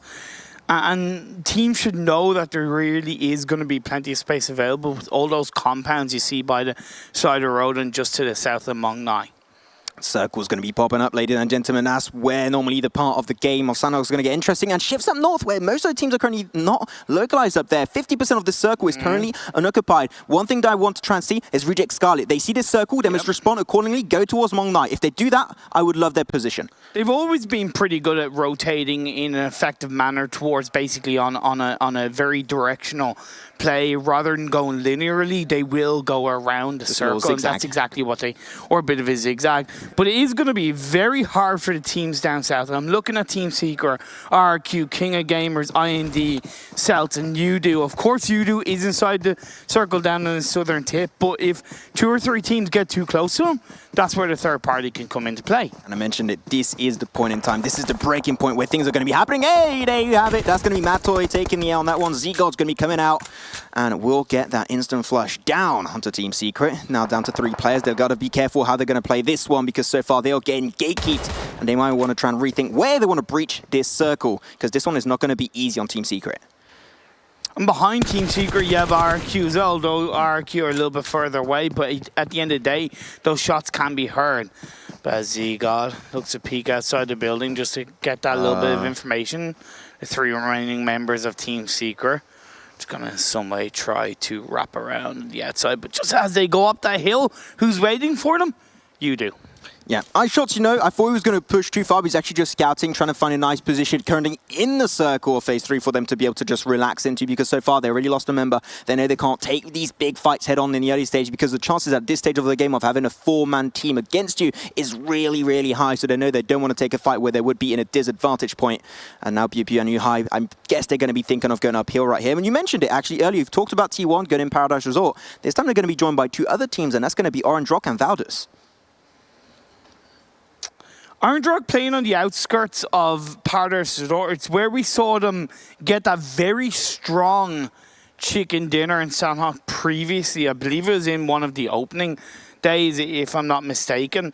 And they know this area very well. A little bit similar to T1. I worry that they do have a small lack of information, but because that's kind of out in the open, they do have a little bit more to play around with, and hopefully they can react to that. But they are well inside the circle for now. Most of the teams are pretty much making their way in. Team IND are going on a far sweeping east side, actually going nearly past Reject Star, but yet to make their way into the circle. I'm not gonna lie, this feels like a Miramar start. Doesn't it? This is so slow. This is so slow in the early stage. I was expecting some big kills in Phase 1 circle, but no, we got like just a bunch drag left, right, and center, synergy going out. I want to see some blood. My Max. No. Now. I want it now. It's okay. It's okay. Don't touch me. Okay. So, Circle's about to show up for the next phase. Where is it gonna go? Wherever it goes, I know we are going to see a bunch of teams clash together. The centers up quite nicely, but it does go once again northeast. And who does it favor the most? BTR. Bigatron. They went for the northern side we mentioned earlier, and I'm still surprised we haven't seen like Reject Scarlet go for that rotation. Team ID actually kind of went earlier compared to Reject Scarlet, so they might have just a little bit of a better opportunity. They got a little bit more high ground, and a fight will indeed be breaking out between those 2 teams of Reject Scarlet and Team IND. But we're going to be refocusing on RRQ Athena versus No Chance Team. Godless trying his best. This man has been an absolute legend at the early stages of this week. Can he try and redeem the factor of his team and get maybe a good fight versus RRQ? Oh, no, stop bullying the guy. Man, can you really be surprised RQ at the top of the table? They have the most kills. They've just got a second knockdown. They talked about it on the desk about the grenade kills being played out by these top teams, but that does leave off Dells on his own to fight off the starvation play. But from the back line, RQ comes in and gets a squad. Honestly, I feel like that's just business as usual for RQ. Yeah, it's just like, hey, there you go. Boom, boom, few grenades, 2 easy kills for them. I mean, he got like 50 kills. He'd beaten that point earlier on the last game. Now he's looking to potentially beat like the 100 kill points in the overall potential games of the PMWL East. But now refocusing onto Reject Scarlet and Team ID, a fight we were mentioning earlier. Kratos, Snacks taken out of the picture entirely. Grenades coming out. We'll get a little bit of damage down onto Urili. But Slayer, he's going to be jumping and running into the open. But Urili turning his back up against Slayer, and he's going to get backstabbed by the player himself. There you go, easy kill, and Slayer will pick up an extra point for his team. But Reject Scarlet, they're in no position to take this fight. Webb is around the corner. Can he take the 1v2? Slayer will not be able to do so, and Webb with Uzi will confirm the kill. Can he take a 1v2 though? Does get down. A nice print play from Webb. He connects it and gets rid of Team IND in 14th position. Okay, that shouldn't have happened. There were so many mistakes at the end of that squad. Right? What was initially a great grenade, but now as the fight goes on inside Paradise Resort between TSM and T1. 2 teams beginning with T, but Clutch Guard gets knocked down. Neo gets a great grenade shot knocked down onto the member of T1. TSM Entity, they want a piece of this cake, and they want a piece of Paradise Resort for themselves. Utility grenades will indeed be coming out. But TSM Entity, they got Neo, they got Jonathan still remaining. They had one member of their team get knocked away. The res will not be able to come out just yet on Clutch God, even though they would already have Neo on that, and he's going to get it back up in 3 seconds. Back as a 3-man team. They're going to need every single player they can to take the 5 versus T1 because they got more and more confident as time goes by. But you do have RQ coming in on the side. You have Orange Rock to the north. Cool. The circle shifts up north in the favor of the compound held onto by BTR. All the teams down the south, between the south, the southwest and the southeast are all going to have to make their way in. And all the while, Orange Rock can also avoid all the teams in Paradise Resort, but now it's Clutch God gets a knockdown, but it's going to be a pre-grenade being accurately thrown out by the members of T1. It's going to leave this fight going on. Shotgun. As a ZZP. Gonna try and find his shots. It is gonna get the job done. No, not quite. Neo is able to heal himself up with a couple of bandages, but with not much left to go, it comes down to ZZP and Neo. These fights are weird, Imperium. We had this earlier, like Reject Scarlet versus Team ID. Now we have T1 versus TSM Entity. What is happening? These fights take ages to end, and they end in such a weird fashion. As Neo, he was able to heal up a little bit with a few bandages. Doesn't have some first aids, but the blues, and it's slowly ticking down. But there you have it. TSM Entity going to be taken down by RQ Athena. They were praying. They were the vultures of that game. They waited for them to move away from Paradise Resort and picked up the kills. We're also seeing a kill feed starting to pop off as Megastars moving their way in from the south, getting punished from BTR inside the circle. Is Box Gamer just going to get inside a vehicle and get the hell out of there, sending Pime into the circle. We also see a couple of players dying out to the play zone, which is to be expected coming into phase 5. When the play zone is the most deadliest foe of the Sanhok game, we know that the late game is about to get even more intense. Imperium, we're going to be having the circle, going to be popping up once again, and goes over to the compound of Bigatron. The mighty circle magnet comes out as Team Secret get eliminated. 6 teams now remaining. We just got a Thanos here, Imperium. It's just absolutely crazy as Box Gaming go down. We're down to just 6 indeed. Megastars also eliminated. RQ, T1, BTR, Orange Rock, King of Gamers. I was going to say, actually, no. Take away T1. Take away you do. Now we're down to 4. This is crazy. I mean, okay, the blue zone is definitely doing what it's supposed to do, which is do damage, but might have a little bit too much of an impact in this game. Now, as RQ, they crossed over the road. That was the hardest part for them. Yep. B11, Ernie currently knocking on the door of Orange Rock. But Orange Rock, they got the high ground. They got the information. They can take this fight. Scout looking for information. Mavi sees it. The man with the golden hand, he got that grenade in his hand. You know he's going to chuck it. And as Scout on top of the sniper tower gets a great knockdown, but now the third party of King of Gamers gets a knockdown onto the member of Orange Rock. Vuru is down on his knees. The revive should come out in time, but that is going to alert the attention of Orange Rock and the fact that they can't really expose themselves too heavily on the high ground. I want to see a Mavi grenade right now. Please give it to me, Mavi. I want to see what's going to be happening. But here it is. Nice shots on concept, actually. He's going to be tanking up the... But he's still got 6 first aid kits. I mean, he's definitely got all of the first aids of his team right now, almost. So he's going to be the one to survivalist of the squad of King of Gamers Club. That's given space for Arnie to kind of make his way into it. Zuxi sees it. He got the intel for a split second there, but will not be able to find that kill. First aid's coming out, but now he's chucking even faster and faster. I think we might indeed lose concept, and that will indeed be the case. The circle shifts once again over to the compounds, to the buildings of Bigatron. The magnet is still in play. The PUBG Mobile gods are working towards BTR once again as they look to take the top of the throne over from RRQ. But RRQ is still inside this game. They've gotten some great work done, and they are into the top 4. Grenades coming out from Orange Rock. Utility will also follow suit. They want to tumble down this mountainside. They want to knock on the door of Bigatron to try and get that compound under control. They only have that to do, really, as we still have 4 teams in this game remaining. You have Ernie of RQ Athena, Orange Rock. You also have Bigatron, while also Soup77 of King of Gamers is going to be tanking up the blue. But here it is, Orange Rock. They are trying to get downhill, but Rising of Bigatron is going to get the initial knockdown onto Scout. I do like the fact that there's a zigzag smokes coming out from Orange Rock, so it's not really a linear play. It does give it a little bit of uncertainty, but as the grenade comes out, Scout is going to get confirmed. Actually, going down the hill and only losing one player, in my eyes, is a great result for Orange Rock as they make the way into the side of the compound. You still have RQ in play, but Luxy, Orange Rock dropped out of hat just like that. I mean, Bigatron, this game just seems so easy for them right now. Ernie comes out of his hiding spot, does get it done, and then you have just Soup that's going to be normally potentially dying out to the Blues, and I would even try and die to the Blues, but no, gets a nice knock onto Luxy. Gets the kill potentially confirmed, but there you have it, Imperium. That game will be going over to Bigatron. I don't know what the hell with this game, but one thing I can confirm to you guys at home, the MVP of this game was indeed the Blue Zone. It was crazy. I thought it was going to be a really nice game because it was in the mainland right from the phase 1. Cool, great, easy peasy lemon squeezy, but no, those circles just basically was just a big giant kick in the face for the teams down south. Yeah, and one thing that also got confirmed, basically, we're not the lucky charm of the teams of India, unfortunately. I'm so sorry, guys, but with that said, we're going to be breaking down this game over on the analyst desk.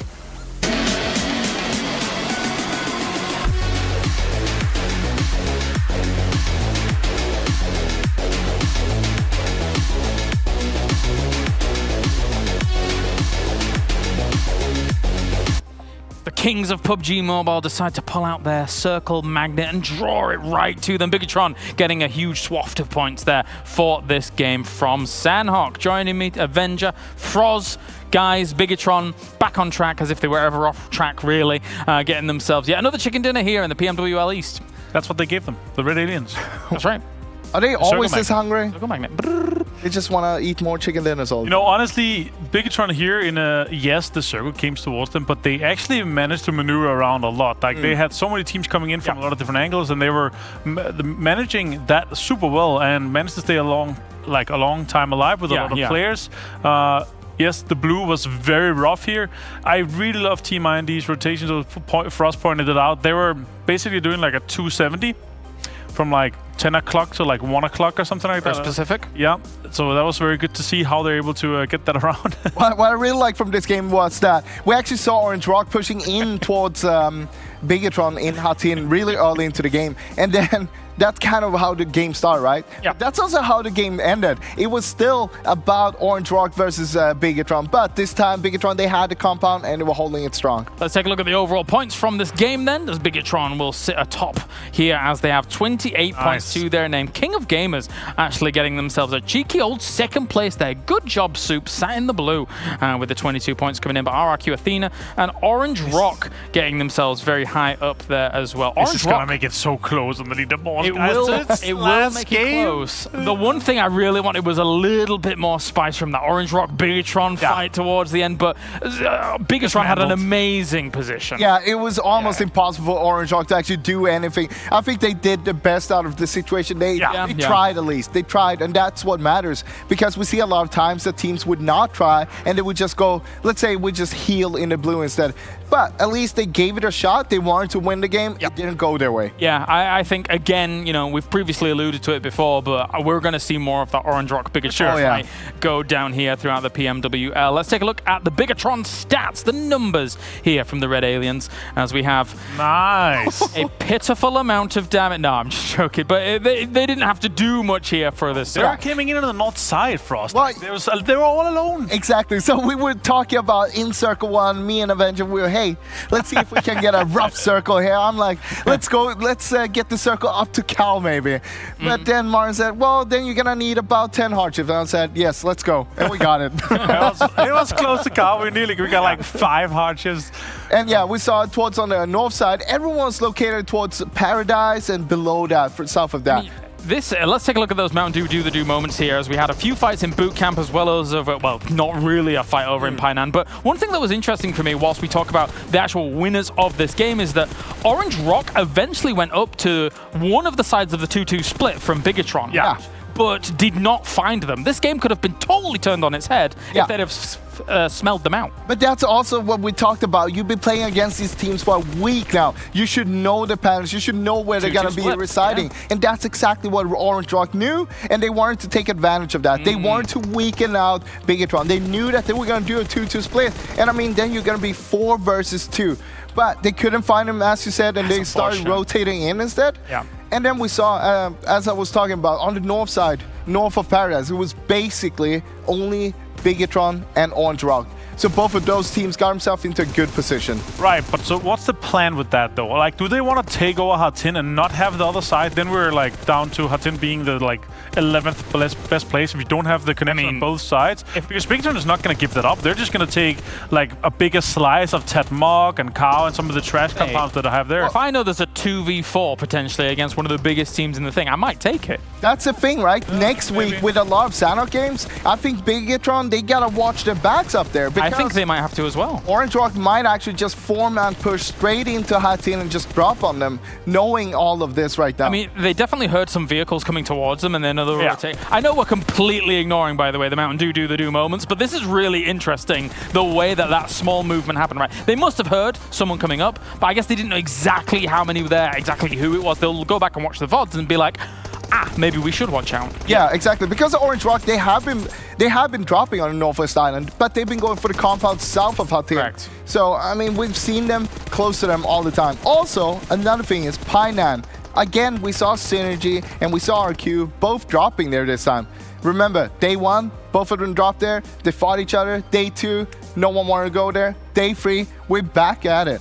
On Tuesday, guys. Sanhok is going to be spicy. Yeah, Sanhok will be. If all of these little things happen that come together, it's going to be really cool. I'm glad we ignored the do moments and we had our do discussion here for this moment. Do the discussion. Perfect. Let's take a look at the total damage here throughout Sanhok as well. As of course, we only saw about 1,000 damage coming in from Bigetron. It is King of Gamers as well as TSM Entity that was blasting. They went out pretty early, but 7 kills to their name. Pretty nice. Yeah, I mean, they had a rough time. They had a lot of teams to go through, and that comes down to having all of the teams down on the south side. TSM, one of them, kind of in the middle of all this pack, and they just shot left and right.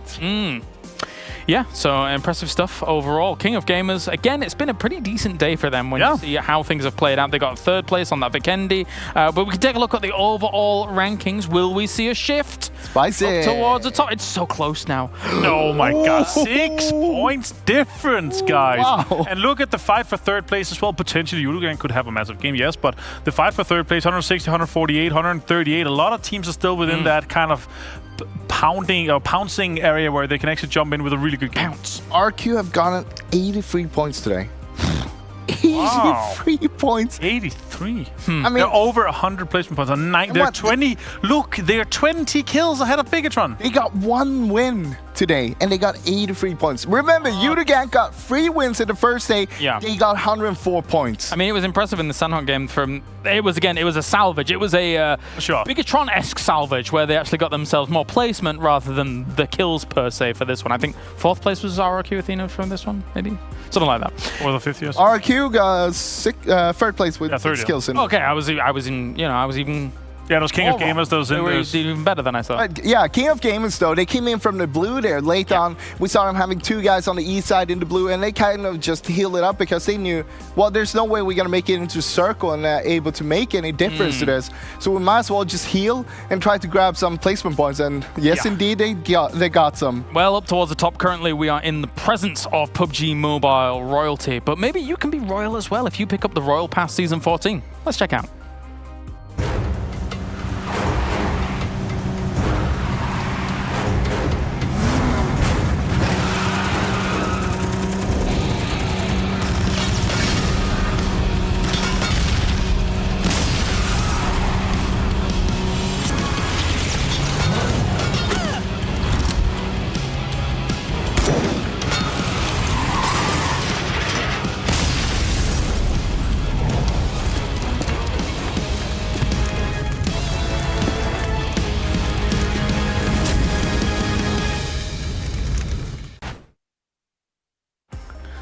Where did the guy on the right-hand side, Minion, go? He was like, get up quickly, he's coming towards us. And he's like, fine, I'll just deal with it myself. It's unfortunate that. But get the Royal Pass. It's fantastic. I'm currently wearing the Knight Commander's set. I'm looking quite dapper, but obviously I've got a lot of leveling up to go before I actually get the best sets. I need to get my hands on some of those, Frost. Yeah. I mean, I can't share them to you, so you gotta get them yourself. You gotta earn them. Frost has like multiple duplicates of the very nice skins. I'm very... Well, I actually just watched him do a box opening for the boys before. You weren't here, but he was doing it for the boys. You know how it is. I love those. Yeah, good old box opening for the boys. Yeah. Frost spends a lot of money, guys. I like skins. Yeah, he does like skins a lot. We can check in with the top damage as well from all of this lobby. Nice. Let's see, our top 10. Luxy and G9 are battling back and forth for that top spot. And Godless has moved up as well. Guys, tied on kills as well. I want to see Godless actually breaking the 10K, and I mean, we're so close. He's definitely gonna get it in this last game. Most likely, yeah. Looks very good though. I like this this kind of the change or the difference in top 10 in damage and top 10 in kills. It's very nice to see some of the other guys. Very nice to see Jonathan on 6th and Martin, myself there obviously playing for Veldis on 7th. I want to say though, Jonathan being able to be up there, considering like TSM Entity had rocky path. Very rocky path so far. Yeah. But him being able to step it up that enormously and be up there, that just shows you what kind of impact he can have on the team. And Gillambiri also up there with 49 kills apiece, but being in the top 10 as well. Very impressive stuff. They're the ones that are just lower than the 53 gentlemen up towards the top. So one more game remaining for the day. The ultimate match here for the Super Weekend to not only find out who's accruing the most points for the final, but also who is going to be able to take away that weekly bonus as well. So they can be, top 1, 2, 3, but at home, you can be top 100 if you are watching in game 2. So make sure to be watching in game and accrue all the points for watching as much as possible. And if you're top 100, you will get some exclusive rewards. Join me in the top 100 club. Not Froz. He's not going to be top 100. No. Yes. We're going to get you banned. You can't take the skins from the viewers. You sounded very innocent there. Yes, I will be. Well, I'm one of the viewers, right? Yeah. Kind of. We'll get you disqualified. We'll get disqualified. We're just malicious. We just want to see each other suffer. I like that. That's how we deal with it. Yeah. That's when we're like, unless something happens for the boys, and you take a hit for the boys. We're like the Top Gear trio of PUBG Mobile. We're just like, well, if the other one's doing worse, that's great. So it's gonna go. So yeah, we've got Erangel on the way, gentlemen. Here, and of course, Megastars was able to do very well in our previous Erangel of the day. But teams like RRQ Athena keep stepping up. What are your thoughts coming into our final game? I want to talk about the drop spots because it was a little bit juicy earlier today in game number 1. We saw T1, they were going for Milta Power. Finally, someone taking control of Milta Power. True. And I mean, I want to see, are they going to keep on going there, or was it because of the plane path? And another team we have is Reject Scarlet. Normally they would go Prim, but once again, we saw a plane coming in from the east side, and they went from Yasnaya, which we normally have TSM. But Reject Scarlet and TSM was sharing this yesterday, and TSM didn't really like it, so they kept them going for South George, while Reject Scarlet stayed in Yasnaya. Is that going to be a big change? I don't know. What do you think?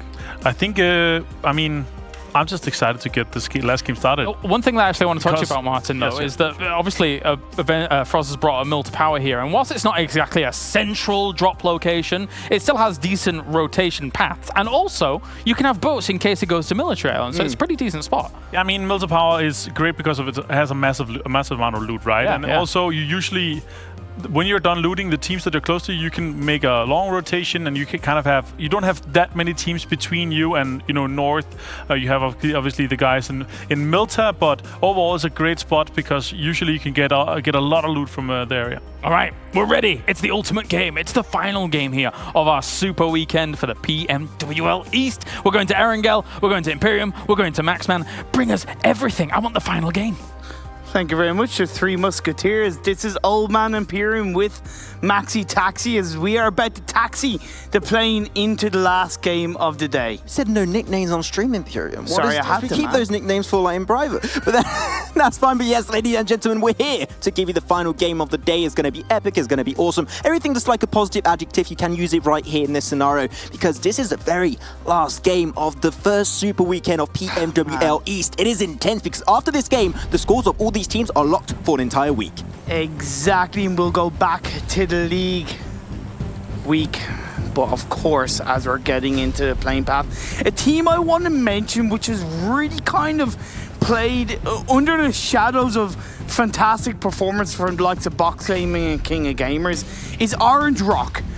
Their score so far in the first 4 games have been 11 points, 9 points, 11 points, and 10 points. So consistent from Orange Rock. Orange Rock have been definitely doing really, really good so far, but now they need to try and get just a nice finisher. If they can finish it properly, then I'll be happy for them. But now, here it is, Imperium, our playing path from the west to the east. Talking about Mill to Power, no teams go there because Morph are not here.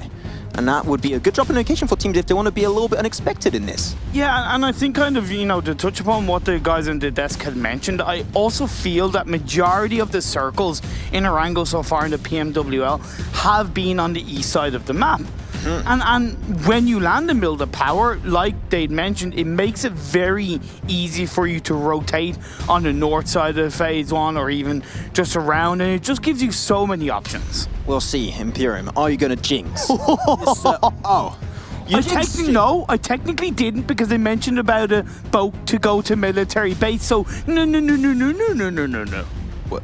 I don't know what was. Thank you very much. That sounded like a Pokemon cry, Imperium. I hope you know. Here it is, a wild Imperium. Catch him, guys. Need to use that Master Ball. He's a rare Pokemon. Is that a shiny ginger version?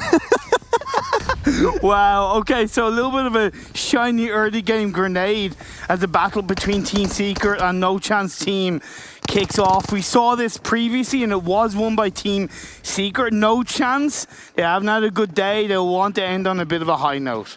Shotgun for PUBG, whereas Godless got himself an M16. Not too great weapons in the early stage, but I saw that Yuji of Mad Toy there. That's a big boy weapon in the early stage. There you go, he gets rid of Godless. Godless a big threat if you're going up against No Chance Team. That's a good player to get rid of early stage. Of course, he's third currently in the damage leaderboard with, I think, over 9,000 damage across the board. But either way, with this Phase 1 being so heavy on the military island, we're seeing instantly Galaxy Race herself to rotate. Megastars have moved away from Nova relatively early.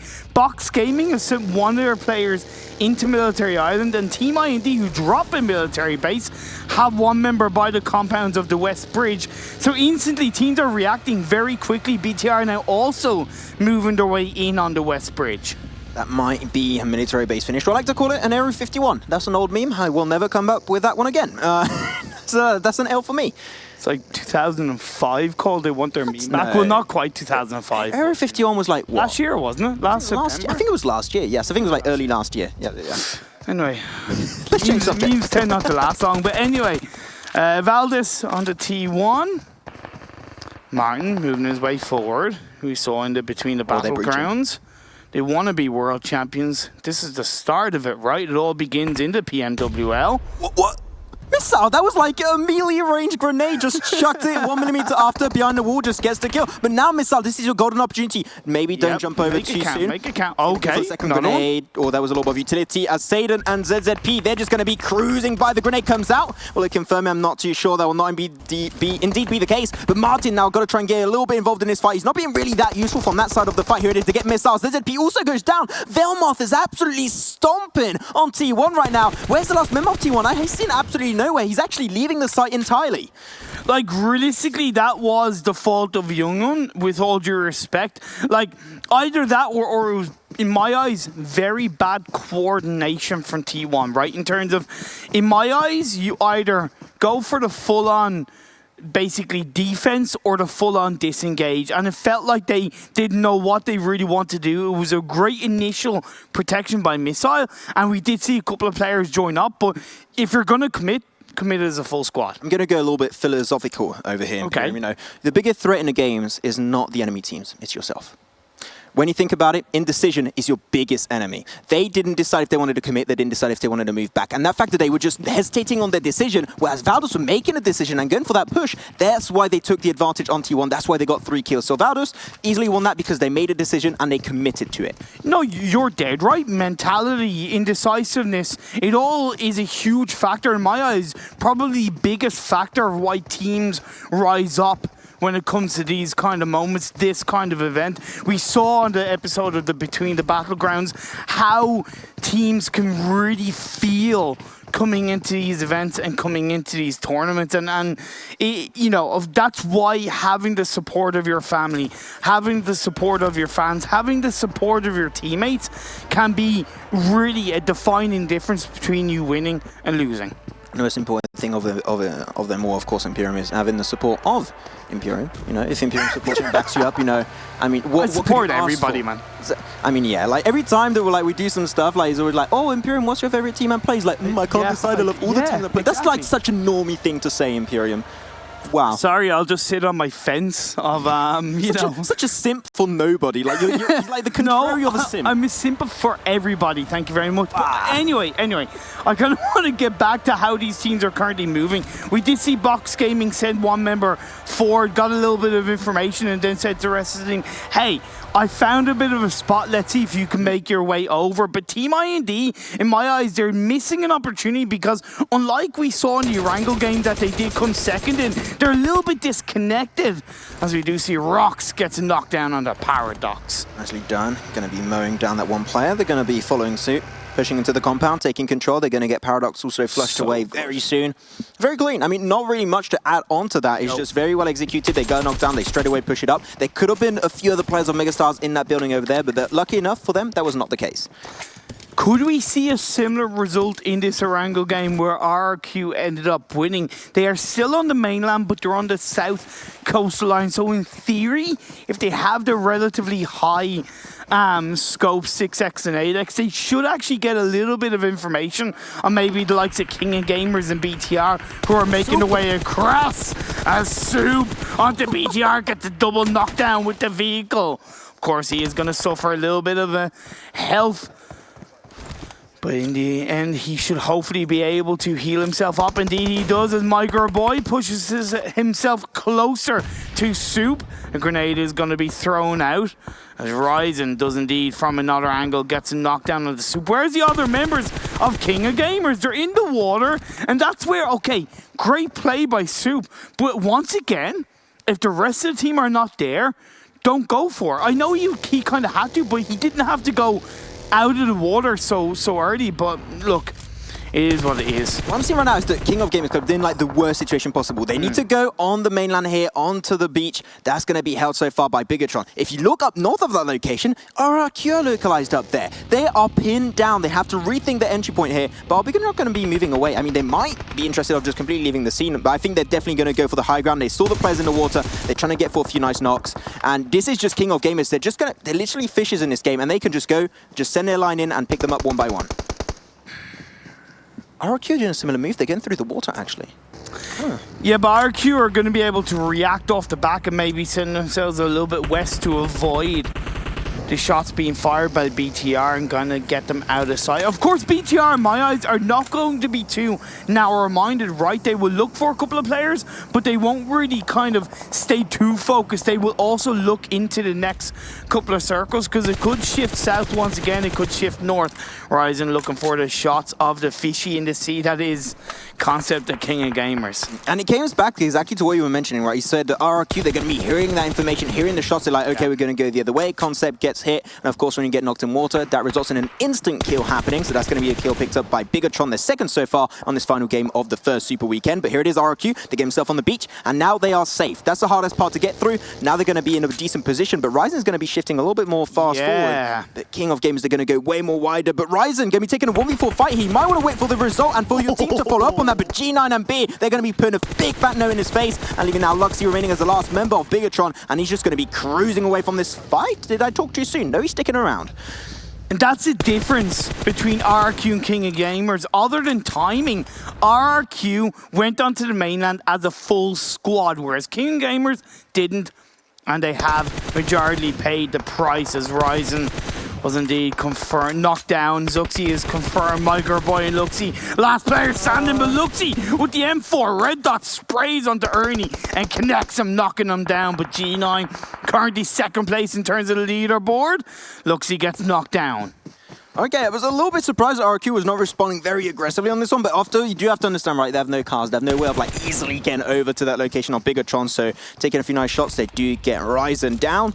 And now I'll leave Luxi at the end with Microboy taking their best, but G9, he's going for the flank play. They definitely hear it. Beer is also going to be pushing from his own location. They want to sandwich up Bigatron and just wrap them up in this game and get rid of them in last and final 16th position. Grenade comes out. G9, they were OP earlier on Sanhok. This one will not connect, unfortunately, but now he has a little bit more of an idea of where they might be localized. The second might indeed connect. They want to try and turn BTR into a burrito and sandwich them up as the sprays are coming through. Will BTR be able to survive? Microboy will be, but Luxi is going to get knocked down. Microboy disengages outside vehicle as he looks to maybe going around inside the building. No, back inside the vehicle he goes. And I think that's very, very poor because G9 is going to be able to spot him, but will Microboy be able to get away? I think not. And that's the end of BTR. They chased them until the end of the world. Bigatron taken out 16th position. I mean, we talked about it, right? That was a fight that was just not worth committing to, following up on, and they should have left it really early on. But now refocusing over onto another squad, that's going to be Galaxy Racer Celt. They were taking a 5 versus Team ID. They got Kratos, they got Trance, leaving one member remaining, and that will be Slayer. He's getting the hell out of here. But that's mainly because, like I kind of predicted, Team IND were a little bit disconnected right from the start of this game, but as a bridge fight breaks out between TSM Entity and Reject Scarlet, Z-God looks to throw out a couple of small grenades. We do see that member of Reject Scarlet actually drop underneath the bridge. That's going to give a little bit of space for Webb from the high ground overlooking inside Military Island with the DP-28 to shoot up a couple of shots towards the members of TSM Entity with plenty of smokes around them, though. TSM Entity should be able to somewhat disengage away because there's nobody really to the east side of where they are. We're on the west bridge, now going to be shifting over to the eastern bridge. Jumper in the car, going to try and get himself over there. We'll be following up with the rest of Yuju. And we'll make it over to the hardest part, but now Yuju, they got to make it through TSM. They're trying their best to get himself in. TSM Jonathan, going to be the first member going down with Z-God. Drax knows he can't take this one head on, so he's going to be dropping straight down. Yurili is going to be there on the frontal line taking care of them, but now all the fight like Yudu and TSM Entity, they're both cancelling out each other, and Yurili trying to find that one player of Yudu that's running away. They're all getting past it. The bridge camp of Reject Scarlet is not really working as effectively as they might have imagined. It doesn't matter because they're sending the teams back and they're able to pick up the pieces. Honestly, with all due respect, Tier 2 level rotations and plays from TSM Entity and Yudu Gank in my eyes. I'm sorry, I don't mean to be too harsh, but at the end of the day, TSM Entity held onto the bridge. They should have known that there's a high chance somebody could have been coming in from behind. They got a couple of players knocked down. It leads them down to, I believe, 1 or 2 players. Clutch God and Neo still holding on. And really, it's just kind of poor play from TSM Entity. I believe this is the first time we saw like Reject Scarlet set up a bridge camp, and I like to see Reject Scarlet play like that. Sure, they missed like a golden opportunity to get rid of Yudu or a few other players, but still, that was the most aggressive I think I've seen Reject Scarlet in the recent last few days. So hopefully that's going to be the first aggressive game of many, as now refocusing up on the northern side was Valdus and Team Secret. Blue Zone is closing in on phase 3. The previous save, we haven't really been able to talk too much about these circle shifts because there has been consistent action throughout the first 13.5 minutes of this game as Valdus looking for Team Secret being able to get away. This is still inside the mainland, by the way. This isn't even inside the military base, never mind the circle. They've got to push on through, but T1, their team, they're going to be doing a similar retake. Wait, are they chasing after Jeonjun? Oh my god, Orange Rock, they want to get rid of that squad, and as I say that, there you go. Their wish will be indeed come in reality. T1 get taken out in 15th position. Now, 14 teams still remaining in this game. Still a few teams up north, that's especially going to be Valdus, Orange Rock, and also Team Secret have to make it over to Sanhok Island. Like, of course this is favouring the teams on the west, like Box Gaming, No Chance Team, even King of Gamers still holding on. But all the teams on the east trying to make their way through the bridge, Orange Rock, Team Secret, TSM Entity, they're now all inside Military Island. Very, very weird rotations and plays in my eyes, Max. from this game. Scout going to be scouting the area, no pun intended right there, but he's going to be looking for information. He knows that this is currently open for the taking, but Team Secret, they hear the car of Scout, and extremely low, 1 or 2 bullets, and that could be game over for Scout of Orange Rock. And he's going to just try and find himself a position. Team Secret, they see that this is not a valuable position now to get himself in circle, but TSM Entity and Synergy, they're slowly going to be taking a little bit of a fight over on the western side in military base itself. Synergy is just basically looking at all the bodies coming across and going, hey, we will look to knock you out, although saying that TSM Entity is at least finding a member of Orange Rock. That's going to be Z-God as Bear. Look for Team Secret. The knockdown comes out quite effectively. Now they're going to look for the other members of Team Secret. Yubu just going to be cruising by. He doesn't have the high ground or anything. No way to hide. But all he can do is run. And you know what? That will work to some extent. He gets himself over to the... Oh, no. Okay, now he's going to jump out. Hopefully, that'll not result in BB going down. He makes it to the inner layer. He should be fine. And he will indeed be protected for a little while longer. Phase 4 shifted to the west, so all the teams on the east once again have to rotate quite heavily, but this time it's through Military Island, Max. They're going to have to make it through. Valor's yet to finish their rotation over on the western bridge. They'll be able to do that very, very soon. But Box, I love their position. Reason why? They got some good high ground position under control. They got visibility on most of the map, and they're the most central position also. They are taking control. Box, they took the second game already on Vikendi. Can they make a double up today? And they are kind of moving a little bit down to the compound, but no chance he might actually be able to get there before them. But Orange Rock trying to hold on.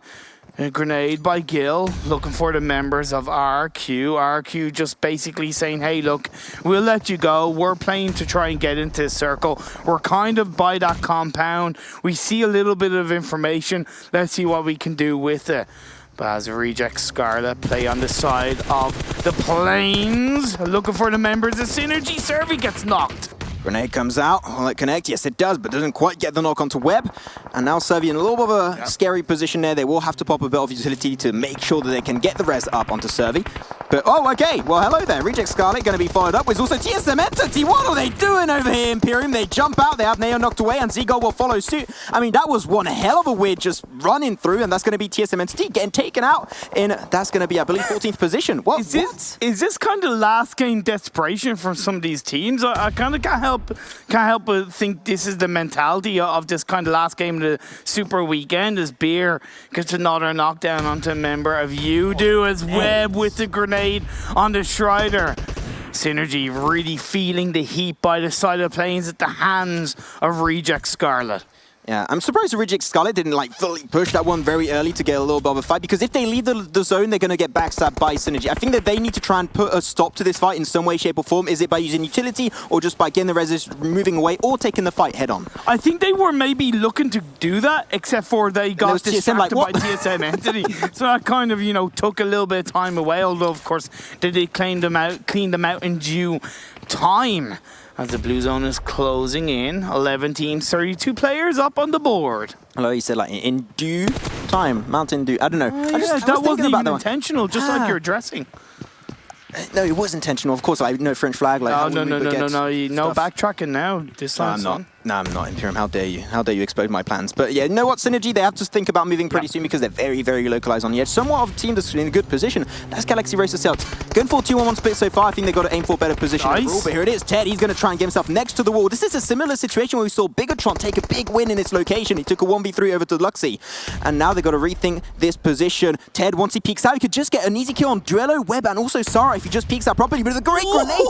Scarlet's grenades. Is this G19 2.0? It feels like it. Oh, man, the Japanese side of Reject really starting to light up in this last game of the day. The Webb gets another knockdown on the Strider. Basically leaves Servi as the last player up. He's very low in health, and through the US, Webb gets a confirmation, and finally the squad wipe comes through for Reject. It's sad to see Reject Scarlet wake up so late into the game, but still this is a good improvement so far. Hopefully they can follow suit with that on the next week. But now refocusing on the other squads, currently a little bit up north of the circle. The circle did go on top of Galaxy Racer Cells, the Magnet is still in play, but D2 and B, they're going to be breaching on top of Vald. And Valdez, they get one. Can they get a second? Oh, Godard not quite able to hit the second onto D2E, but here it is, he gets it, and he makes it up for that. Now RRQ down to one player, that's going to be G9 right behind it. Can he hit the grenades? We'll have to see. But you do have Box Gaming, third party from behind potentially. As a grenade from G9 doesn't quite connect onto the members of Valdez. Can Valdez the murder their way into the circle because they're currently outside on the north side. Of course, this phase, it went in favor of Galaxy Racer South. They're one of the teams in the top half of the table who've not got a chicken dinner. Can they end the first Super Weekend with that golden nugget? I'm sure that is what they're hoping for. Lewis from Box Gaming gets the information on No Chance team. They got 2 cars, but can they make 2 players over to the circle of Dales? He knows he has to jump out. The car explodes, leaving now Choco Nuts remaining as a one-man army for No Chance team over on that western side. But he's still got some utility. The rest could still come up, but we do see Orange Rock get taken out. As well as Team Secret just before that. So now it's 7 teams up, 20 players. The revive should come through over on to a member of No Chance team by Choco Nodex. As Valdez, the murder, have made their way into the circle. On the northeastern side, you have Reject Scarlet just to the south of them. And then, of course, Megastars in the southern tip of this circle. Box got himself the Harry Potter Tower under control. Get information on Galaxy Racer Celts, but they got to be careful of G9. Although still behind, but he's going to be ticking down because of that goddamn blue zone. So he's got to be careful right now. Hopefully we'll be able to rotate sneakily into the circle, but it's going to be really hard. Not a lot of nice sneaky spots to hide behind, but Reject Scarlet still taking huge fights to get Godard or Valdez down. I mean, this is a completely different Reject Scarlet. I love their playstyle in this game. Very true, but Box Gaming have been so strong on reacting to the circle shifts, being aggressive, pushing teams back. We just saw them get a knockdown onto a member of Valdez. They are playing that sniper tower position so strongly coming into this late game. Of course, blue zone's closing. The next phase could shift against them. However it goes, I feel like Galaxy Racer Cells will be in a very strong position to get the chicken dinner. And now they are. And what I love also of their position, you can see on the minimap, they had a split. They had also MJ on the other side of the road. He's more central. What they might just do is send an extra player to have like a little bit of a split over there, but they need to keep one player up north. Reason why, they want to stop Box Gaming from rotating in the circle. They need to trample their eggs in different baskets. That would be the better play for Galaxy Racer Celts to take this game. Now we do see No Chance team get a little bit, couple of pocket shots onto Box Gaming, knockdown onto Lewis, but as Loki with the DP28 reloads his weapon, use that third-person perspective to get a little bit of information. As Offdales and the No Chance team are outside the circle, they're coming in from the west. 7 teams still left with 19 players up in amongst the edge of the smoke. No Chance looking for Box Gaming. Now you know the breach will be happening. Box, they have no other chance. If they still got some cars remaining, they got to go for the push. But here you go. So you've got Megastars. Where's players Celts? MJ alone, and that's why I think they should have sent an extra player to assist him, because they want that central position. If they get it, Celts will not be any more in control of this game. So MJ, this is your fight to win. If you lose it, this might completely reverse the entirety of this game in there against them, actually. But Rox, Atanki, and Ultron have to support MJ, right? They have to allow that third party to come through. We do finally lose RRQ in 7th place as Ultron gets a knockdown onto Lewis along with Pimoy. It's going to leave Loki and Break coming in through the smoke as No Chance team are eliminated. I guess that answers my question of the fact that they have no cars. Imperium, they have 1, 2, and 3 members get knocked away, leaving Loki alone. And the Blue Zone is right on their tail. I think this might indeed be the end of Box Gaming. If they make it alive, I will not know what to believe anymore. As Loki's trying his best, some utility will still get chucked in his way. Loki goes back into the circle, but still is just on his tail. And that great grenade connects, and that will be the end of this team of Box Gaming getting eliminated. 3 teams still remaining in this game.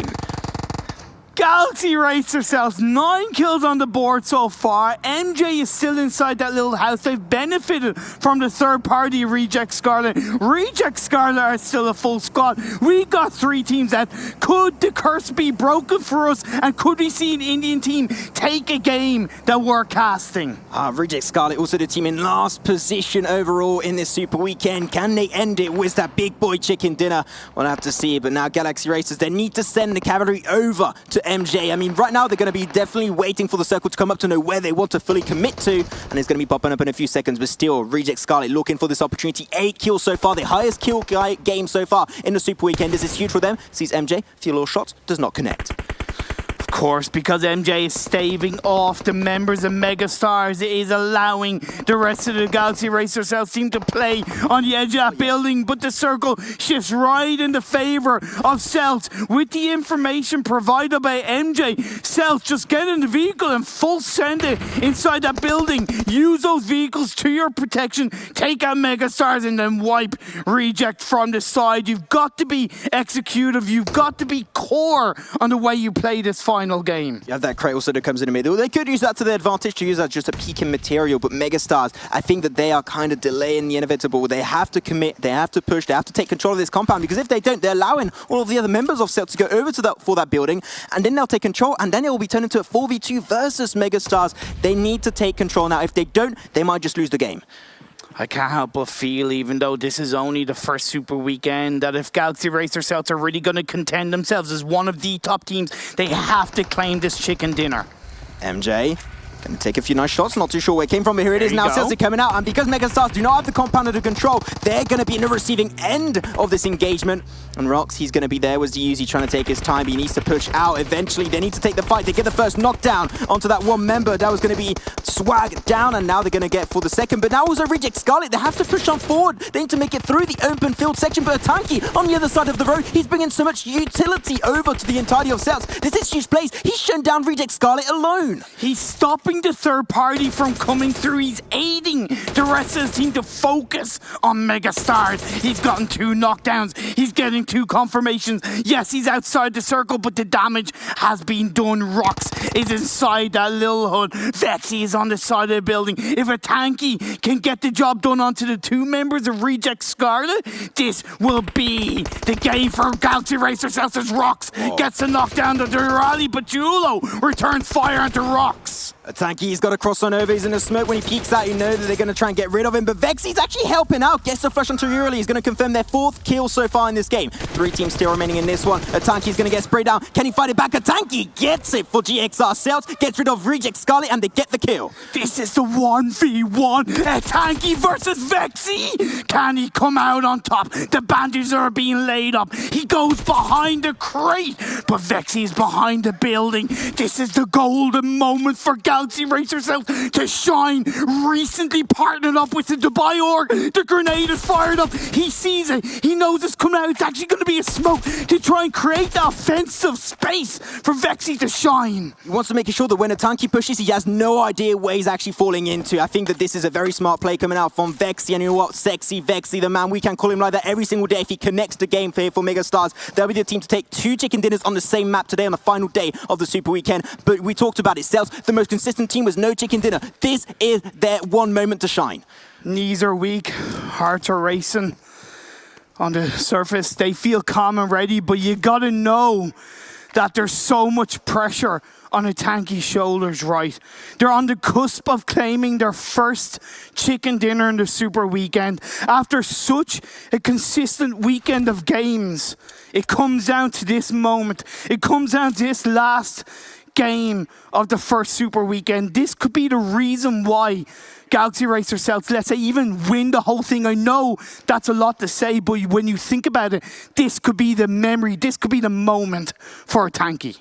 And Tanky, he just has no idea where Vexy is going to be potentially peeking from. It might be left, right, from the door, from the window. He just doesn't know. Whereas on the other side, Vexy knows exactly he's going to peek or left or right of that one little crate. So he knows exactly where it's going to come out from. Here it is. He's running forward to the building, and Tanky's going to make that golden opportunity, that golden chance. But still, Vexy taking so long to respond to that engagement. That is so weird. Megastars might just lose it. And that's going to be a Tanky going for the final push. Goes for the backstab. Vexy, they're both so low. They have it. Who took the win? I have absolutely no idea what just happened in film. We're going to see behind her. And G GXR Celts, they make it happen. So consistent, and they finally get a chicken dinner in the Super Weekend. Oh, Tanky made the push from the crate. He had the MK14 in his hand. He took control. He didn't wait for the blue zone to hit. He didn't wait for pressure to be on his back. He took control and he got the job done. What an incredible performance. So surprised the Vexy didn't take the shots earlier. They allowed him to make it over to the building, and from that point onwards, it was just really sealed in fate. And congratulations, I'd have to say, to Celts. They took that game. We're going to break down all of this game because that was mental. We'll check it over to our analyst desk.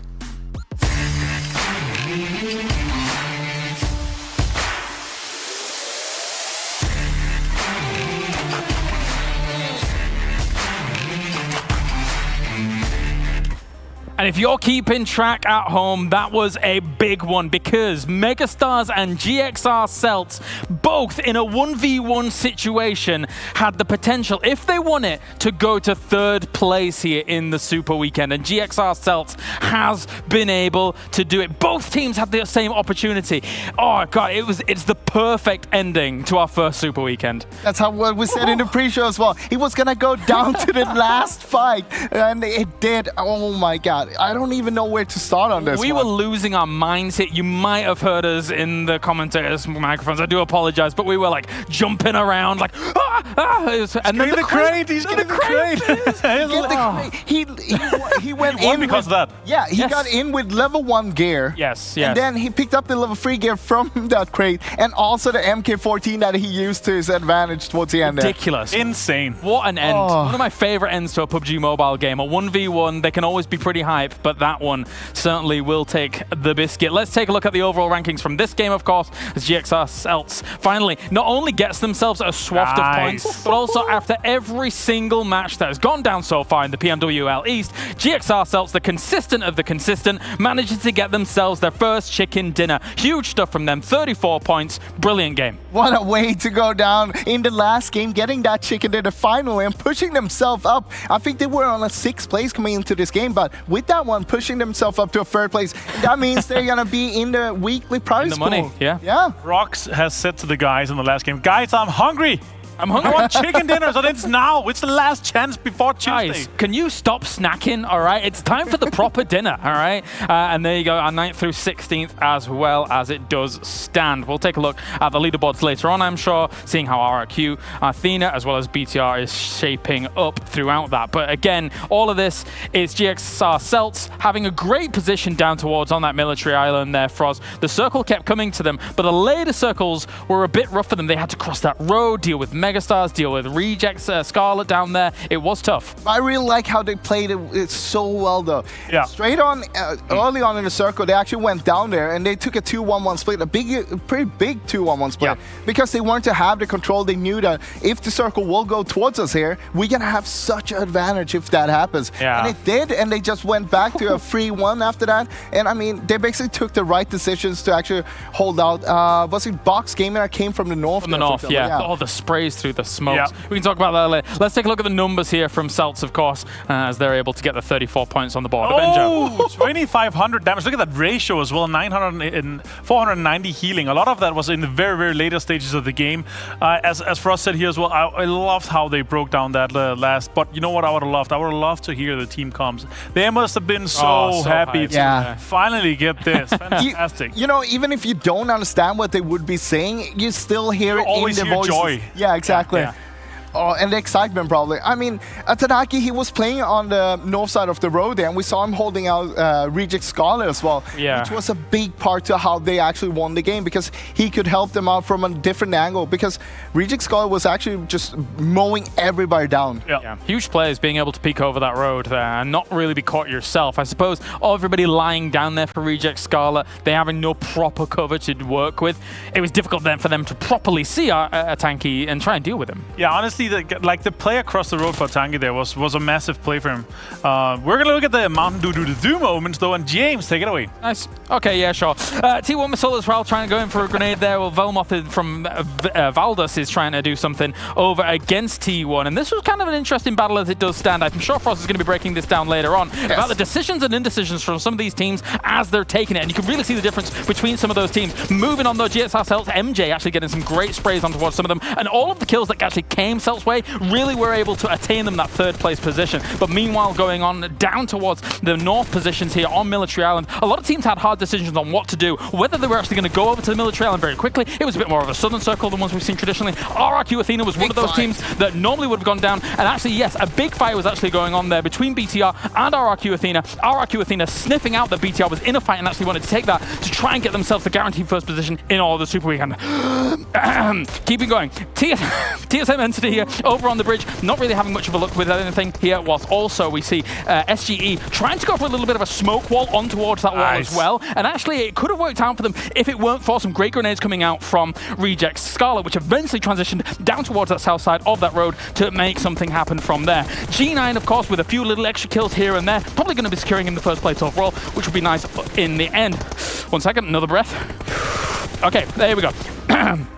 RRQ Athena eventually having gone down for Valdez, they're not exactly the best positions, and now you can see where the kind of final moments of this game really started to pan out, because No Chance team had a few shots here and there, really crippling some of the teams down towards the south, and there's not really much cover down towards the south there, so they can't really move up against that. As you're seeing, you can see just up in there, Team 15 on the map, that's where GSL Celts were going to be staging their fights from, and these sprays coming in against Box Gaming were so clutch. Keeping an eye on that, they had a 3-1 split going up against a lot of the teams that were actually in place there, and that spray through the smokes really stopped Box Gaming from actually approaching and dealing with things. Here's Reject Scarlet trying to get some sprays, knocking down rocks, and that was very, very important for them to try and do, but Tanky was the ace in the hole. He was the one that was going to be able to do this, got himself an MK14 from this crate, as well as the level 3 armor, and then was able to take out Vexy here from Megastars, and that was going to be the game, and they were going to get themselves to third place. Thank you so much, MC Kalaris. One thing that you did mention that I want to talk a little bit more about is actually RQ Athena's decision to swim across when BTR was fighting King of Gamers, because I believe, you believe, he believes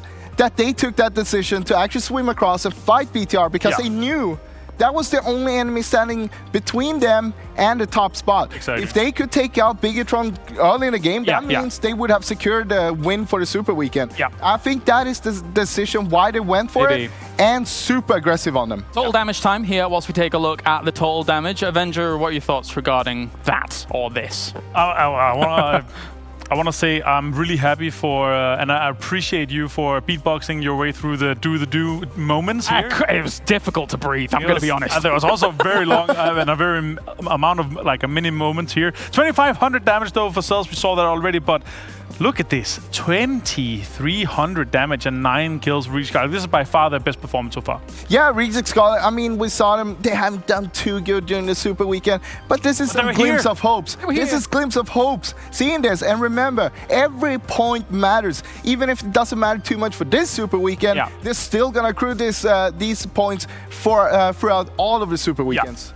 So keeping these points for the league play, obviously, and of course, this is the part of the league play. Prizepool also the part of qualifying for the league finals. Yes, very much so. And of course, you know, when you look at it and how it pans out, of course, we have those first 2 play-in days where everybody's trying to qualify. It's going to be a little bit of heartbreak if you've done so well in this first one to say they're not qualify for 1 or maybe even 2, but you can assume that from the quality that they've been able to exude, that they would be qualifying on through to those next Super Weekends. We can take a look at the top players from this game as well, as it will be Ultron and a Tanky MVP for that one. If he was not able to deal with the Reject Scarlet, that could have gone so badly for them. Yeah, but not only that, but also that he managed to get himself across and, of course, clutch the win for the team. Yes, that as well. That as well. Very important. Ultron making a show. Sarah, Julo as well. Good stuff by Reject Scarlet, though, to be honest. Controlling the south wall of that of Military Island and stopping Synergy coming up against them. But anyway, Froz, I alluded to it earlier, but please break down some of the moments between Valdez and T1. Yes, and the big moment with this, the big part of this is being decisive on what to do and how to deal with the situation. We're gonna see here, this is just east of Rosshawk, and once again, T1 was over here. Valdez, they sniffed them out and they said, hey, you guys shouldn't be here. So they crashed for it, they went for it. Missile here with a nade, straight away get a knock, but there's no pressure being put here, and Wellmuff, he's gonna get the rest off here because of that. We see that Missile is gonna pull out another nade here, but that is not enough, and there's not enough time. Meanwhile, of course, the rest of the T1 is flying in here, but as we can see, hold on, there we go. This is where the knock comes from on Satan, all the way. Martin is shooting Satan with a UMP. I'm so good. But this is also why it's such a good hold for Martin being up there. Yeah. You can see that he has cover to work with, but he has also the sideline. But from this, straight away, you can see that well enough, he knows we got the knock, we got to put pressure. This is what T1 didn't do. Straight off, putting the pressure and getting 2 more knocks. And that is basically it, because Yongyun is so far away that he can't actually help the team. Yeah, well played and super well executed with this. They're taking the small window of opportunity and then pouncing on it immediately. And this is what you gotta do. Take those super fast decisions in seconds. And I want to take the decision to go to our top 10 by kills, because I'm interested to see who actually topped the board here. I can only imagine maybe G9 has been able to steal it. Potentially. 2 points, 2 kills. And Beer getting 53 as well, contesting second place. That's pretty crazy. I'm a bit sad though. Why? Gallus didn't get the 10k damage. Oh. And I believe he dropped down from a 3rd place to a 9th place. Loxy getting 11k though is absolutely insane. This is, I mean, you can see here how good these players are. These are kind of the players that we see when we highlight the top 5 every game, or top 4, sorry. Yeah. But you can see that they're consistently up there. All right. Overall rankings time for our first Super Weekend, as we see who's been able to accrue that week bonus, as well as we do take a look. Look at that, boys. And breaking the 200-point mark. So congratulations to RRQ Athena for winning out our first Super Weekend. Of course, 205 points will be accrued and moving them closer and closer to that grand finals. But qualified already. When you've got 205, if you're winning a week, you're basically going to be qualified already. Yeah, and That's also congratulations on the $2,000 bonus here for the first Super Weekend, and $1,000 for Bigatron, and $500 for Galaxy Racer Cells for that massive clutch game in the very last game. And it's picture perfect if you think about it, right? We saw GXR Celts throughout the entirety of the Super Weekend being consistently consistent. We speak to Rox, he's like, will that chicken dinner ever come? Is it going to happen? And it comes at the very last hurdle. Really impressive stuff to see. Look at this though, 15th and 16th place. We got TSM Entity and No Chance Team. Even though we have them down here, we have Jonathan, we have Gallus up there on the top players. That's true, yeah. Massive solo play from them and individual display of skill here in the Super Weekend. I gotta say, I'm surprised that you can be that far behind and still have that, because you have such a low average of survival time because you're going out that early, obviously, right? So you being able to still compete at the top 10, the top 15 for both kills and damage in that regard is massive for you, having 2, 3, 4 minutes maybe lower average survival time. And that's the important point about it, right? Is that this is the top 16 teams literally in that space of the planet. So if you're getting 15th, 16th at these stages, you're still an amazing team, an amazing player individually here or there, but obviously you're going up against the very best in the world. So that can be trying in itself. So of course at home as well, if you appreciate some of the plays that Jonathan maybe or Godless has been able to throw out while all of this, you can actually vote in game as well. If you take a little look at this, you can see what's going on. We've got the PUBG Mobile Esports Awards for 2020. So make sure to cast your vote soon. And some players are going to be randomly selected to play with some of the most popular players as well from the PUBG Mobile World League Season 0. So that is 1, awesome that you can support your favorite players, and 2, awesome that you can potentially play with them, Froz. Yeah, I want to play with them. Froz, you're not. No. You're all no, listen. It's 64 lucky random players. You could play. Yeah. I want to be one of those. You can be lucky. Yeah. Please don't disqualify us from that. No? Okay, well, there you go. There you go. Gentlemen, it has been a brilliant first Super Weekend here for the PMWL East. Thank you very much to everybody tuning in at home. Thank you very much to you, gentlemen, for coming along with us here. Avenger, Froz, and myself, Kyle Aris, Team AFK representing at the desk. Thank you to Imperium, Maxman, Xander, John for joining us here. And thank you much to the crew as well. We're going to be back on shoot. We're taking 1 day hiatus. I know it's a long time, 24 hours. And then we are back. We are going to be back with more PMWL East to come. We've got our 2 playing days to the next Super Weekend. Let's see who's going to be able to accrue all of those points. For now, it's bye from us. We'll see you next time for more PMWL.